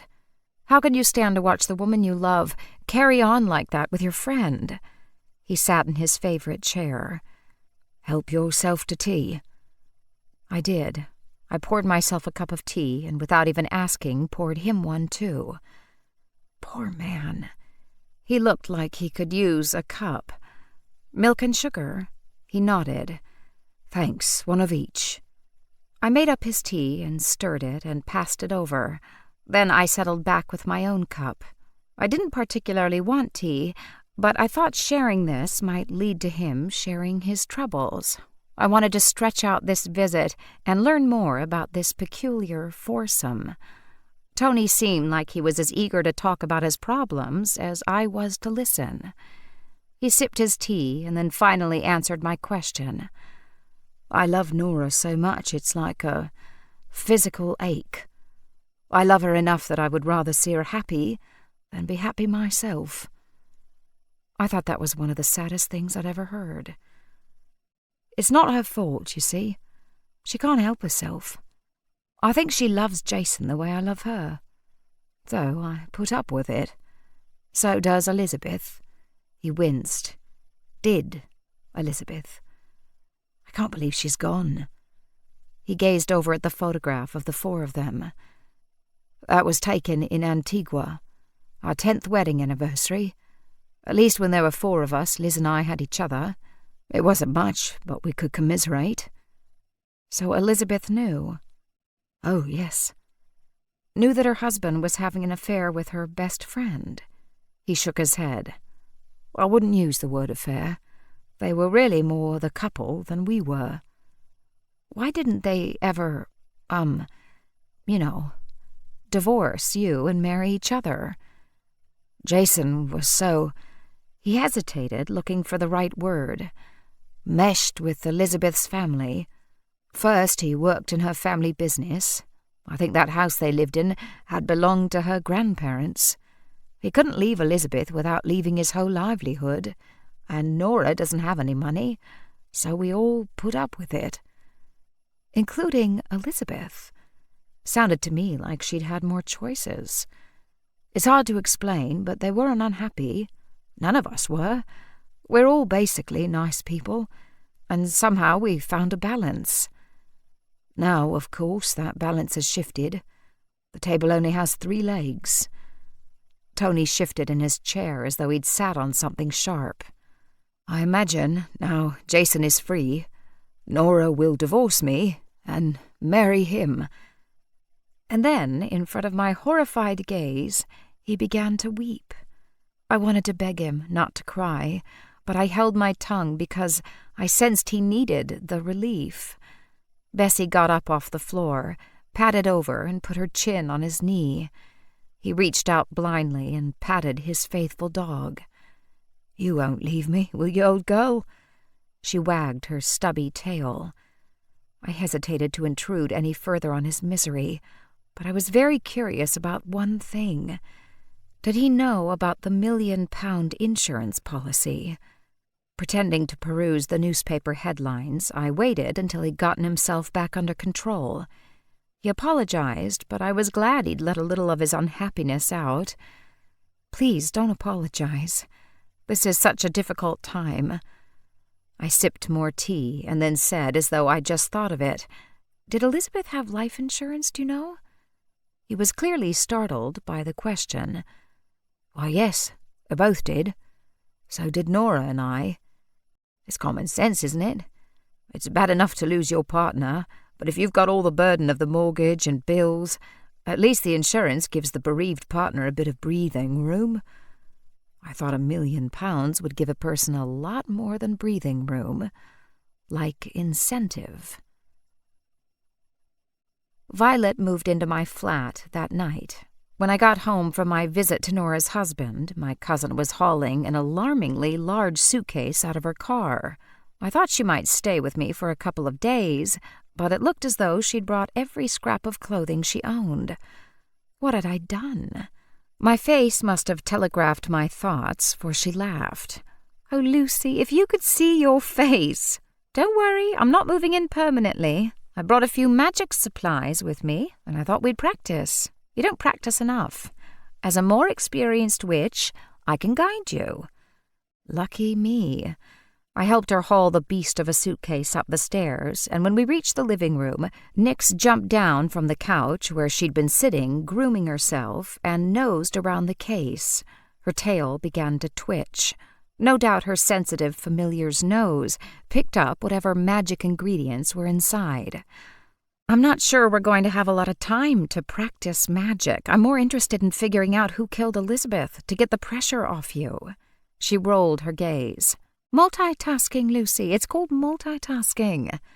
When people talk about multitasking, they mean throwing on a load of laundry while you're checking email, or painting your nails while watching TV. I do not think solving a murder and practicing witchcraft counts as multitasking. Then we'll just have to combine the two. We'll use our magic powers to help solve this crime." I'd never yet found that I could use magic for anything as useful as solving a crime. Still, the sooner we found out who killed Elizabeth, the sooner Violet could go back to her own home. I was a highly motivated sleuth. If magic would help, I was all over the magic. While she unpacked in the guest room, I multitasked by putting on the kettle for some chamomile tea while freshening Nix's water and putting some fresh tuna in her dish. I was the master of efficiency. When she came back into the kitchen, dressed in bright pink cotton pajamas, she sat down at the kitchen table. I put the mug of chamomile in front of her and pushed the tin of cookies that Gran had baked that morning toward her. She opened it and made a sound like a squeak. "What is this?" I leaned over and peeked in the tin.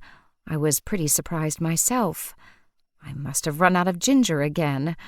We both stared into the tin. Violet said, "Honestly, I thought your grandmother could only make ginger cookies. I guess she has the recipe for peanut butter cookies, too." She looked doubtful. "I don't know, Lucy. Things are getting strange around here." I knew what she meant, but I was quite partial to peanut butter cookies. I took one and bit into it. It was perfect. Crunchy on the outside, slightly soft on the inside, bursting with peanut flavor. Vi followed my lead and nodded her approval when she bit into her own cookie. While we were sitting together, I related my conversation with Nora's husband. She didn't interrupt once, possibly because her mouth was constantly full. She seemed to have made her peace with Gran's wild culinary daring. I didn't tell her Tony had cried, because it seemed too personal and painful to share. But I did tell her that he now believed his wife would divorce him and marry Jason. She swallowed, clearing her mouth enough to say, "He may think they're all very nice people, but with £1,000,000 and his wife out of the way, Jason can now have everything he wants, including Nora." I've been thinking the same thing. I think it's time I found another excuse to visit the grieving husband. "Lucy, you can't go there alone. We just decided he probably killed his wife. You start snooping around, and he might kill you." I didn't think he'd get rid of me in the middle of the day in a quiet village like Morton under Witchwood, but someone had got rid of his wife exactly that way. Violet said, "I'm coming with you." I tried to look very boss-like. "And who is going to run Cardinal Wolsey's?" She pouted. "That shop takes up a lot of our time." I reached for a cookie. "It also pays us both a salary."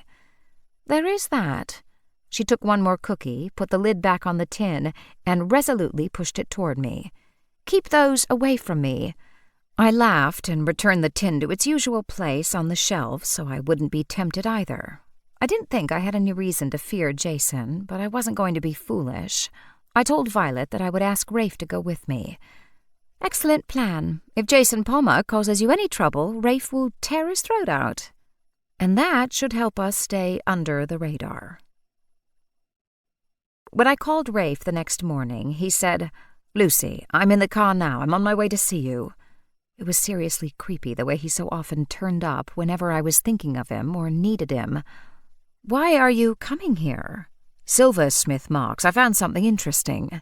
I didn't have the heart to tell him our investigation seemed to be going in a different direction, so I thanked him and asked if he could drive me to Morton under Witchwood. "I want to talk to Jason Palmer in his home."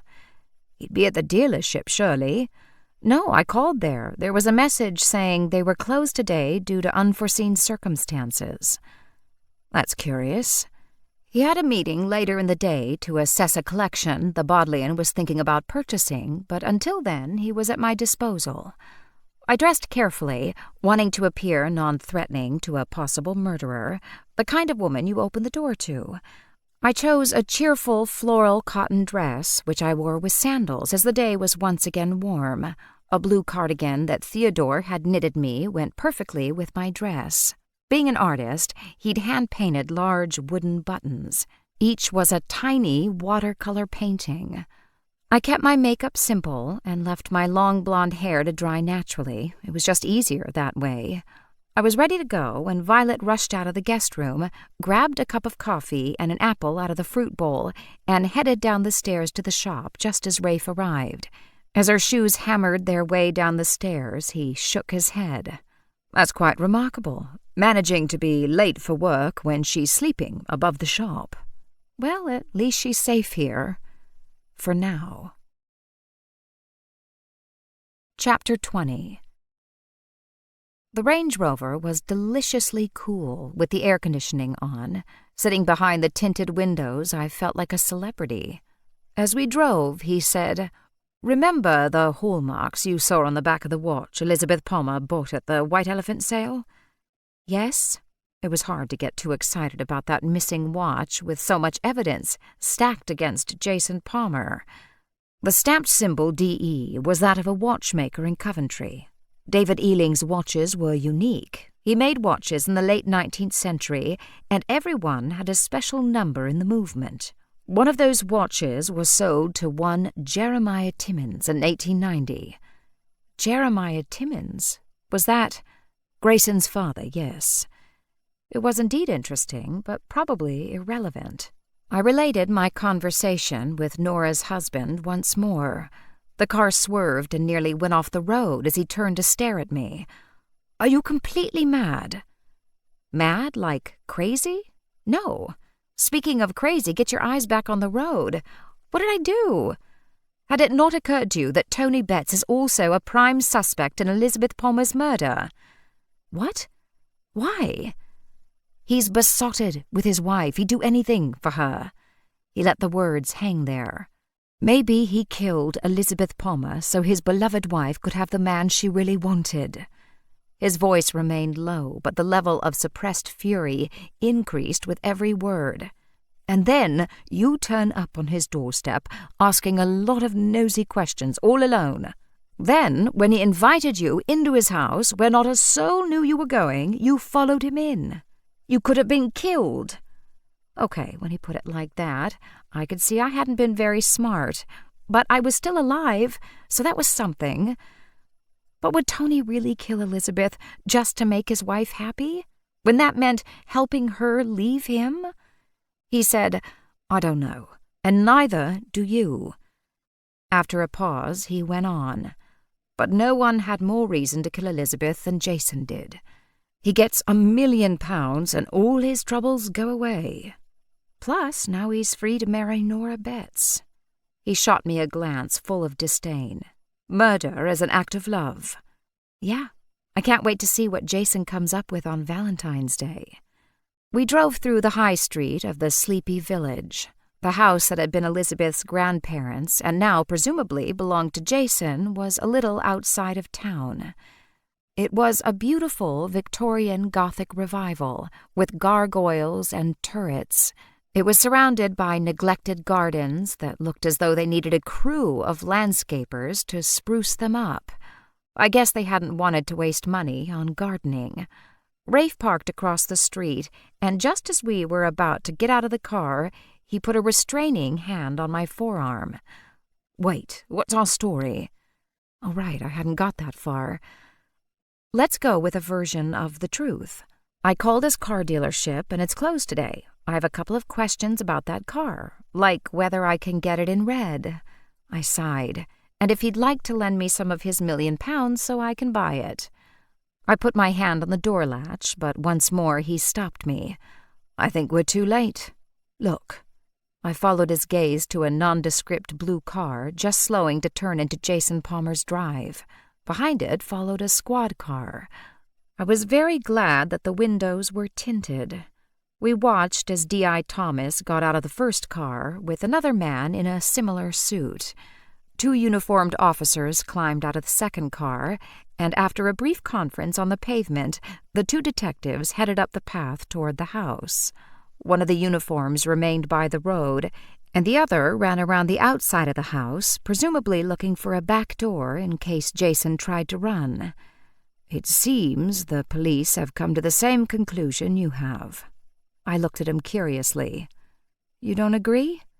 "Oh, he's clearly the person with the most to gain.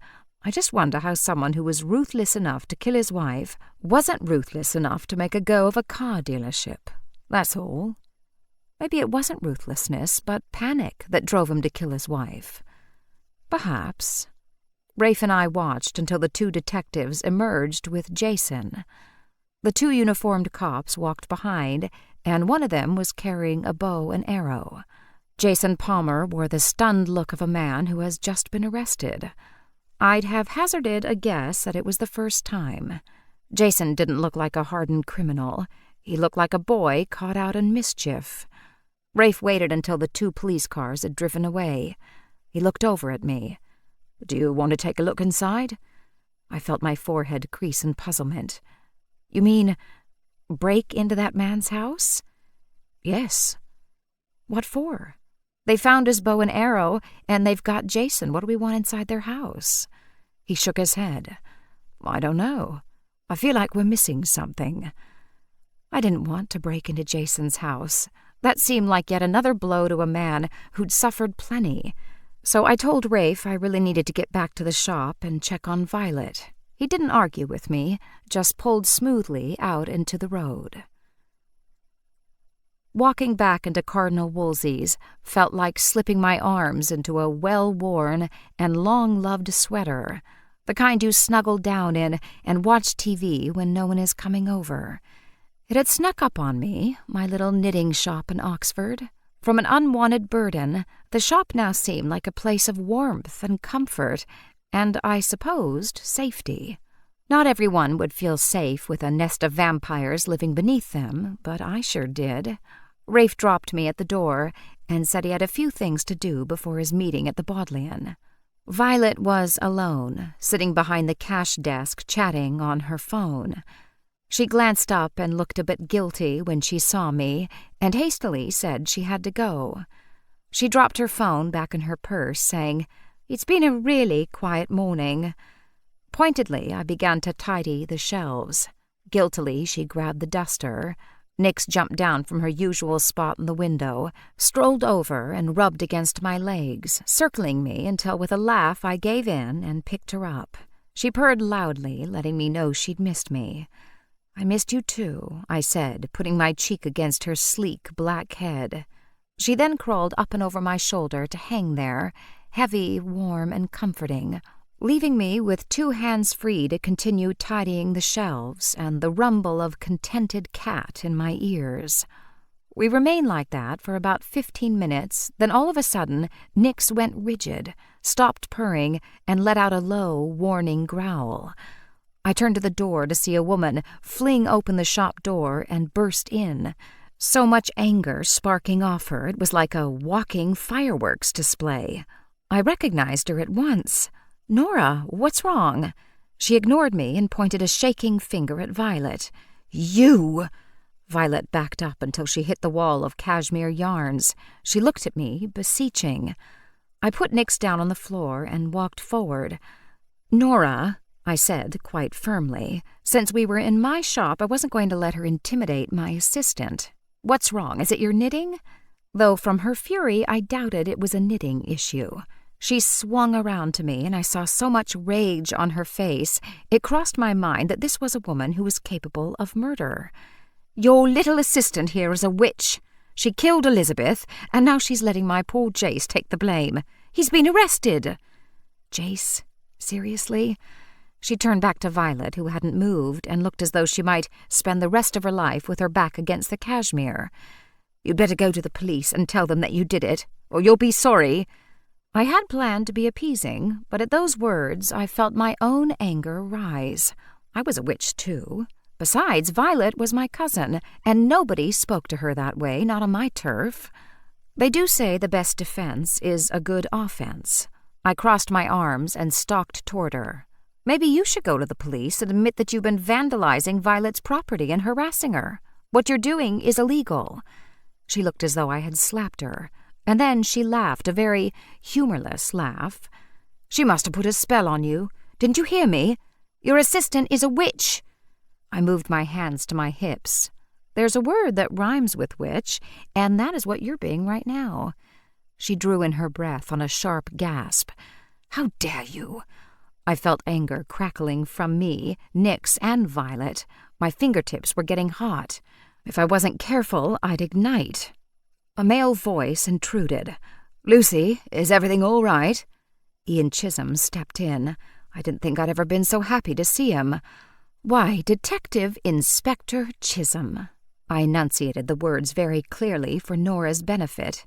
Ian looked slightly startled that I was referring to him by his official title, but a quick glance at our tense trio must have clued him in. He said, "My aunties asked me to pick her up some wool, but I can wait if you're busy." He hadn't suggested coming back, for which I was grateful. Nora glared at both of us and said, "This isn't over," and then she swept out. Violet slumped into the chair behind the cash desk, as though her legs wouldn't hold her up anymore. "I'm so sick of this. I'm going to have to move." Ian asked, "What's going on?" "That woman's from Morton-under-Witchwood, isn't she?" I nodded, feeling a little shaken myself. I glanced at Violet, but she shook her head slightly. She did not want to get into the witch thing with Ian. I didn't either. Hopefully Nora would think better of going to the police with her crazy notion that witches had killed her friend. Hopefully. She had a complaint about the knitting lessons I'm running there. I didn't think he believed me, but since 2 pairs of witch eyes were currently focused on him, he let it go. The second knitting lesson we ran in Morton under Witchwood was even better attended than the first one. The woman who'd blamed Violet when both her online dates had canceled on her showed up. She came up to my table and sighed. "Since it looks like I'll be single for some time, I might as well take up knitting." Her hair looked as though she'd styled it with a lawnmower, and she had what looked like dribbled egg yolk down the front of her shirt. I should get a cat, too, for company. Since I'd recently taken up knitting and now had a cat, I treated her comments as though they were meant to be funny. Ha ha ha. I still had a few kits left, and Sylvia was perfectly happy to take in some new students. She obviously thought word had spread about what a great teacher she was, and perhaps it had, but I suspected Jason's arrest for murder had a lot to do with it. Here, anyone in the community who wanted to could sit in a circle knitting and gossiping. And it was certainly juicy gossip. To my surprise, Nora showed up. Instead of apologizing for her dreadful behavior in my shop, she glanced around pointedly. "That witch isn't here, is she?" "No." I didn't bother telling her she was being taught to knit by vampires. Her eyes were swollen and red, but I didn't have much sympathy for her, knowing how unhappy she and Jace had made her own husband. News had spread faster than a flu bug that Jason had been about to lose his business and home, and that his wife had carried life insurance worth £1 million. A woman with a rather penetrating voice was currently regaling everyone with the details, though it was clear everyone present already knew. Her knitting needles rattled away at the same rate as her conversation. Her neighbor said, "But surely there are better ways to do away with a spouse than a bow and arrow. It's so brutal, and he could easily have wounded her instead of killing her." Rapidly, the first speaker counted her row of stitches before replying. "If my bird had lost all our money, I'd bash his head in with a frying pan. I suppose that's rather brutal, isn't it?" Nora had been listening to the woman chattering away in gathering wrath and suddenly strode forward into the group. Instant, awkward silence fell over everyone, and half the needles stopped moving. The other half kept going, so the clicking sounded like the needles had carried on gossiping without us. She glared at the woman who just threatened to bash her husband over the head. "Jason didn't kill Elizabeth. He'd never kill her." She turned a slow circle to take in every person in the knitting circle. "He'd never hurt anyone." Chapter 21. Nora looked quite wild. Her hair was a mess of tangles, her eyes wide and underlined with dark circles, and the bottom of her jeans were crusty with dried mud. She glanced around. "I came here today to get some help from all of you. You're supposed to be our friends. Jason's a good man. How many of you have bought your cars from him? Enjoyed the excellent service that he gives?" This didn't elicit an immediate response, and finally one of the women said, "But selling cars is his business. I never heard that he gave us any discounts or treated us special in any way because we were his neighbors." She tried another tack. "What about all the things he's done for this community? How many of your children has he coached?" "He coached my son and daughter in archery." There was a deathly silence. I thought we were all picturing poor Elizabeth dead, an arrow sticking out of her chest. "Just because a man is a good archer doesn't mean he's a killer," very gently Hilary Beaumont said. "But it doesn't look very good when his wife is killed with an arrow. We all know that Jason is an expert archer." She looked at Nora with kindness but also a hint of steel. "I'm very sorry for you, Nora, but you must see the evidence against him is quite damning. His financial situation was precarious, he was close to losing everything, and Elizabeth's death conveniently wipes out all his debts." "But he loved Elizabeth." Hilary Beaumont put her knitting aside. "But she wasn't the only woman he loved. Was she, Nora?" Nora threw up her hands. "I can't believe you people. I can't stand and listen to this. You go back to your gossiping and backstabbing. I know he didn't do it, and I'm going to prove it." She turned and began heading for the door, and her face was such a picture of tragedy that I felt some reluctant sympathy for her, even though I thought that she and Jason had made their respective spouses very unhappy. "Wait!" At the commanding tone, Nora turned. It was Joanna who had put down her knitting and stood up. She walked over and put an arm around Nora's shoulders, drawing her back to the group. "Nora's right. Jason's been our neighbor and our friend and a pillar of our community for 25 years. He and Elizabeth were planning a cruise for their silver wedding anniversary. The police evidence is only circumstantial. Lots of people get into financial trouble and don't kill their spouses. I love Morton under Witchwood. I love this community, how safe it feels, and how much we all care about each other. Maybe it's time for us to reach out and help one of our neighbors who is in trouble." Around the circle, women glanced at one another, gauging what the other knitters were thinking. The woman who'd threatened to bash her own husband over the head if he ever lost her money paused with her knitting in her lap. "Well, what do you want us to do?" Joanna seemed at a loss. Sylvia looked significantly at me. I supposed I had the most experience of murder of anyone in this room, unfortunately. I stood up. The police believe Jason murdered his wife because he had the means and the motive. But no one saw him do it. The best way to prove he didn't kill Elizabeth is to find out what exactly he was doing at the moment she died. I came out from behind my table and went to stand on the other side of Joanna. Did anyone see Jason around the time that the murder took place? Deirdre Gunn said, "I think I saw him earlier that day, but who keeps track of time at a village fete?" I thought if anyone had kept track of Jason's movements, it would have been Nora. "Nora, do you know where he was at that time?"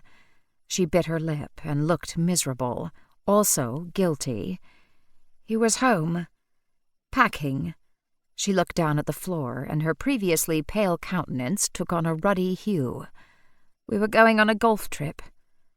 "Do you have any proof that he was actually there?" Her head came up with that, and she glared at me. "I've already told you Jason's a good man. If he told me he was at home packing, then that's where he was." Of course she wasn't helping his case at all, merely underlining the fact that Jason had been a poor husband, and likely an adulterous one too. Hilary said, "From Jason and Elizabeth's house to the village hall where the arrow was shot from is an easy walk. He could have slipped down the back lane and got into the hall. No one would have seen him. We were all at the fair." Nora made a sound like a shriek. "You're supposed to be helping me prove that he didn't do it, not tightening the noose around his neck." She shook her head.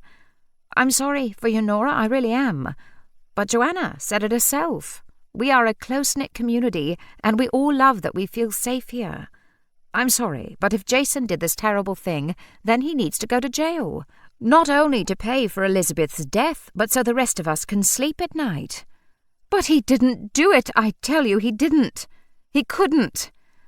There was a terrible silence, and then Joanna spoke again. "Here's what I think we should do. Every one of us must go home and ask everybody in our household, that's husbands, children, elderly parents who didn't go out to the fete, did anyone see Jason? Did they see him pottering around in the garden? Perhaps he was carrying golf clubs out to his car?" Nora nodded eagerly. "If we can prove that he was at home during that crucial few minutes, then we can prove that he's innocent." She looked around.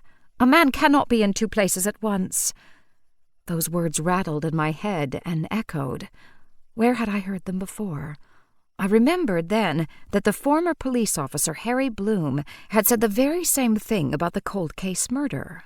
While everyone was gathered here and already tasked with trying to prove Jason innocent, I said, "I understand a man was murdered here 30 years ago, and that case was never solved." The woman who'd been gossiping so loudly when Nora came in nodded her head vigorously. "Yes, Grayson Timmins. It was a dreadful thing. I was frightened for weeks. We all were. He was bludgeoned to death by someone who was trying to steal his valuables." I said, "I'm sure it was investigated thoroughly at the time, but those of you who were here then, did you see any strangers in the village that day?" That's what was so peculiar about it. No one could recall seeing anyone in the neighborhood who shouldn't have been. She chuckled, and I thought she was half laughing at herself. And believe me, Lucy, in this village everyone knows everyone else's business. Can anyone think of any reason why these two murders might be related? From the way they were glancing amongst themselves, I knew people had been debating this topic already in private. Nora said, "But Jason wasn't even here then." "Exactly," I said. I didn't like Jason much, but if he was innocent, he shouldn't go to jail. No one said anything, and so I continued. If we could find a connection between Grayson Timmins and Elizabeth Palmer, maybe we'd be able to find out if the same person killed them both. Deirdre Gunn picked up her knitting again and stabbed the needles through her ball of wool before pushing the whole thing into her knitting bag. "Those witches were here 30 years ago. Maybe Jason didn't do it. Maybe it was witchcraft." Oh, this was not going in the direction I wanted it to. I was about to argue when, fortunately, Joanna spoke up. "I don't think the police are going to be interested in our theories about witchcraft." Joanna nodded in my direction. "Lucy thought up an excellent idea. Let's work together to help Jason." As the gossipy woman was about to argue with her, she put up her hand. "If he's guilty, I'm the first one to believe he should be punished. But I believe, as Nora does, that Jason isn't a killer. Let's help our neighbor.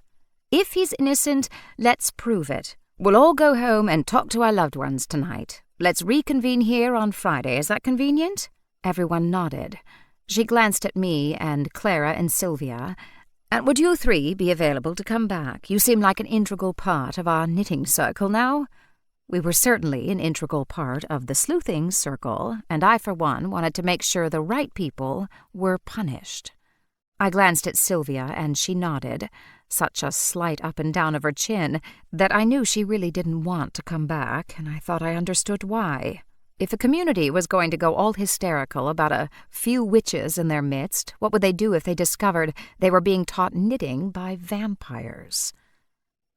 When the vampires and I had wedged ourselves back into Gran's car, and I'd managed to navigate to the route that led me back to Oxford, I asked the other two for their thoughts. Sylvia had been more engaged in teaching knitting, but Clara had had a perfect opportunity to observe quietly. However, Clara always deferred to Sylvia, and so she let the glamorous former actress speak first. Sylvia said, "Frankly, I find this whole affair quite puzzling. We've got a dead woman whose husband had all the reasons in the world to do away with her, so it seems as though the police must have arrested the correct person. I feel that bringing in this cold case from decades ago is simply muddying the waters." "Clara?" I asked. Clara always liked to think the best of people, which could be surprisingly helpful. She didn't disappoint me now. "It was nice of Joanna to support poor Nora. The woman is clearly distraught." Sylvia asked, "But is she distraught because she's beginning to suspect that the man she loves is a murderer?" I thought that was a really good point. And this was where Clara, being so nice about everyone, paid off. She said, "But Nora wasn't the only one who believed in his innocence. These people have lived with each other for such a long time, and they all know Jason and knew Elizabeth. I felt there was quite a bit of support for him. Of course, ladies always gossip over their knitting, but I didn't sense any fear when Jason's name came up. And you'd expect people to be frightened, wouldn't you, if they'd been living with a murderer?" Clara, what do you think about the way they reacted to the idea of linking that cold case with Elizabeth's murder? "Well, it's an interesting possibility, isn't it? It would narrow down the field to people who had known Grayson Timmins and would have been both old enough to murder him 30 years ago and yet still young enough to shoot a deadly arrow. In mortal years, that would suggest they must have been at least teenagers 30 years ago and no older than about 70 now." Sylvia shook her silver head. "I, for one, do not think the cases are linked. That woman who wants to prove her boyfriend is innocent is clutching at that idea the way a drowning person keeps clutching at any bit of flotsam and jetsam." "If there is a link," I said, "it's that watch." Sylvia said, "You put a lot of stock into that watch, but don't forget, my dear, you only saw it briefly. Then you had the shock of finding that woman murdered. And quite a bit of time elapsed before you saw that picture of Grayson Timmins. And it wasn't even a photograph of the watch. It was a painting. Painters notoriously take liberties. I knew that Sylvia was right, and was quite possible that either my eyes or my memory was playing tricks on me. And yet it was peculiar to have two murders of people who seemed to be unlikely victims in a relatively short period of time. "Sylvia," I said, "you're right. I believe that watch links the two murders, but I'm relying on pretty flimsy evidence. The last thing I wanted was for Jason Palmer to get away with murdering his wife and be rewarded with a fortune, all because I had put together a link between the two murders that was tenuous at best. However, I didn't want an innocent man to suffer for a crime he hadn't committed, while the true murderer got away with not one, but two murders. I know what I have to do. I can't believe I didn't think of it before. Harry Bloom. He's a retired police detective who moved to Morton under Witchwood. He was one of the detectives on the Grayson Timmins case, and he was at the fete." "Now you're thinking like a sleuth, Lucy. Well done." Sylvia didn't toss out praise like it was Halloween candy, so I took a moment to drink in the compliment. She continued, "The life insurance company won't thank you for proving Jason Palmer didn't kill his wife." "Why?" I took my eyes off the road to glance at her. "Because if he's convicted of murdering his wife, the insurer won't have to pay out the life insurance." Poor Jason. A lot of people seem keen to convict him, and not always for the purest of reasons. It's human nature. We don't like to think of killers in our midst, so we try to convict killers as quickly as possible so that people can feel safe and comfortable again. I knew she was right.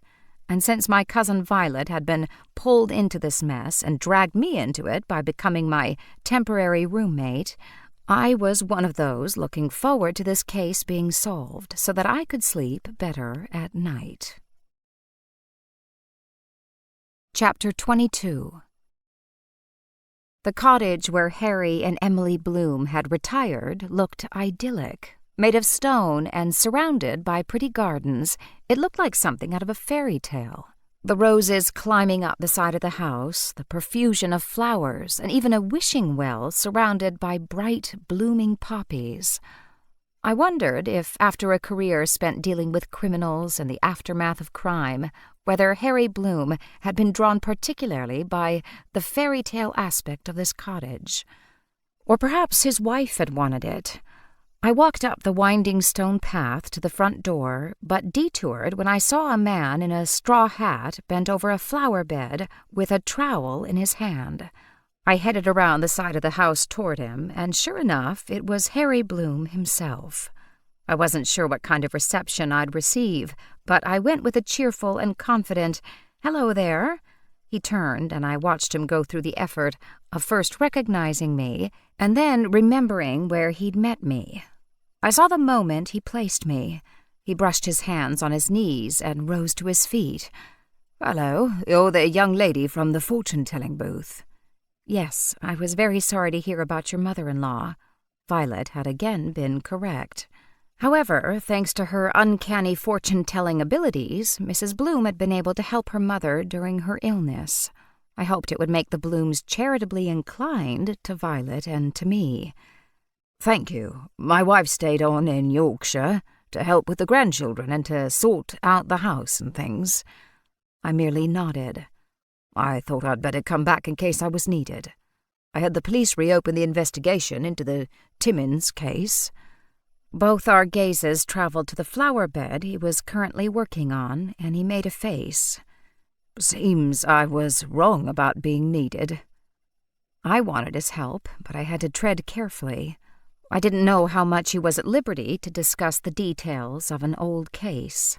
I began by saying, "That fortune-teller is my cousin, Violet. She's having a hard time right now. People in the village are blaming her for Elizabeth Palmer's death."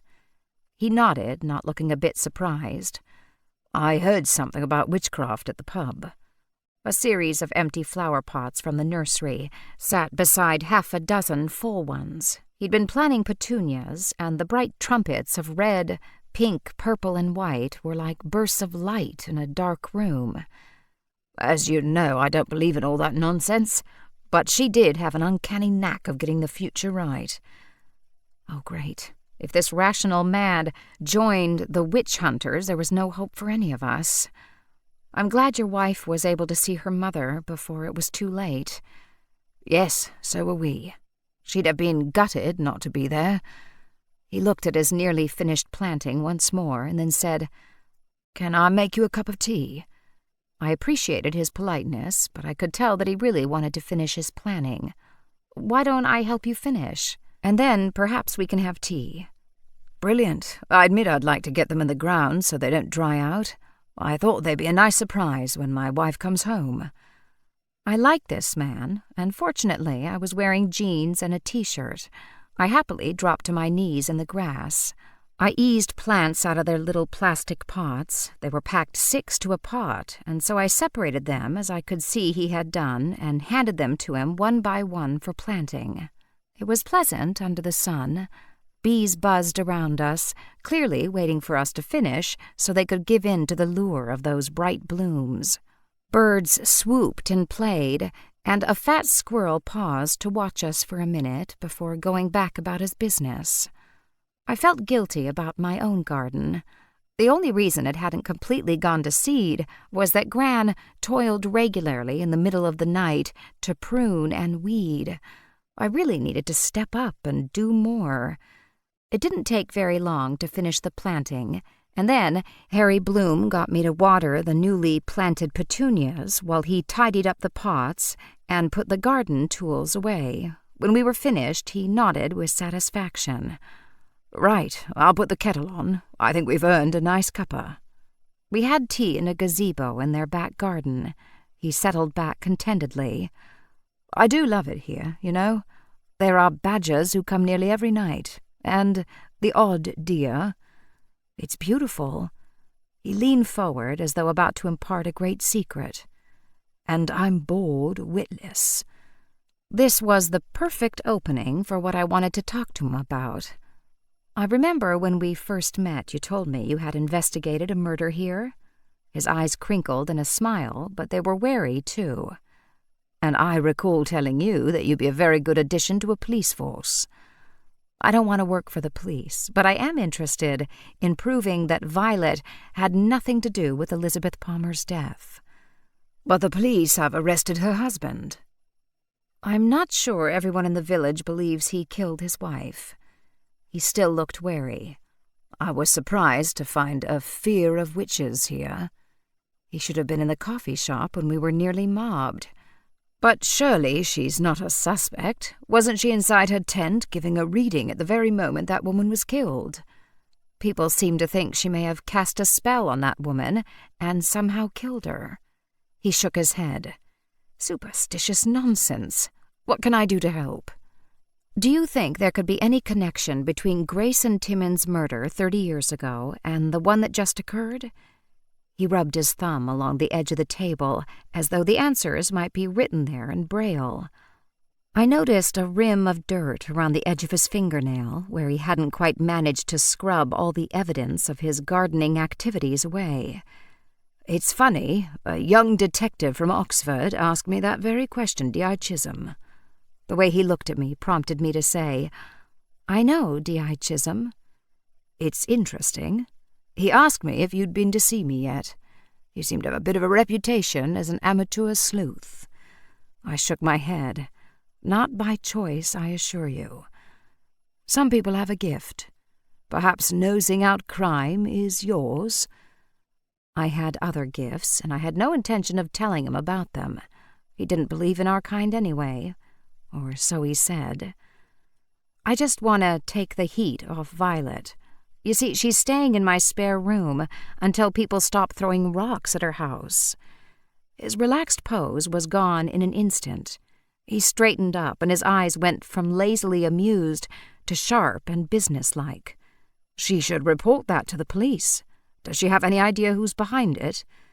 "No, she didn't see them. However, after the way people had acted in the coffee shop, I thought there were a lot of possible suspects." "I'll tell you what I can. It's been 30 years, so I may be fuzzy on a few details. I've thought about that case often over time, though. For some reason, it stayed with me.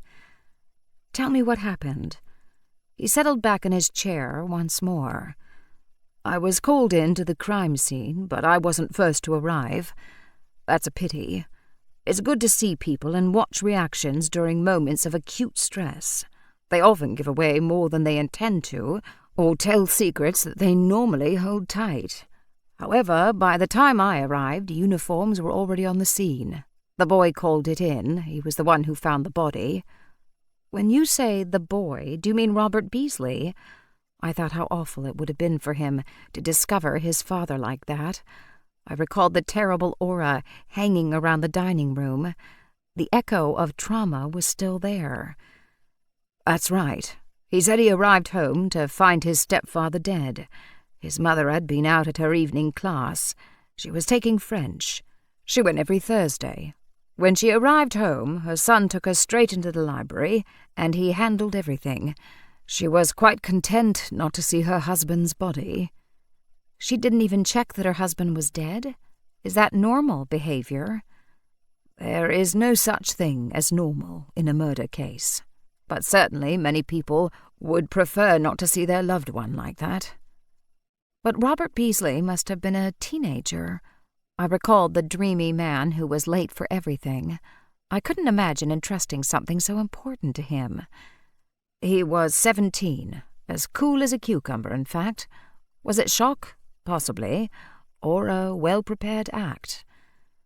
"But why would Robert Beasley want to kill his father?" "You must remember, first of all, that Grayson Timmins wasn't his father." "Right. The way he talks about him, he seems like he was very fond of him and thought of him as a father." His eyes narrowed on my face. "Where did you get that idea from?" "I've met both Mr. and Mrs. Beasley. I bought a poodle lamp from the White Elephant, and I had to go to their house to pick it up." His eyes widened, and for a man accustomed to hearing murderers' confessions, I suspected it took a great deal to shock him. "You bought that poodle lamp?"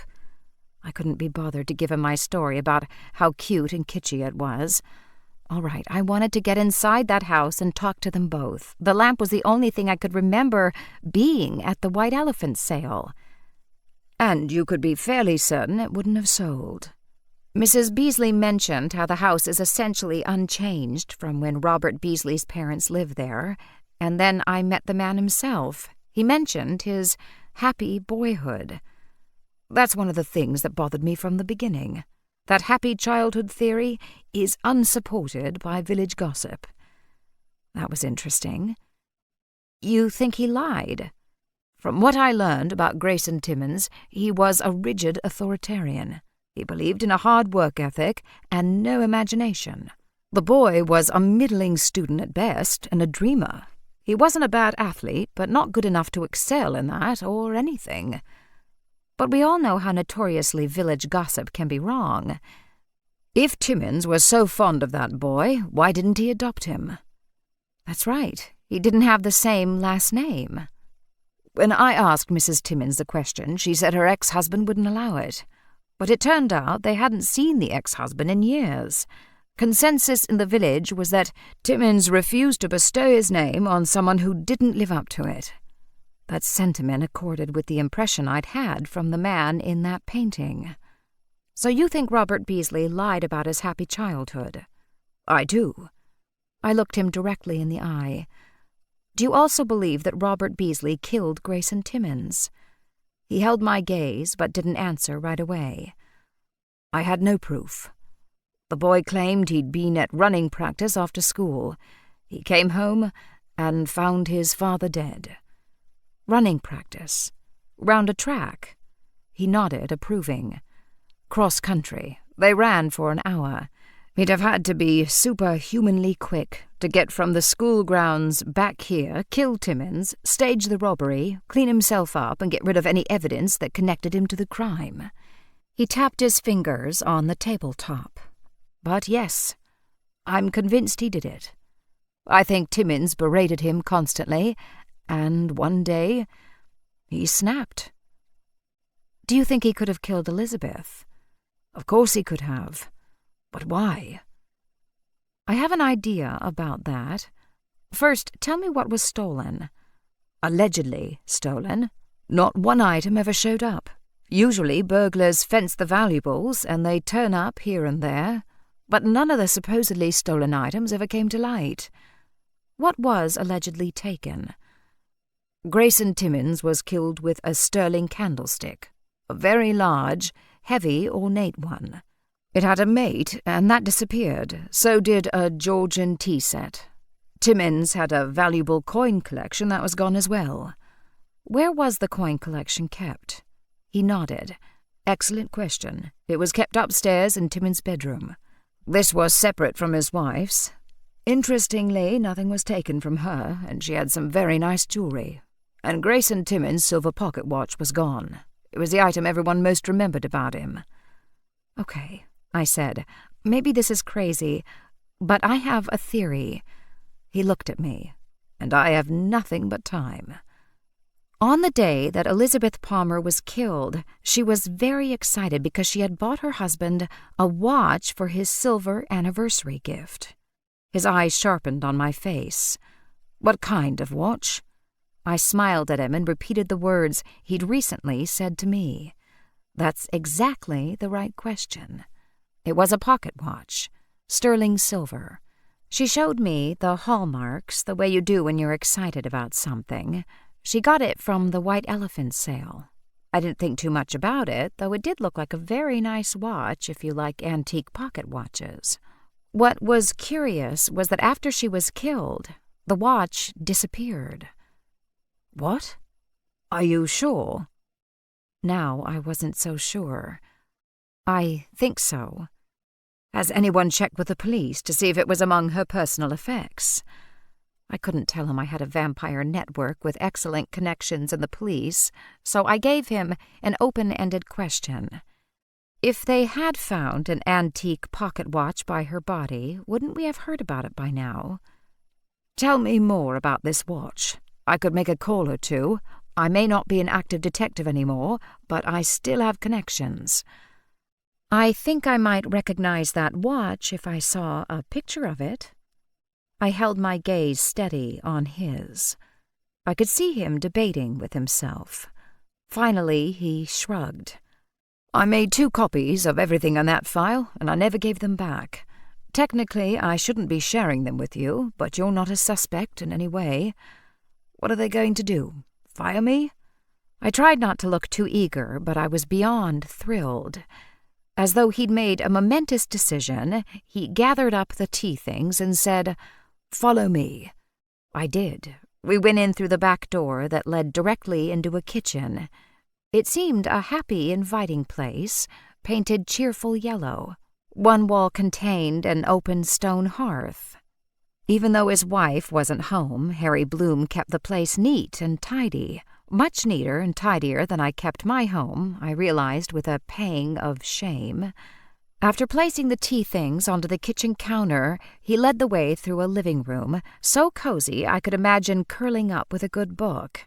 I could see which chair was Mrs. Bloom's, as a basket of wool sat beside it containing a partly finished sweater. It was blue and decorated with trucks, no doubt for a grandson.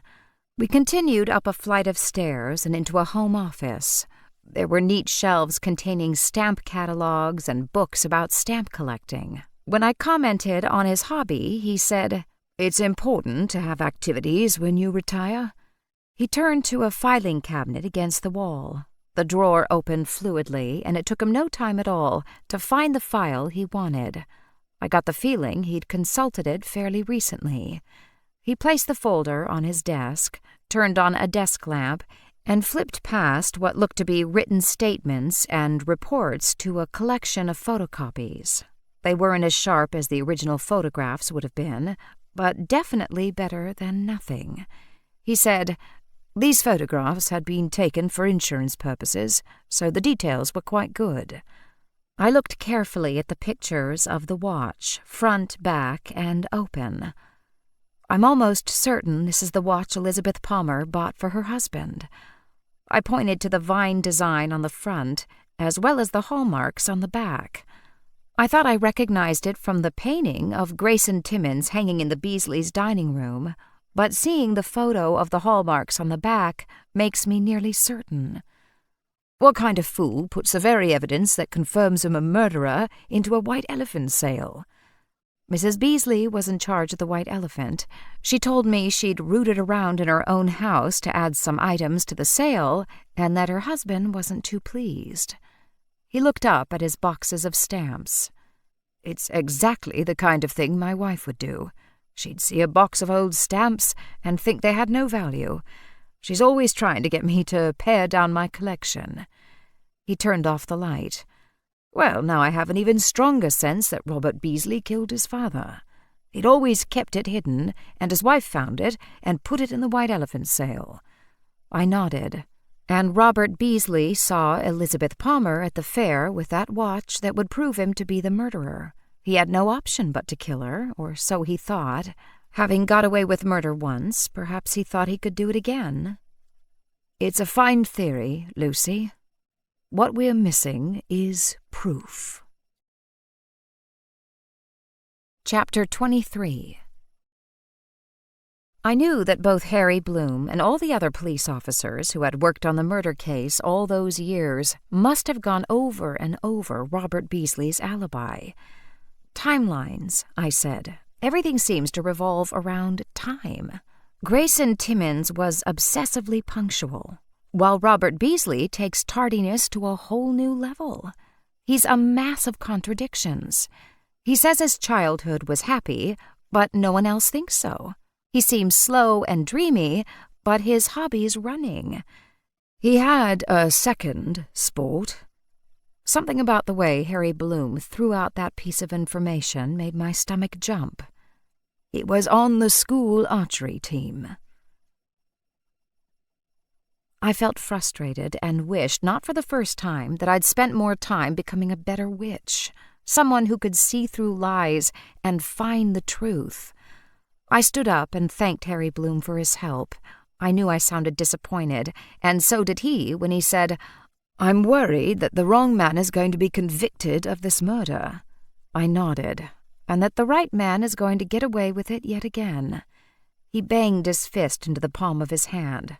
"Unless we can draw a connection between Robert Beasley's stepfather and Elizabeth Palmer." He'd been a cop for more than 3 decades, while I had only been an amateur sleuth for less than half a year. How do we do that? The retired police detective, with decades of experience under his belt, slumped back in his chair. I have no idea. I walked back to his desk and gazed into that open file. As I did, my fingers began to tingle ever so slightly. Normally, that happened when my anger got out of control, but I'd become so much better at keeping my emotions in check that I was rarely embarrassed by electric sparks shooting out of the ends of my fingers. I glanced down in horror, but my hands looked perfectly normal. Some people had a nose for trouble. I wondered if I had fingertips of intuition. In case that was it, I asked if I could look over the folder one more time. I looked at each of the photographs again. What was I missing? Was there a clue here somewhere? I flipped over the pages. There was a photograph of quite an old land deed. I said, "What's this?" Harry Bloom looked over my shoulder. "One of the leads I followed that didn't go anywhere. The murdered man's ancestors owned a great deal of the land in and surrounding the village. Of course, what hadn't already been sold off came to the wife, and when she died, to her son." I was staring at one area of the map. My fingers were really tingling now. This area wasn't developed 30 years ago, but that's where Nora and her husband live, in a subdivision that can't be more than 10 or 20 years old. And then my brow wrinkled in puzzlement. This shaded area, was all this land owned by Beasley's father? Yes, anything built on it was leasehold. But this plot here, unless I'm reading this map wrong, is where Elizabeth lived. I felt very confused. But I've been there. It's a Victorian manor house. That's right. but the land beneath it belonged to Grayson Timmins at the time of his death and was passed on to his son." This was very confusing to an American. "You mean you can buy a house in England and not own the land?" "Yes, people often own houses, but not the land they're built on. They pay yearly land rent, and then there's a set of covenants attached to the lease. They may need the permission of the leaseholder to do things like dig up hedges, extend the house, or add buildings to the land." I looked at the map. At one time, most of the village must have paid rent to Grayson Timmins. We know that Jason Palmer was in financial trouble. Maybe he and his wife stopped paying the rent? But who shot someone in the heart with an arrow because they hadn't paid their rent on time? It didn't make sense. He was staring down at the old map as intently as I was. "No, it doesn't make sense. But it's the first time we've found a connection." He tapped his fingertips on the edge of that paper. "Well done, Lucy. It would be well worth finding out what the relationship was between tenant and landlord." Suddenly, the former detective looked much more energetic. "I've been looking for another hobby. I'll see what I can find out." I was very pleased to have Harry Bloom on my team.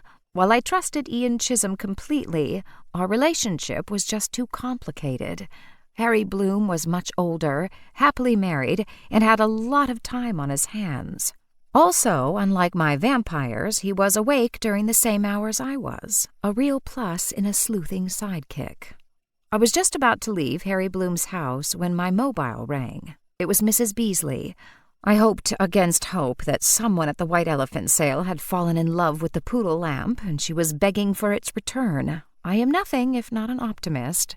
However, the minute I answered my phone and she spoke, I could tell she was calling about something much more serious than the world's ugliest lamp.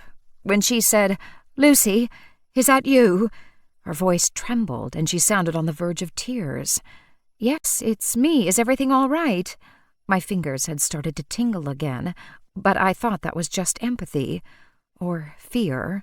She had the kind of tone that people in horror movies have right before the monster rips their head off. We'd vanquished the soul-sucking demon who tried to take over my knitting shop some months ago, but that didn't mean there wasn't another one in the area.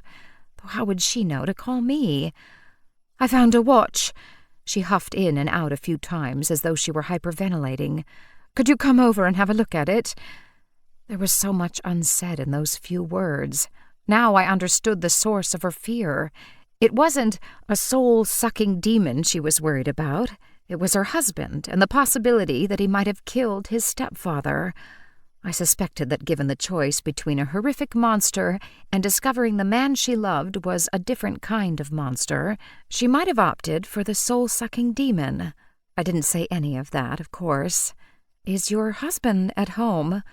Now she whispered as though he might be in the other room. "No, but I expect him within the hour. Please, could you come to the house?" Not only was I helpless against the appeal in her voice, but if she had that watch, then we had Robert Beasley. "I'll be right there." Briefly, I explained to Harry Bloom what was going on. Before I'd even finished speaking, he was pulling on his jacket. I felt the echo of his detective days, when a phone call might mean any number of disasters had befallen his town, and it was his job to solve mysteries, punish the guilty, and preserve the innocent. Rather unnecessarily, given his actions, he said, "I'm coming with you." Within 2 minutes we were outside, and he locked the door of his cottage. I looked doubtfully at Gran's old Ford. "Do you want me to drive?" I asked, hoping very much he'd say no. To my relief, he shook his head. "We'll walk across the fields. It's quicker, and Beasley won't be alerted if he comes home early by one of our cars sitting outside his house." Not only did that make sense, but I was relieved not to have to drive. He strode to the end of his driveway, very quickly for a retired gentleman. We crossed the narrow road, climbed over a stile, and began walking across a farmer's field. I loved climbing over stiles. It was one of the English customs that I found most endearing. There were ancient rights of way all over the country, and private landowners just had to put up with people crossing their land. However, it also meant that the traveler had to contend with livestock. I wasn't a particularly nervous woman, but I didn't grow up with sheep and cows and old MacDonald's farm. There were 4 or 5 cows in the field, and the way they glared at us, I did not think they knew about the ancient right-of-way thing. I scurried up until I was walking beside Harry Bloom. "Are those cows friendly?" He looked down at me in some kindness. "They take some getting used to, I admit, but most of the time, if you don't bother them, they don't bother you." One cow seemed to be glaring at me particularly fiercely. I noticed that she had a calf standing beside her. "What do you mean, most of the time?" The mother cow took a couple of steps toward us, and I thought that if she just sat on me, it would be all over. She must have weighed 1,000 pounds. "The mothers do sometimes become a bit aggressive. It's the protective instinct." Mama took another step toward me and glared. She lowered her head. "Is that bad?" "If they charge us, the best thing to do is run like hell." I should have insisted that we drive. I picked up the pace. There was another fence and another stile coming up. That cow seemed to be the leader of her small herd, and as she made her way toward us, so did the rest of them. I was feeling distinctly nervous now, and I suddenly realized that my London-born former cop was just as nervous as I was. We were walking so fast the pair of us were breathing heavily. I had one eye on the advancing cows and another on the ground, where any number of cow paths bulged like an obstacle course. "I'm sure they're just curious," he panted. Gentleman that he was, he stood back and let me clamber over the stile first. I fell into the next field, and he landed right beside me. We stopped to take a breath and assess what new challenges lay ahead of us. Fortunately, this field appeared to be empty. "It's just over there," he said in an encouraging tone. "Right," I said. They were only cows. What harm could they do? And then I heard a sound like a clump of wet mud being thrown against the side of a barn. I looked down and discovered that I had stepped right in the middle of a fresh cow pie. I tugged my foot free, but a lot of cow excrement came along with it. "Come along, no time to waste." He was right, so I didn't stop to scrape what I could off my shoe, but rushed along trying to keep up. Fortunately, this field led to the end of the lane, and down the lane was the Beasleys' home. Mrs. Beasley must have been watching for me, for I'd barely started up the path to the door when it flew open. "Lucy, I'm so glad you're here." She looked quite panicked. Her eyes were wide, her cheeks flushed, and her lips trembled. Then she saw Harry Bloom and took a step back into the house. "Oh." I introduced Harry Bloom and explained that I had been with him when the call came. I said he knew quite a bit about antique watches. I didn't explain that he was a retired police officer because I didn't want her any more freaked out than she already was. She looked doubtful, but what could she do? "Come in." Out of respect for her beautiful home, I towed off my filthy shoes and left them outside, though I felt quite vulnerable coming into the home where a possible killer lived in nothing but stocking feet. I could feel Harry Bloom's impatience. I had quite a bit of impatience myself, but I could also see that bringing an extra person had really thrown Mrs. Beasley.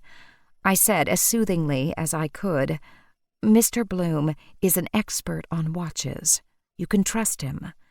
She looked into my eyes, and while I tried not to use my magic to manipulate her, I said a little calming spell. Frankly, I needed it for myself as well as for her. Her shoulders dropped down from around her ears, and her lips stopped trembling. "I'm sure I'm being foolish. It looks so much like the one in that painting." I knew that Harry Bloom wanted to question her, so I shot him a warning glance. I was pretty sure I could come up with most of the questions he wanted to ask her. "Where did you find it?" She heaved a sigh. "Do you remember when I told you that I'd taken some of his old bits and bobs and put them in the White Elephant sale?" "Of course I do." "Well, he'd been quite cross with me, and naturally, once he said he didn't want those things sold, I gave him back the box to bring home. Just today I thought if these things were important to him, we should display them in some way. I thought I might get a little cabinet, and so I took the box out to have a look at what was inside it, and That's when I saw the watch." "Was the watch inside that box when Mr. Beasley reclaimed it from the White Elephant sale?" She shook her head. There was a line of worry between her brows. "No, it was just some old lead soldiers and ancient wooden toys and, I don't know, rubbish I'd have called it. I'm sure there was no watch. But there was one today."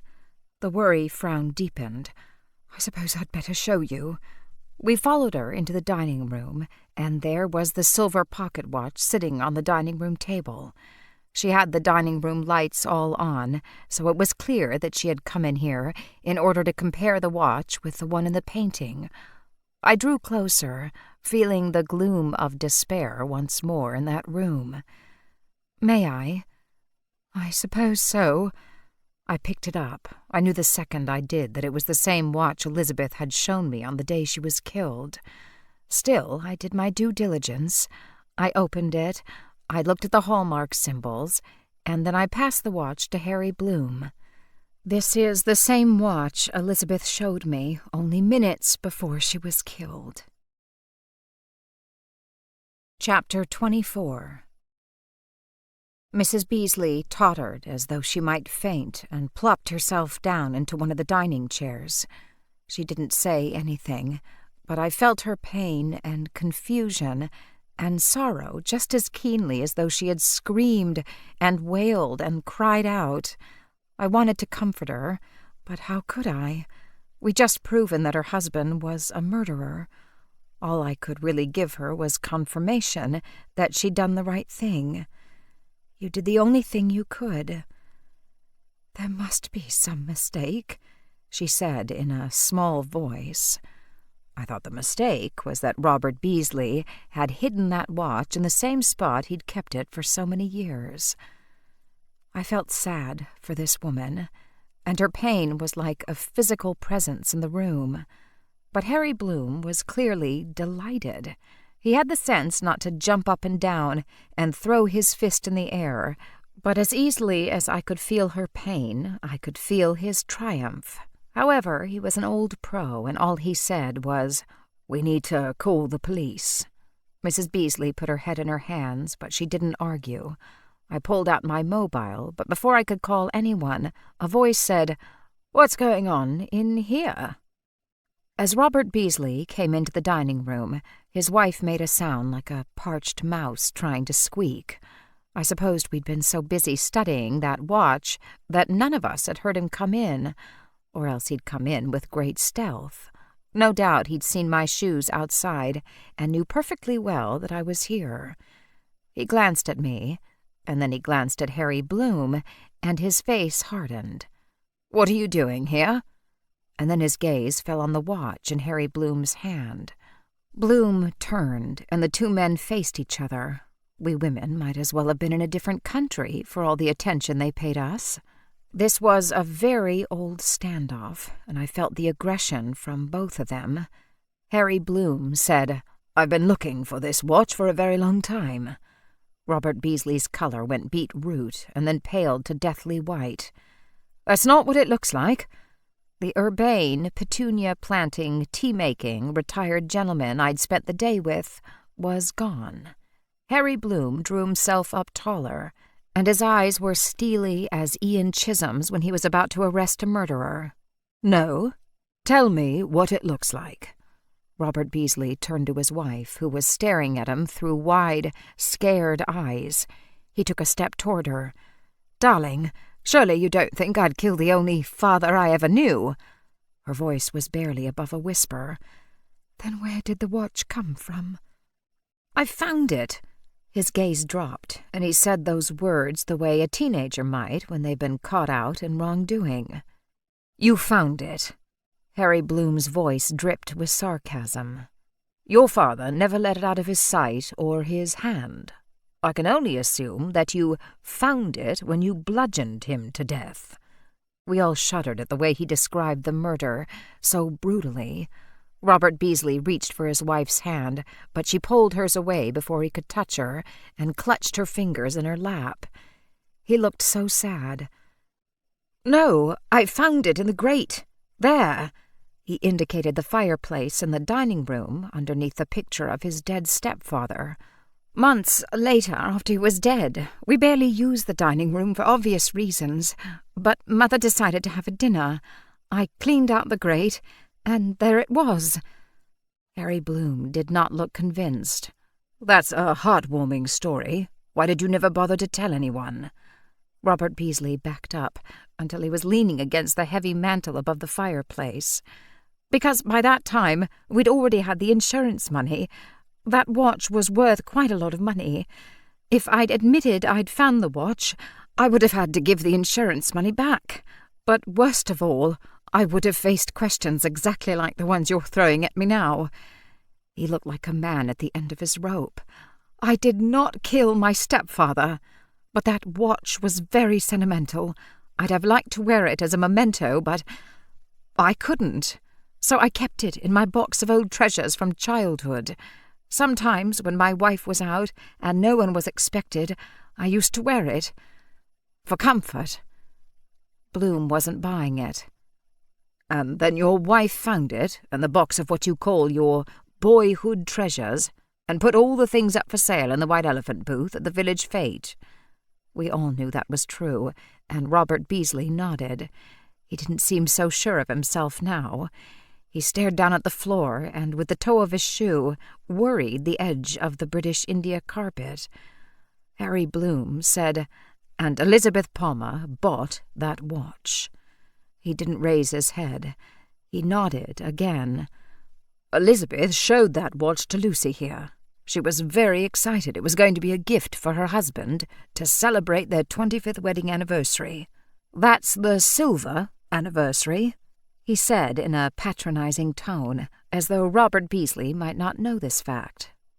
"And then, within minutes of showing Lucy that watch, she was shot through the heart with an arrow. I believe you're quite a good archer, Mr. Beasley, aren't you?" He raised his head now. "Me and half the county. Besides, why would I kill Elizabeth over a watch? She was a nice woman. I could have gone to her and explained the situation. She'd have let me buy it back from her. She was that sort. And yet, that watch wasn't with Elizabeth's body. Perhaps you can explain how it comes to be back with you." There was a dreadful moment of silence. Harry Bloom continued. "Because you saw Elizabeth with that watch, she was clearly showing everyone her new purchase. Someone was bound to recognize it eventually, so you slipped back here and got your bow and arrow and walked down the lane to the village hall. No one would see you. Everyone was at the fete. You crept up to the second floor, where you had a clear view of the village green, and you waited. All she had to do was come into view, and you had a clear shot." "No!" "Once you shot her, there was bound to be chaos and panic, and you could stash your bow, ready to pick up later, run over to the fair, drop to your knees beside the body pretending to be one of the concerned friends, and pick up that watch. I tell you, I didn't kill her. I wouldn't." He looked at his wife again, but her hands were covering her face. "All right, I did see Elizabeth with that watch. I planned to talk to her quietly and see if I could buy it back. Before I had a chance to do that, she was killed." His eyes dropped back down to the carpet. "I admit I'm not proud of what happened next. It was in a paper bag. When she was hit by the arrow, the bag was knocked out of her hand. I didn't even think. There was nothing I could do for Elizabeth. She wasn't going to need that watch any more. Poor woman was never going to celebrate her wedding anniversary. The watch was mine anyway. My wife put it into the White Elephant sale by mistake. I was only reclaiming my own property." "Except that watch is the piece of evidence that ties you to the murder of your stepfather. And now to the murder of Elizabeth Palmer." "No, I told you. I found that watch in the grate. It must have fallen in his struggle with the burglar." "Robert, you've had 30 years to come up with a story. Is that really the best you can do?" "It's the truth." "Well, I don't believe you. And I doubt very much whether a judge and jury will believe you either." Mrs. Beasley began to sob noiselessly into her hands, as I thought back to that map I'd seen. "You own the land that Jason and Elizabeth's house sit on, isn't that correct?" Everyone looked to me now. I suppose it was a bit of a drastic change of subject, but somehow I was certain it was relevant. My fingers had been tingling when I saw that map. Yes, they were nice people. Did you try to get rid of them as tenants? Were they behind on their rent? You don't understand. They own the house. I only own the land it sits on by ancient right. I couldn't get rid of them as tenants if I wanted to. And I wouldn't want to. They were nice people. He hadn't answered my second question. We know that Jason was in bad financial trouble. Had he stopped paying the rent? He shrugged. I hadn't raised that rent in years. It didn't matter. After my father died, I sold land to anyone who wanted it. I'm not some feudal lord. Quite a number of our neighbours wanted to buy their land. Most of them were easy decisions, but it was a bit difficult to sell the fields to a developer who wanted to put in that subdivision. If it hadn't been a local man, I probably wouldn't have done it. Father would have turned in his grave, but— Here his eyes rose to contemplate the portrait of Grayson Timmins staring fiercely back. He was a man who looked to the past. He wanted to keep things the way they'd always been. He'd never sell any of the land, and he refused to give permission to any landowner to expand their properties or add more outbuildings. He liked our village to remain peaceful, and as it had always been, as though we were stuck in the 19th century. I expect he'd have disapproved of the train if he could have stopped it, but once it was here, he liked to make sure it ran on time. He shook his head. But you can't stop progress. Besides, taxes were rising, and there were the death duties when he died. It made much more sense to sell the fields for subdivision, which would bring more people into the area, and, as I said, I was only too happy to sell land to the locals who'd owned houses and farms for centuries. Because I didn't know what else to say, I went with, "You must have made a lot of money." I hope I was reasonable. I tried to be. But yes, we've been able to live comfortably off the investments for years. Harry Bloom took over. That's all very interesting, Mr. Beasley. Perhaps you'd like to repeat all of this down at the station. He looked like a little boy who'd been caught out in mischief. The station? Are you arresting me? I'm not in the business of arresting people any more. I thought he was quite disappointed that he had to say those words. But I believe the detectives would be very interested in hearing how you came to have this watch in your possession. Robert Beasley looked wildly toward the window, and I wondered if he might try to make a break for it, and then his shoulders slumped. Fine.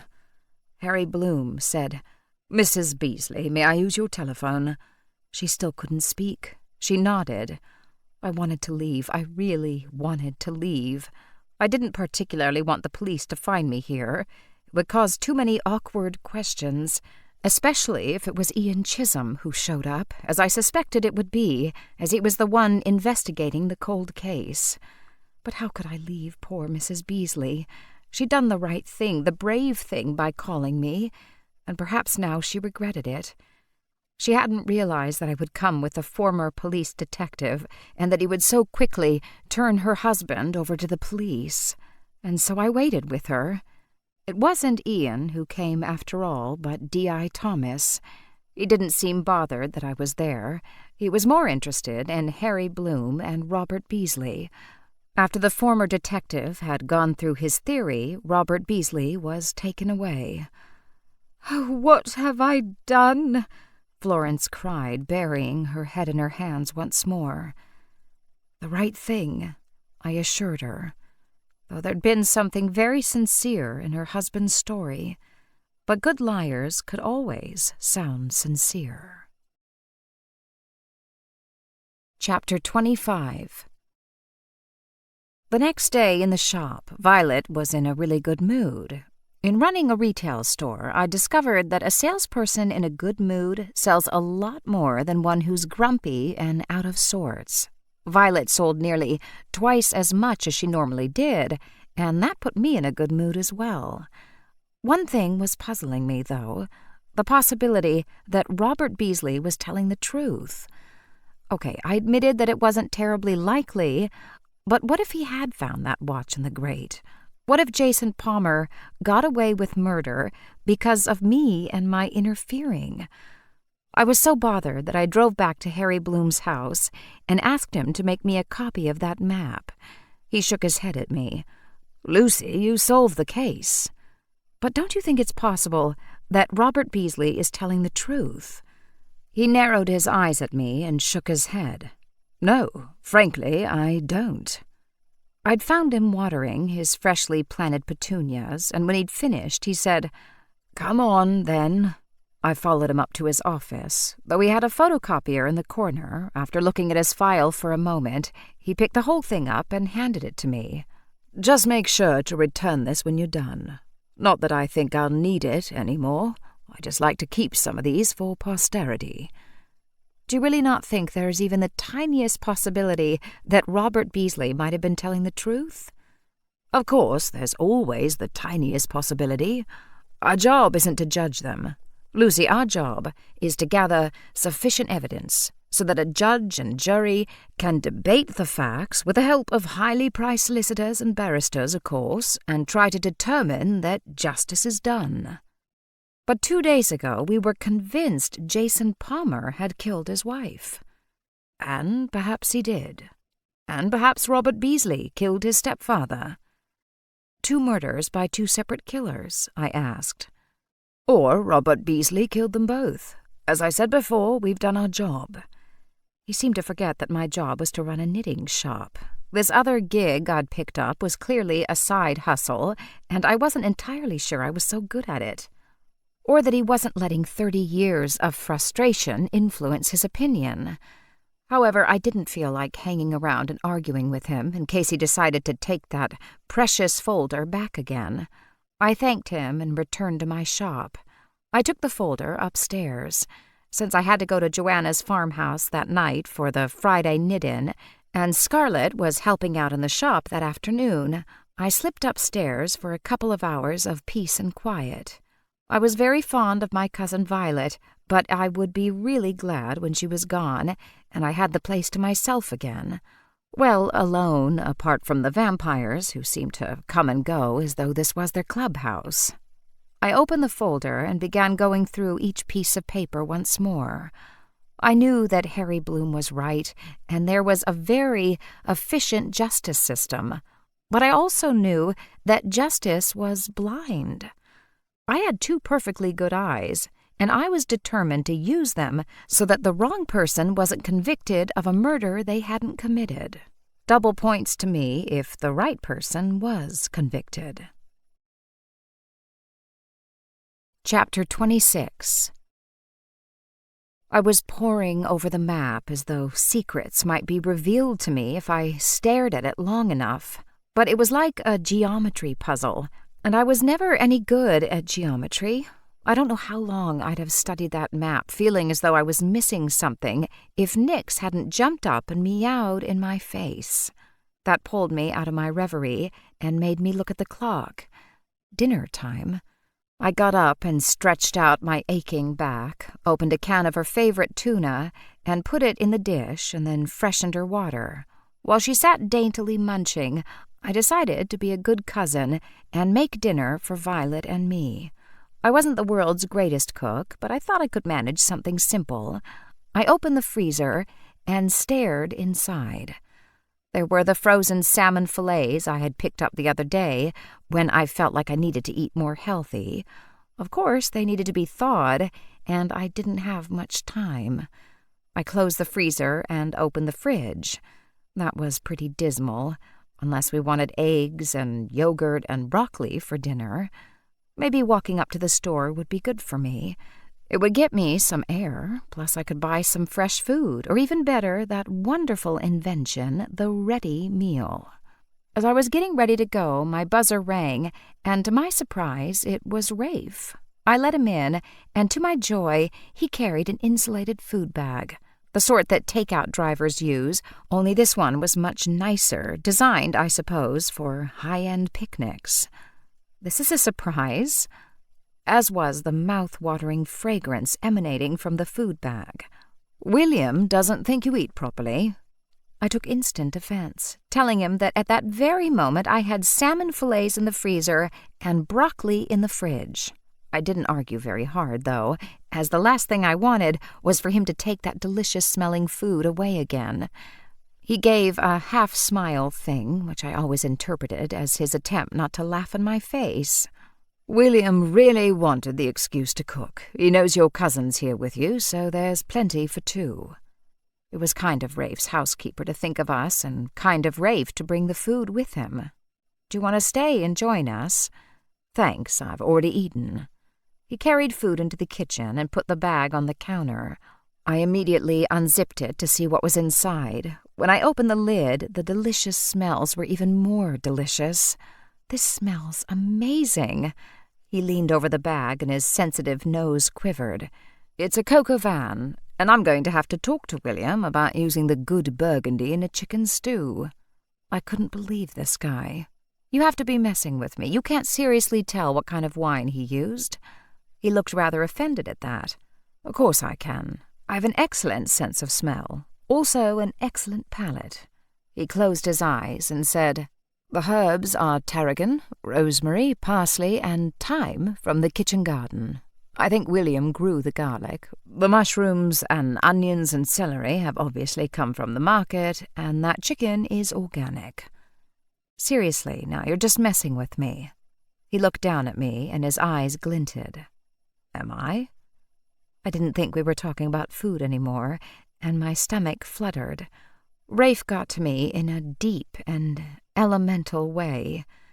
One day I was going to figure out what on earth I was supposed to do about this strong attraction, but not today. Rafe hefted the weighty Le Creuset casserole dish out of the bag and slipped it into the oven, which I put on low heat. Apart from the chicken was a dish of roast potatoes, a fresh loaf of bread, and a salad and a half-bottle of wine. Inside was a note. "Dear Lucy, please don't be offended. My talents are so wasted on Rafe. Enjoy the simple meal. Cheers, William. P.S. Tell Rafe the rule of good cooks is that you should never cook with a wine you wouldn't drink." While I was fussing in the kitchen, Rafe wandered over to the map, which I'd spread out on the dining table. "I heard that you found the missing pocket watch. Well done, Lucy." I'd love to take credit for it, but it was Mrs. Beasley who found it. It freaked her out, and she called me. I imagine it would be disturbing, discovering one's loved one was most likely a murderer. Before I could tell him about my suspicions that Robert Beasley might be telling the truth, Vi came upstairs and sniffed the air. "What smells so good? Rafe and William are treating us to dinner." "Fabulous. Can we eat soon? Sylvia suggested that I come and help with her lesson tonight instead of you." I thought about the very reason she was staying with me. "Are you sure that's wise?" She put her head to one side, looking decidedly pleased with herself. "Lucy, the murders have been solved. That's why Sylvia thinks I should go tonight. Nobody's going to accuse me of being a witch anymore, and when they see me helping them out with their knitting, we'll be friends again." I thought Sylvia was onto something. Besides, if I didn't have to go to the knitting class tonight, I could spend the evening studying Harry Bloom's file. Maybe Robert Beasley had killed his stepfather and then murdered Elizabeth to get that watch back. And maybe he'd killed Grayson Timmins and Jason Palmer had killed Elizabeth. I just had a feeling that something was wrong. Or maybe I wanted to avoid attending a knitting class pretending I knew what I was doing. "That's very smart of Sylvia. Promise you won't cast any spells on anybody, even though I know you're going to want to." She laughed. "That's exactly what Sylvia said. I promise." When she left, Rafe helped me with the dishes, which I thought was very nice of him, considering he hadn't eaten anything, though he had drunk a glass of that nice wine. My mind drifted back to the night before. I'm not convinced. Yes, I know the evidence is compelling, but he told me that he discovered the watch in the fire grate a few months after the murder. He didn't come forward because, obviously, he knew Harry Bloom and the police were after him, but also he'd already received the insurance money. Okay, it doesn't make him look like a hero, but not giving back insurance money and murder are a long way apart from each other. But he then took that watch from Elizabeth Palmer.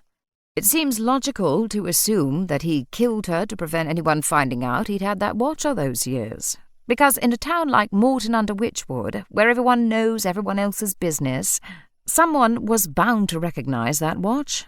Grayson Timmins' portrait was on display in the dining room for anyone to see, Rafe said. You're right. Why hadn't I thought of that before? Why would he keep that painting on display? I dried my wet hands and walked into the living room. Rafe followed. If Robert Beasley murdered his stepfather and kept the watch, wouldn't he have put that painting away somewhere? Who knows? If he was obsessed with hatred enough to murder the man and keep the watch as a souvenir, he might well have wanted to look at that picture every day as a reminder of his act of destruction. I shuddered. Or he didn't do it. Unlike Harry Bloom, Rafe was at least open to other possibilities. All right, if Robert Beasley didn't kill his father and Elizabeth, then who did? That was the sticking point. I had absolutely no idea. I settled myself at the dining table and stared at that map as I'd been doing on and off all day. Rafe sat across from me. Nix, always happy to see Rafe, jumped up onto his lap and then decided his silk necktie, which looked very much like an Hermes, was really a cat toy. She began to bat at the tie with her paw until, laughing, he picked her up and put her onto the floor. My cat, however, was not one to be ignored. She walked around to me, jumped up on my lap, and since I wasn't wearing any designer clothing she could ruin, she jumped up onto the table. Nix, I scolded her. You know you're not allowed on the table. We seemed to have a constant battle over who had all the power in this household. I tried to argue that I was in charge, but we both knew that wasn't true. She easily evaded my attempts to pick her up and instead trod daintily into the middle of the map. She then sat down, her tail curled around her and twitching slightly at the end. Then she stared down at that map as though it were a goldfish pond and she were tracking the movement of some fat, tasty-looking koi. She was so adorable I didn't have the heart to push her off. Then she looked at me, and her eyes narrowed and opened as though she was trying to communicate with me. Was she hungry, thirsty, too hot, or like Rafe, was she just messing with me? She reached forward with her paw and tapped an area of the map. It was in an area outside of town, not near Elizabeth's house or the Beasleys. She looked up at me, and I swear she rolled her eyes. Then she patted the same spot again, quite sternly this time.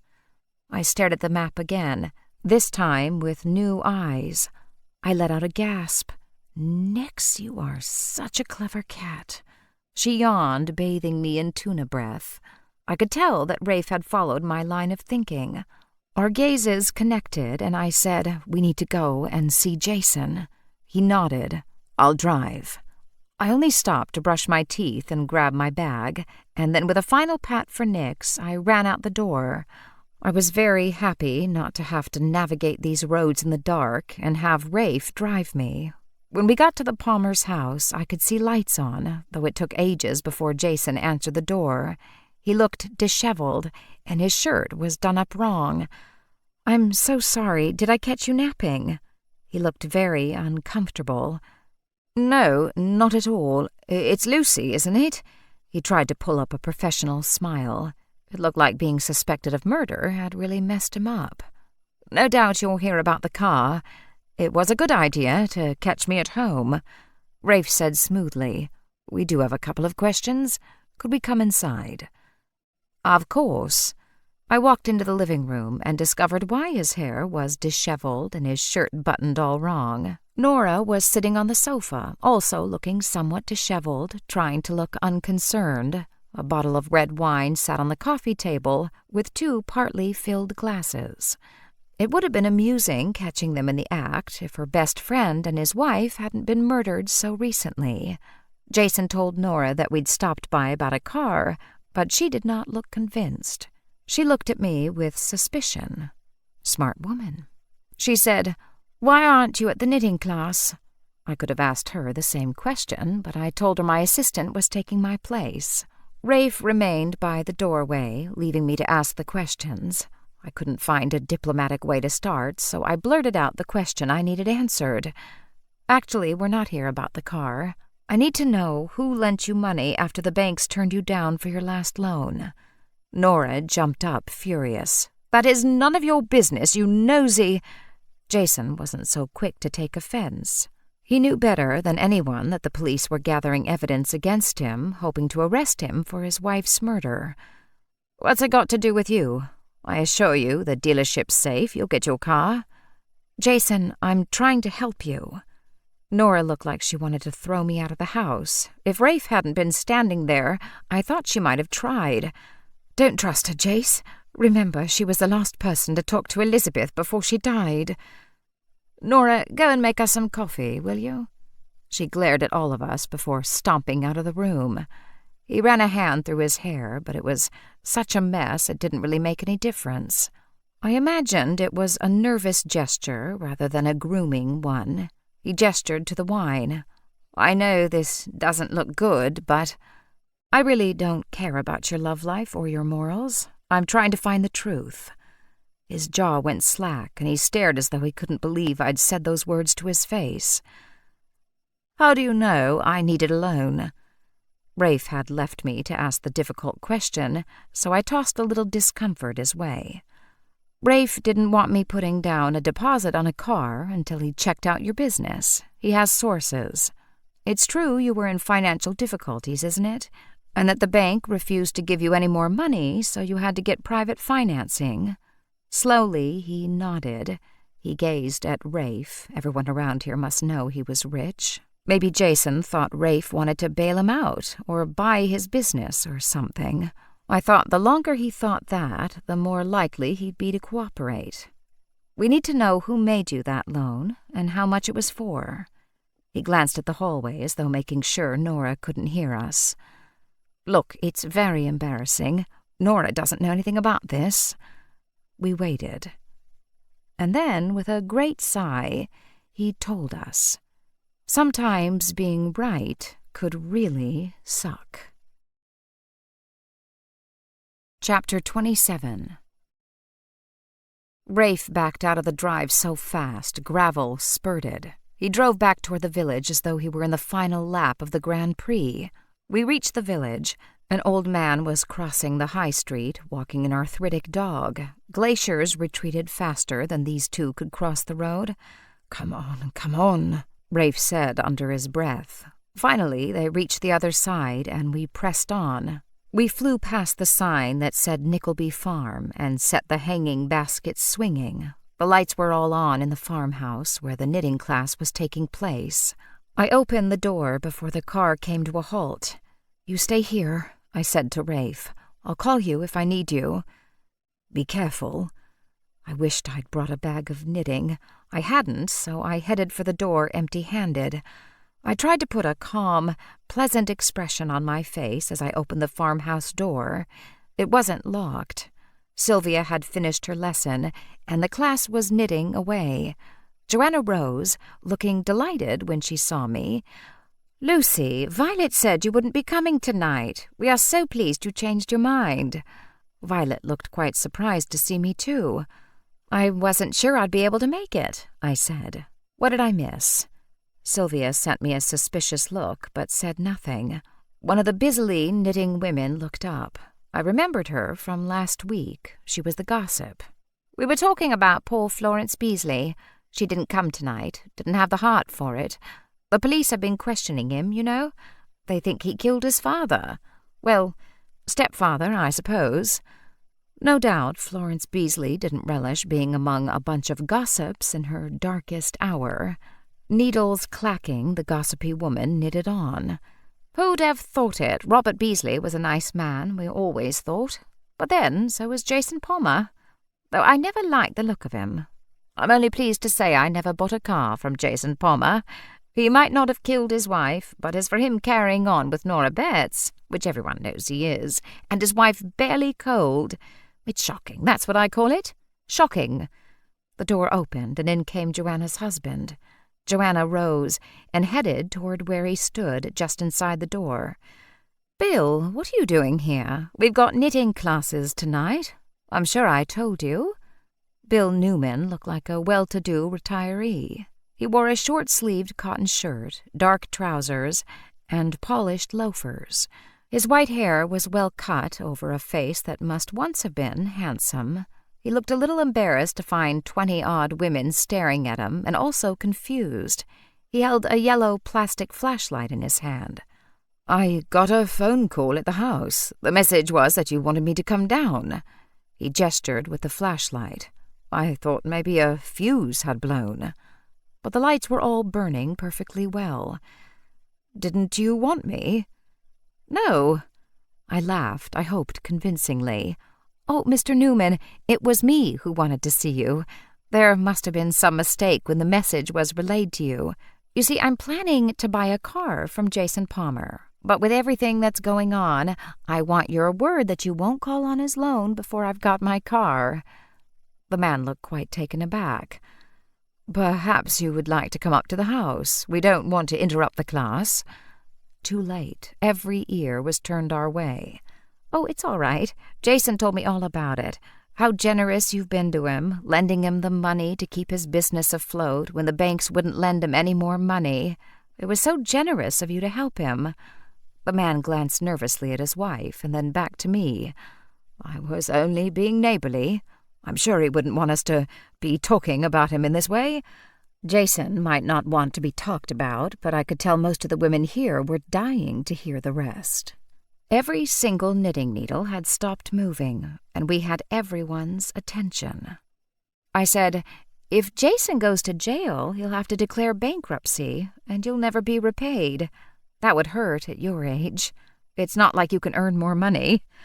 He walked farther into the room. "We're very much hoping he won't be arrested. I'm sure he wouldn't hurt anyone. But I didn't lend him the money, you see. It was for Elizabeth." He looked truly sad. "I've known Elizabeth since she was a child. I hated to think of her losing her home and finding out what a terrible businessman her husband was. This year of all years, when they were celebrating 25 years of marriage. It was only a temporary loan to tide him over. He promised me things would get better." "But they weren't getting better, were they? He was going down, and he was going to take you with him." Joanna had been standing sort of stunned, but suddenly, like a puppet whose master pulled the strings again, she sprang to life. "Lucy, please, this is a knitting class. If you don't have any knitting to do, perhaps you should leave." Her super-nice act was faltering and badly. I looked at her. "And I thought you were being neighborly when you sided with Nora in jumping to Jason's defense, getting all these women here to try and help prove him innocent. Because you knew Jason hadn't killed Elizabeth, didn't you? And if he was convicted of her murder, he wouldn't get the £1 million in life insurance. And if he didn't get the £1 million in life insurance, then you wouldn't get the loan paid back, the loan that your generous husband so foolishly gave him." Her lips pressed tightly together as though she were holding back a torrent of words. "This is ridiculous. I think we'll have to end this meeting early. I'm very sorry, everyone." No one moved. The gossipy woman looked at us agog. "Are you saying that Bill here had something to do with Elizabeth's death?" He seemed completely taken aback. "I was helping at the pie stand. I didn't even know she was dead until someone from the band came and told us." "And besides, you're not the archer in your family, are you?" He shook his head. "No, my eyes aren't good enough." I pulled the brochure about corporate retreats from my bag. I opened it and pointed to the relevant passage.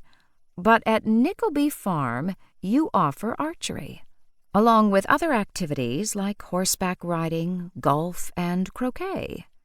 The poor man looked as though he needed to sit down. He said, "I take people fishing and golfing." Joanna looked desperate. "Shut up, you fool! Go back home. I'll be there in a minute." We all stared at her in shock. The lovely, sweet-tempered woman shrieking at her husband. He didn't look shocked, though. He looked as though he was used to it. Sylvia said, "Lucy, what are you suggesting? Do you think that Joanna and her husband had something to do with Elizabeth's death?" I looked at Joanna. "I think Joanna had everything to do with it. You teach archery. It says so right in your corporate brochure. It would have been so easy for you to slip upstairs in the village hall and wait. Everyone was at that fair. You could take your time, wait until you got a clear shot at Elizabeth. Who'd suspect you? Her husband was having an affair. Her best friend wanted her out of the way so she could marry Jason. Even Nora's husband had a plausible motive. You were the first person who told me that he'd do anything for his wife. You made me think he might have killed Elizabeth so that Nora and Jason could be happy together. That was clever of you. I don't know what you've been smoking, but I do not let anyone come into my house and insult me or my husband. I'm asking you again to leave." I looked at the other women gathered there. "Do you want me to leave, or do you think we should look at some of the other facts?" Her hand was shaking, and she was barely in control. "If you don't get out of here, I'm calling the police." I laughed. "I think that's an excellent idea." She all but shook her fist. "It was Robert Beasley. The police have arrested him, you stupid cow." "And wasn't that convenient for you?" I asked in amazement. "You had no idea when you killed Elizabeth that she was holding evidence that implicated Robert Beasley, not only in her death, but in his father's. That's what finally led me to you. I was trying to make a connection between Robert Beasley and Elizabeth, and that's how I found out that his family had owned all this land around here, including this farm." "So what? If you were from this country, you would know that land leases are common." "I've learned a bit about land leases recently. You retired to Morton under Witchwood with all your grand plans to build this corporate retreat. It was your retirement business, your last chance to make some money, but you needed Grayson Timmons' permission to dig a swimming pool or chop down old trees or build any outbuildings. And your landlord said no." "This is ridiculous." Robert Beasley told me himself that his stepfather wanted everything in the village to remain just as it was. He didn't want new businesses, and he must have hated the very idea of corporate retreats. "Why did you go to see him that day? Did you hope to convince him to let you have your way? Did you beg? Because you needed the money, didn't you, even then? Your husband's always been too generous. Without this business, you were going to be in trouble." "Bill, can't you do something?" But he sat quietly, watching me. "I think you went to see Grayson Timmons and plead your case one last time. Did you plan to kill him, or was it an act of passion? Were you in a blind rage when you picked up that heavy candlestick and bashed him over the head with it?" "Stop talking!" She was showing us all what she looked like in a blind rage. "Once you'd killed him, you didn't panic. You stole some valuables to make it look like a burglary." She was gasping like a fish now. "It wasn't me. It was Robert Beasley. Ask the police." "Robert Beasley saved you. Once Grayson Timmons was dead, his wife and 17-year-old son took over. It was a new era. They were happy to sell you the land at a cheap price, and things were all right for a while. Your business was successful, and with your husband out of London, you thought he'd stop being so foolish with the money. Until you found out your husband had given Jason Palmer a private loan. Jason was going bankrupt, and he was going to take you with him." "That's not true." "Until you found out about that £1 million life insurance policy. Poor Elizabeth never knew what hit her." "This is absolute nonsense. It's a fantasy story you've invented. You haven't got a shred of proof, because there isn't any." She had me there. I had hoped attacking her in front of all these women might provoke her into confessing, but a woman who would calmly murder a neighbor was not so easily rattled. Bill Newman finally said, "Joanna, is this true? Did you kill Elizabeth for money?" "Of course I didn't." He heaved a great sigh. "You did kill Grayson Timmons, though." "What?" She turned on him now, murder in her eye. He took a step back, but continued. "I've always known it. Never wanted to tackle you with it, because I loved you, you see. Maybe Grayson Timmons was wrong, holding this village back in the Dark Ages. I knew you'd gone to see him the day he was killed, but I always believed it was an accident, and you were sorry. It never happened again, and so I let myself believe it was an aberration." He shook his head. "But killing Elizabeth Palmer was deliberate. That was cruel." She let out a shriek. "You're as crazy as she is!" He shook his head again. "I know where she hid those things she stole from Mr. Timmins. For 30 years I've known. I can't prove that my wife killed Elizabeth Palmer, but I can give you the proof that she murdered Grayson Timmins." Joanna was fast, I'll give her that. She flew toward the door, shoving her husband out of the way, no doubt intending to get rid of the evidence. I was so startled she was out the door before I could make my feet move. Sylvia passed me, but still Joanna had the door open and was running outside. She gave a shriek as she slammed into Rafe. He grabbed her arm and dragged her back inside, struggling. He looked to me and gave me a tiny nod. "I don't think you've finished with your meeting." Sylvia said, "I suppose someone should call the police." Rafe said, "I took the liberty." Chapter 28. June the 21st was as sunny and bright as the longest day of the year should be. It was Friday morning, and Violet, now thankfully living back in her own cottage, arrived early with take-out coffee and muffins, one of which had a birthday candle in it. She said, "No wonder you're such a powerful witch with your birthday falling on the summer solstice. I've always loved having my birthday on the longest day of the year. I get to enjoy the day longer. I hope you don't mind that tonight we're having dinner with our grandmothers. I was thinking maybe we go to the pub afterward and meet up with some of the girls, give you a proper celebration on your 26th birthday." Her tone was altogether too airy. I knew something more was planned than a simple family dinner. The vampires had been going around very secretive and full of suppressed excitement. Conversations had ended abruptly when I entered a room.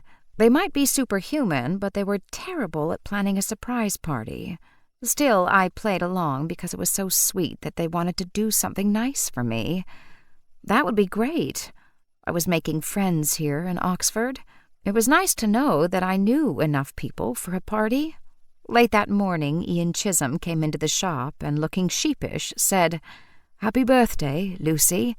He handed me a card that read, "Happy birthday to a very good friend. With love, Ian." After dating briefly, could we ever really go back to friends? I decided that was a question for another day. This day was all about me, though I did ask him how the case against Joanna Newman was coming along. "I never call a case airtight, but this one's close," he said with satisfaction. "Her fingerprints were all over the property stolen from Grayson Timmins the day he was murdered.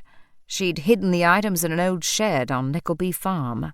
They were stuffed inside an old burlap sack of horse feed. It's more difficult to tie her to Elizabeth Palmer's murder, but a bow fits as the murder weapon, and she uses the same arrows as the one that killed Elizabeth." Good. It's time she paid for what she did. I didn't see too much of the vampires that day. I expected they were all sleeping. Violet had arranged a dinner with the two of us and Scarlett and Polly. Gran couldn't be seen in public, but she was going to come to the flat later to hear about my evening and drink a glass of sherry with me. I noticed Violet kept glancing at her watch, and she kept checking her phone and texting when she thought I wasn't looking. Of course, I pretended I didn't notice. We closed up as usual at 5, and then she said, "Do you mind if I come upstairs to your place to change?" "All right."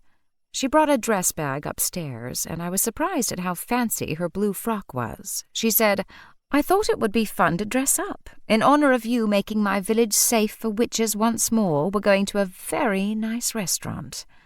All right. I could feel her suppressed excitement, and it ignited mine. I pulled out a pink and white strapless dress and pink high-heeled sandals. In case it grew chilly, I slipped the white pashmina around my shoulders that I hadn't worn since the village fete. I put extra effort into my hair and makeup. When we were both ready, I asked, "Do you mind driving?" "Sorry, Lucy, I would, but my car had a flat tire this morning. I had to get a ride to work. I was hoping you could drive."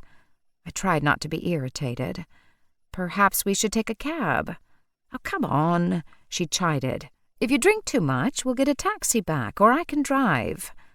Fine, I said, a little huffy, grabbing some sneakers to drive in. When we got to the spot where I'd wedged Gran's tiny car last time I drove it, I saw a brand-new car sitting there. The same model I'd test-driven, only this one was red, as bright and shiny as a fresh cherry. My jaw dropped. I don't understand. Violet started to laugh, and then the back doors of the car opened, and Gran and Sylvia came out, both giggling and crying, "Happy birthday!" We hugged, and I think I squealed. Gran said, "This is a gift from all of us. Rafe said you liked this car when you drove it." Trust Rafe. He'd been right, though. "Jason Palmer gave us a very good price, and he's promised you free servicing and oil changes for the rest of your natural life." I stroked my new car. I was already in love. Well, I did help save him from jail for a murder he didn't commit. Sylvia nodded. "And that dreadful Joanna woman will soon be behind bars, where she should have been for the last 30 years. She shook her head. Her poor husband. I don't know if Bill Newman will ever recover from the shock. He blames himself, you know. He had a great fondness for Elizabeth. That's why he lent her husband the money. If he hadn't made that loan, she'd still be alive. Bankrupt, but alive. He feels it badly. In protecting his wife all those years, he gave her the opportunity to kill Elizabeth." I hugged the two vampires, and then Violet and I piled into my brand-new car. While the roads didn't magically become right-hand drive, I had so much easier a time driving an automatic car that was smooth and responsive to the touch that I felt like I might actually enjoy driving again. As we drove, I said, "You were right in your fortune-telling. Elizabeth did die, and I guess now Jason's in the clear for murder. He'll get that check and marry Nora." She shuddered. "I will never tell fortunes again." Then she brightened. "But I did do some good, you know. You remember that woman with low self-esteem, whose dates cancelled on her?" "Of course. She was convinced you were a wicked witch. Well, guess who's got herself a new haircut, a better attitude, and a new beau?" I was so astonished I took my eyes off the road for a second to stare at my witch cousin. "Are you kidding me? Who?" She chuckled. "She's been having coffee with Tony Betts." I felt the rightness of them together in my heart. That's just perfect. I hope they'll be happy together. She couldn't be a worse partner than Nora. There was that. I kept following Violet's instructions, and then the scenery began to grow familiar. Wait a minute, where are we headed? But by then I knew. We turned into the open gates to Rafe's manor house. I pulled up in front of the house, or as close as I could get, considering how many cars were already parked there. As we got out, I heard a shriek and looked up to see Henri the peacock on top of his favorite wall.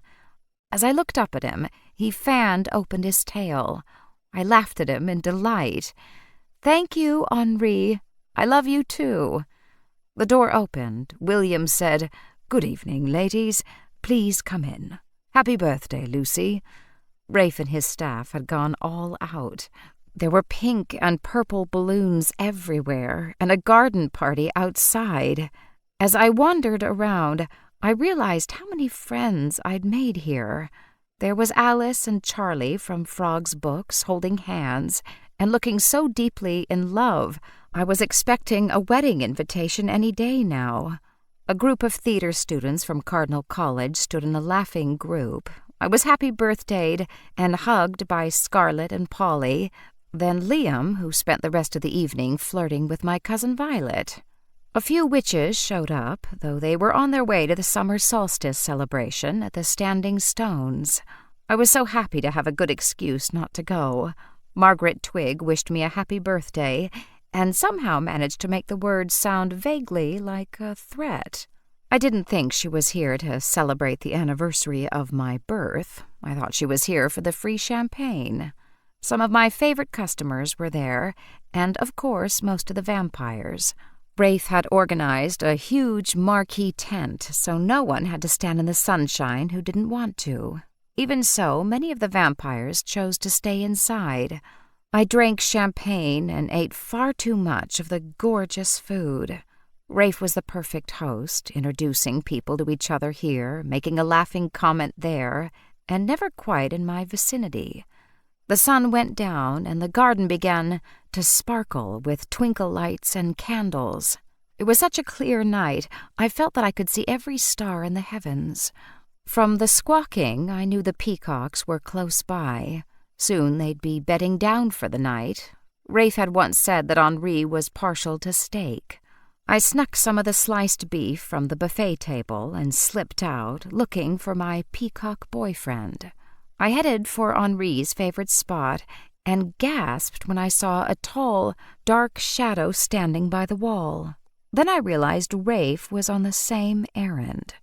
"No wonder Henri's so fat," I scolded. "You keep feeding him." "And what might you be doing out here with that napkin in your hand?" His voice was low and sexy. I chuckled. Busted. Having heard voices, Henri waddled out as though we'd rung the dinner bell. 2 other peacocks headed toward us, and one of the peahens. I put down the food that I'd brought, and then Rafe pulled out a handkerchief and offered it to me so I could wipe my hands. He stood beside me, and we both looked up at the stars. "How does it feel to be 26? I thought about his question. Like I should be all grown up. Like I should know more by now. He put an arm around my shoulders, and we stood there, watching the peacocks enjoy their impromptu feast. "There's plenty of time to know everything." "What were you doing on your 26th birthday?" Normally he didn't talk too much about his past, but I thought given that it was my birthday, he might throw me a bone. He seemed to be looking back into his past, and he had a long way to look. "That was the year Queen Elizabeth was crowned." He gave me a look. "I mean, of course, the first Queen Elizabeth. I spent many years in her service." "Man, you really are old." He looked down at me. "Old enough to know when you're trying to get a rise out of me." I leaned into him. "Thank you for that beautiful car. I know it was your idea." He didn't deny it. "I like to keep you safe. I was sure that old wreck of your grandmother's would leave you stranded somewhere." "Do you want to take a ride?" "What now?" "It's a beautiful night for a drive." "And leave my guests." "Rafe, you've got a perfectly good staff. We won't be gone long." "Where are we going?" "The Standing Stones." "I thought you'd sworn off those witchy get-togethers." "I thought I had too. Now that I'm all grown up, I think I'd better start taking this witch thing more seriously." We walked toward my new car, and he said, "You're more powerful than you think." And then, so softly I could pretend I hadn't heard him, he said, "You've certainly bewitched me." This concludes Fair Isle and Fortunes by Nancy Warren, narrated by Sarah Zimmerman. Copyright 2019 by Nancy Warren. This unabridged audiobook is published by arrangement with Distal, Godrich, and Barrett LLC and was produced in the year 2020 by Tantor Media Incorporated, a division of Recorded Books, which holds a copyright thereto. Please visit tantor.com for more information on our growing library of unabridged audiobooks. Audible hopes you have enjoyed this program.